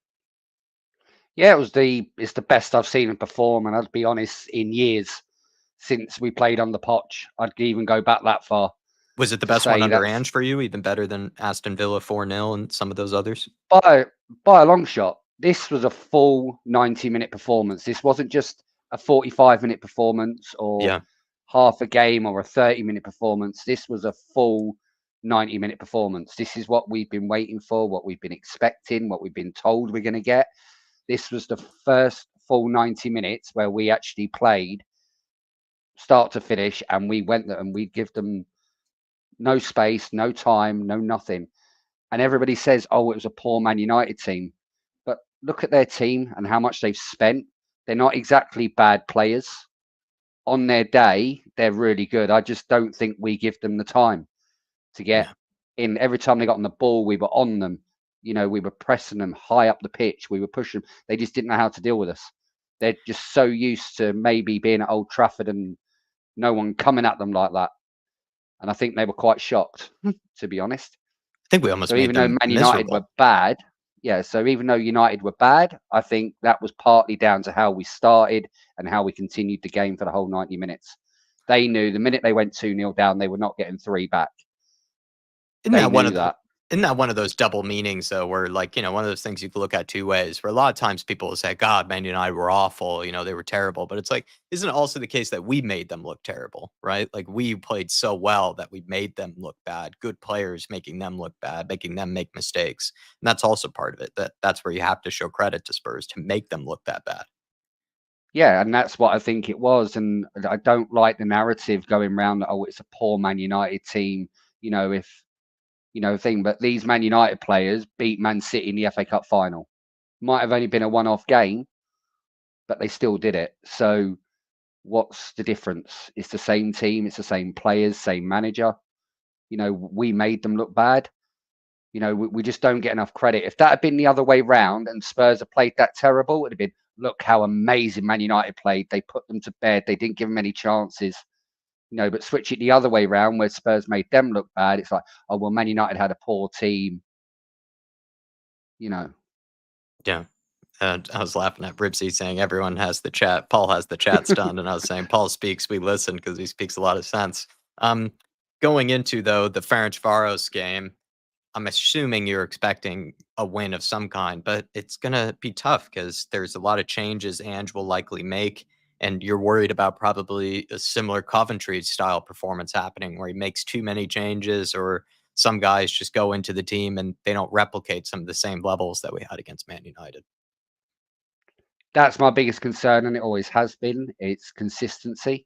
You know, I've seen Spurs go out and beat Man City or give AC Milan a game, and at the San Siro, I've seen all these great moments, but then I've never seen him do it consistently. I've never seen him do it week in, week out. And this is what I'm hoping Ange is coming to change. You know, instead of these just one-off games that we were really good at, you know, that's why we were always a cup team. We've always been a cup team because of that reason. You know, we can beat any team on our day, but we just can't do it consistently.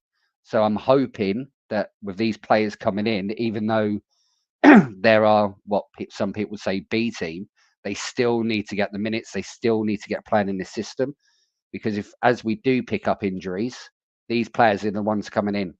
These are the ones that are going to step in the Premier League into that team that played against Man United. You know, if Maddison gets injured, Bergville's got to step up. You know, if Bentancur gets injured, Basuma has to step up. You know, it's kind of, so these players, yes, I do want to see them play tomorrow because they need the practice, they need the match time, they need the minutes in their legs. So when we do need them, they're ready to go. Instead of it being Like I think we had a big problem last season because of that, because we only had one game a week. When we got injuries, these players weren't getting any sort of game time in between. So when our so-called seconds were coming in, they weren't match fit, which which would have cost us in how fast we played, how we pressed, how we do everything.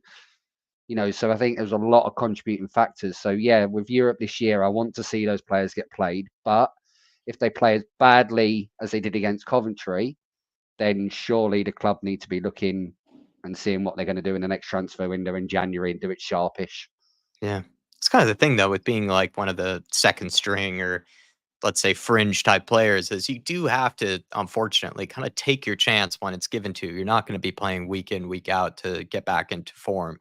Kind of do need to take your opportunity when it comes your way. And we're not expecting, I think, top level performances, but you can't just be that far off it that you then contribute to the real kind of lackluster performance that can happen if you have too many guys that are off it at the end of the day. So we need to have guys that are good enough to be able to step in when they're called upon to be able to at least perform to similar levels that you get with a Man United performance and other ones. And just felt like that Coventry game just had too many people that just were well off it. Maybe we can allow them that 1 or 2 times to do that, but later on in the season, when everyone is, kind of needing to contribute, you need them to be able to do that. You need them to be consistent.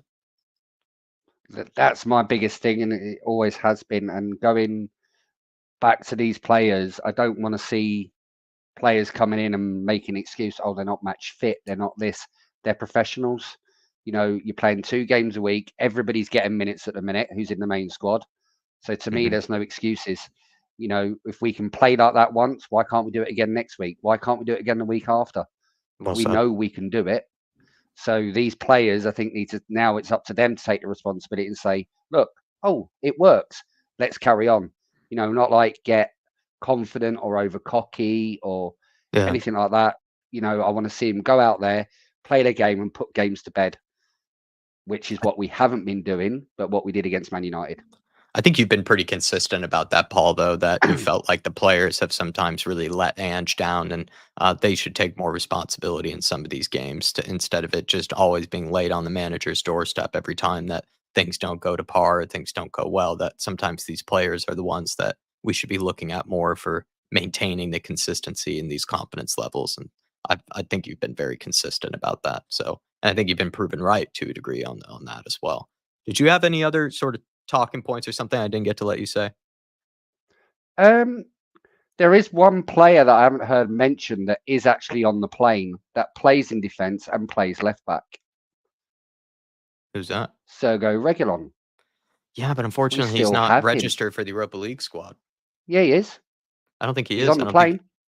He's on the plane, but he's not been registered for the Europa squad, so he can't actually play. He is, according to what I can see in front of me. He's definitely in the squad. I think he's in the squad, but I could be wrong, Paul. I really could be wrong. But from what I heard, or at least from what I read, since he's not included in the Europa League squad, he cannot play. And he's being brought because he's there for help with training and that type of thing for while we're off in Europe at the moment. He's helping out with training. He's a very expensive training cone from what I thought he'd be on there. Sorry. No, I think, Billy, I hope you are right. Because I think Reguilon would solve a lot of issues for us in this game. But I think Ange Postecoglou decided to leave out both Judd Spence and Sergio Reguilon for his Europa League squad. So it'd be a big miss. But I wish we could play Reguilon. If not, it'll be, I can probably see Gray playing either right back or left back. Yep. Davis and Romero will be the central defenders. I can't see him risking Van der Ven.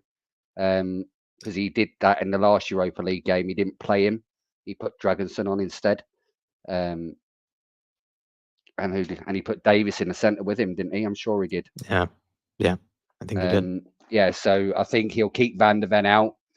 Not because he wants to, but just to give him that rest, knowing that we've got that Premier League game against Brighton on Sunday and he's going to need his legs. And the last thing we want is him getting injured in the Europa League when, to be honest, we shouldn't really need him in this game. We shouldn't need him in this game. He's very much, we need to save our kind of superstar players for games that are actually that we're not 95% sure to win. I'm not going to say 100% because I know what Spurs are like sometimes. No, I think you make very good points there. Especially against these sort of clubs. I've seen it where we've lost. I think it was Power that we lost to. I was like, how? How did we lose that? But yeah, very Sam much mentioned that. Yeah, the PAOK performance and others that Pau Juste Ferreira, so many of them that have haunted us before in the past. I think you're absolutely right. Well, Paul, thank you so much for being patient, waiting your time to come on and have a chat with me. Yes, Really appreciate you as always. And gosh, I was going to mention something else to you. I'm forgetting it, but maybe I'll leave you with just make sure to call it a good performance, not a great performance while you're around the misses for this week. Just say it was solid. Just say it was solid. Yeah. Nothing to rave home about. She knows us. I would say it's a great performance, but I can't keep going on going, you see how we beat you, or can't point the positions out in the table and stuff like that, because she'd be like, you see the sofa, I can make it even more uncomfortable if you like. And I went, no, it's fine. Yeah, exactly. Yeah, don't be raving about Kulusevski or anything. Just say he's okay. So she doesn't mind me mentioning the results and stuff like that, but pointing out their so-called errors and stuff like that, she'd be like, sofa. Yeah, exactly. So no analyzing. Yeah, just you know your lane. Your lane. Well done, Paul. Good man. Appreciate you, and also thanks for your patience and waiting to come on as well. Good man. Big up to you as well, Jack. Doing this all on your own. Superstar. Yeah, trying my best. Trying to hold down the fort as best I can. Thank you, Paul. And we're on to the last guest anyway, so we're on to the final stretch. So big up. 4 hours, Jack. You're doing well. Trying my best. I've had a great time with every single guest. I mean, all of you guys are regulars anyway, so you guys all know what you're doing. You guys all know what to say. You guys all carry it for me anyways. But great job, Paul. Appreciate you as always, sir. Have a good one. Come on, you Spurs. Come on, you Spurs. Well said. Big up to Paul, everybody. He speaks a lot of sense, and especially towards the end of the show when it's probably hard to speak a lot of sense, this guy does it, and I really like what he has to say. And like Ribsy said, he has the chat stunned. He's that good. But we're going to end it off here with the finale. Deltron, the man who does indeed usually close things off for us, channel predictions or the pre-match buildup or this or almost any show on this channel. He's our closer. We're going for the Dermatron last and certainly not least. How are you, Tron? Not too bad, Jack. How are you? Just basking in that 3-0 win, baby. We're celebrating it. We're analyzing it as best we can. How are you? Yeah, I'm fine. Do you know what? It's actually, I was looking at the stats. It's only our 5th win at Old Trafford in the whole Premier League history. It is quite shocking. But I felt that was a better performance on Sunday than the 6-1 on the Mourinho. A lot of people have said that. I think that was a far more complete, professional performance, and I think it proved what Ange ball is all about. We went to Old Trafford and we said, right, we don't care. We made them look like they were the away team, and you can say, oh, they were down to 10 men. Or you can say about this, we beat a very, very good Man United. If they scored, they hit the post, I think, 1-0 or 1-0 up. If that goes in, that changes the game completely. So, look, we just have to take that as a great win, take the confidence from it, move on, win tomorrow night, and just don't get overconfident. Don't get cocky.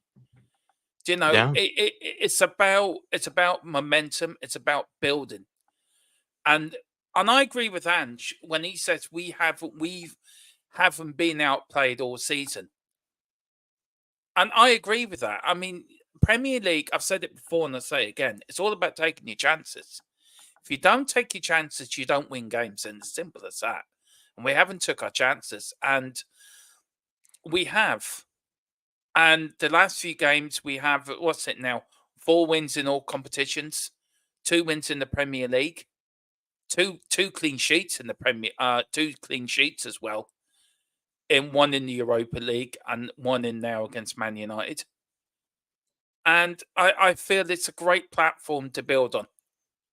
But that's it. It's a great platform. We can't get cocky or can't get overconfident because you could get your feet taken away from you very quickly.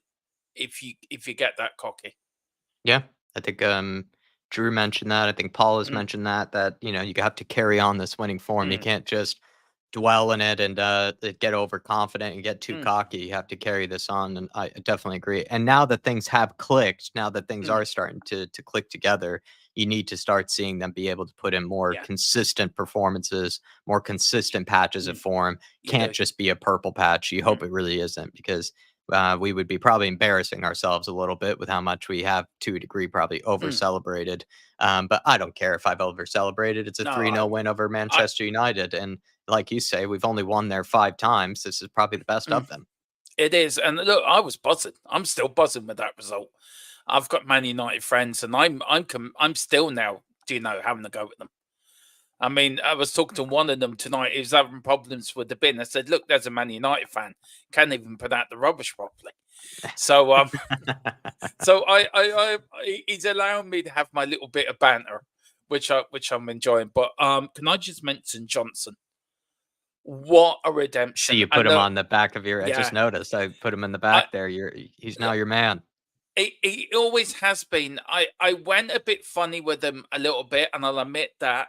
I think I wanted him taken out of the squad for his own health, for his own protection. But I feel like I want to say I told you so. And that's not at you. That's out of people. You could tell me I told you so. I've been very critical of Brendan Johnson. That's okay, Tron. Brendan Johnson, for me, is now coming into his own. And whoever said it, I think it was Drew, said it about Solanke. And doing all that work. I agree with that 100%. He's taking that pressure off him. And all Johnson has to do is get into that position, and that long busting run by Van der Ven. I mean, that was something else. I mean, what a star. What a player we have. Honest to God. I'm so glad he plays for us. And I'm just so pleased for the lads. You ever seen a center back do that? Even, Graham Roberts, Dave Mackay, as great as they were, right? I mean, it's almost like Van de Ven is a freak of nature. It's like no center back has ever done that before. No, I think the last one I could remember, and probably I wasn't even born, was probably Franz Beckenbauer. Yeah. If you look at the way Franz Beckenbauer, how he plays very much the same way as Van de Ven plays. And I think that's the only other player I could actually compare him to. Because Franz Beckenbauer did a lot of that, bringing it out like Van de Ven does. And one thing about Van de Ven, he's very controlled on the ball, but he's 3 steps ahead of what he wants to do with it, which is what we need. And I just can't praise the team enough. I really can't, and I can't praise Ange enough. Ange we all know what Ange can do. I've seen what Ange can do. And I never lost faith in him. Never lost faith in Ange. It's never been Ange out for me. And do you think he's earned a lot of faith back from Spurs fans? Because at one point it looked like people were losing it. I think, look, you even Chris said he was off the Ange train. Now he's back on the Ange train. Bless Pardon me, sorry. No, bless you. I'm sorry. I just think, look, if you weren't convinced by Ange by now, then you're never going to be. I think fans always have their own opinion. They're always going to like some managers. They're never going to like some other managers. So it's always a bit about opinions. For me, I think Ange is showing what Ange is about. He's one of the best tactical managers in the Premier League. He's one of the top, say, 5, I would say at least. I'm not saying he's up there with Pep or anyone like that, but he is up there. And he knows how to start a team. He knows how to put a team together. And once Ange ball is free-flowing, then you're watching it. And we're watching an updated version of Push and Run. And that's what it is. It's an updated version of the 50-51 side under Arthur Rowe, the Push and Run side. And again, Bill Nick updated that for the 60 for the double side. Keith Birkinshaw updated that for the 80 side. And now Ange is updating it again for his side. And look, he's won everywhere he's gone. He's not like a Mourinho or Conte, won at big clubs. But he's won. He's a winner. and the players are behind him, and the players know what they want.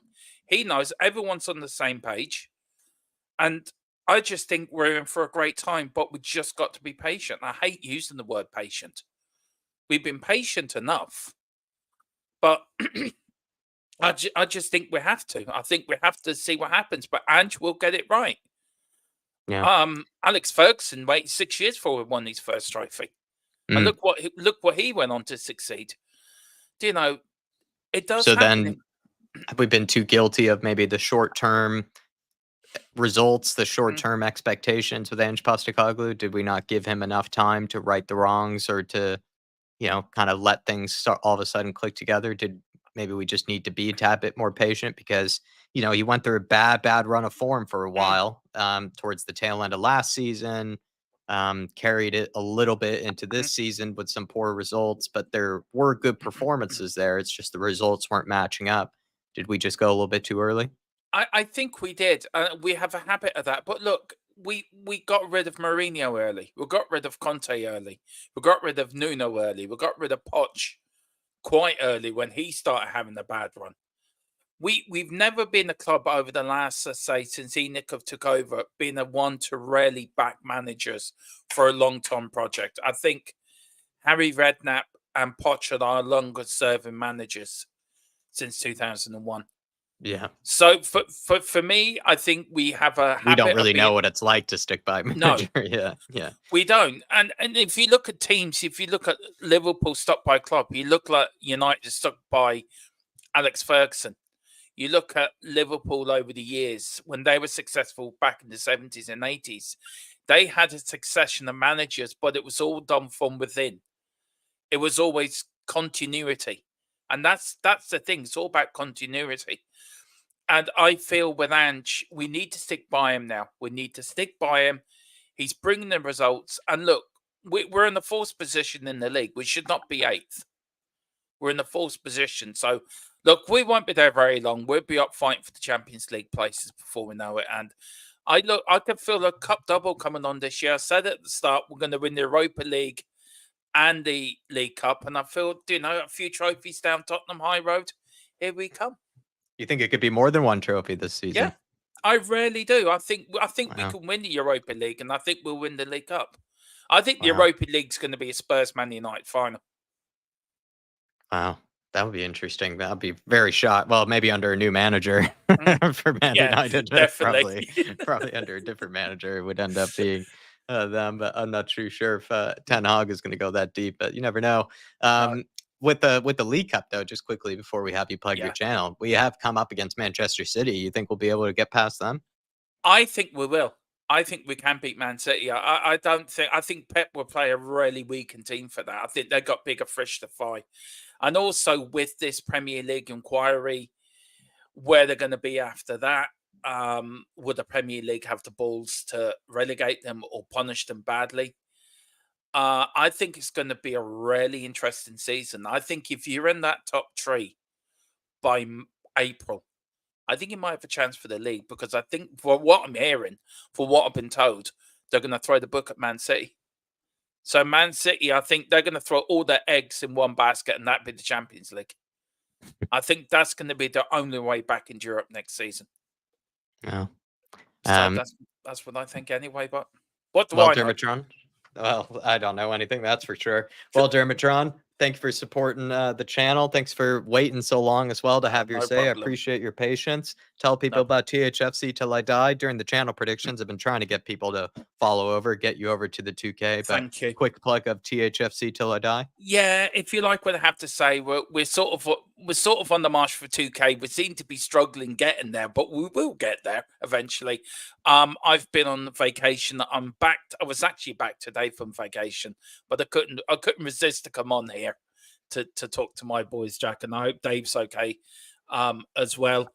Yeah, if you like what I have to say, join me and Colin and Tequila and Boris, as we call them, Big Stig and Little Stig over there, for a bit of fun. Yeah, and just we talk all things Spurs. I'm doing the watch along tomorrow.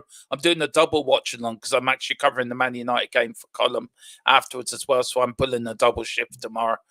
But yeah, if you like what I have to say, please come over and hit the like button and subscription, and you'll see me on here as well. So yeah, just do it for these guys because I wouldn't be where I am without these guys, and they know they put a lot of us on the map, a lot of us on YouTube, a lot of channels that sprang from here. So give the lads all the support and the loyalty they deserve, because they do deserve it, because they are the best channel on YouTube for me, apart from my own. And Dave, if you're watching, I'm the #1 Irish Spurs fan. You're #2, sir. If you're watching, that's it. Oh, thank you, Tron. Very, very kind to us as always, sir. Really appreciate you. And thanks for waiting so long to come on and have your say. Hopefully catch you sometime soon. And everyone do check out THFC Till I Die. Show them some love, show them some support, and big up to you, Tron. Hopefully you enjoy your return back to work and your return back from your vacation. Very needed one and very deserved one as well. Yeah, it was fun. I really enjoyed it. I just wish I can go back again. But look, I love talking Tottenham, and I love your shirts behind, Jack. They're wicked. I really feel good jealous. about my background. It's so much more interesting than it used to be. That's for sure. Well, Tron, have a good rest of your evening, sir. You too. Take care. Bye. Come on, you Spurs. Yeah. Big up to the Tron. Big up to THFC Till I Die. Head on over, get them over the 2K line, please. Let's get them over that threshold, get them over that finish line.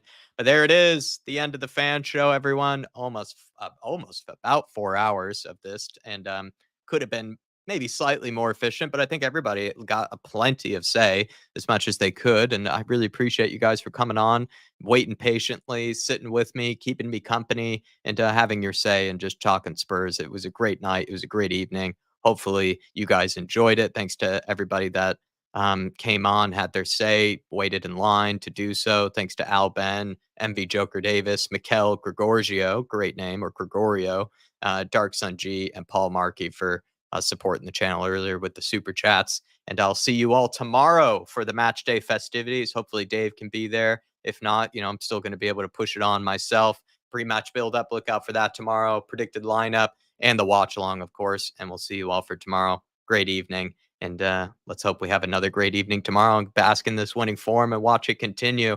But I'll see you next time, everybody. Come on, you Spurs. Big Ange we trust. We never stop. See ya.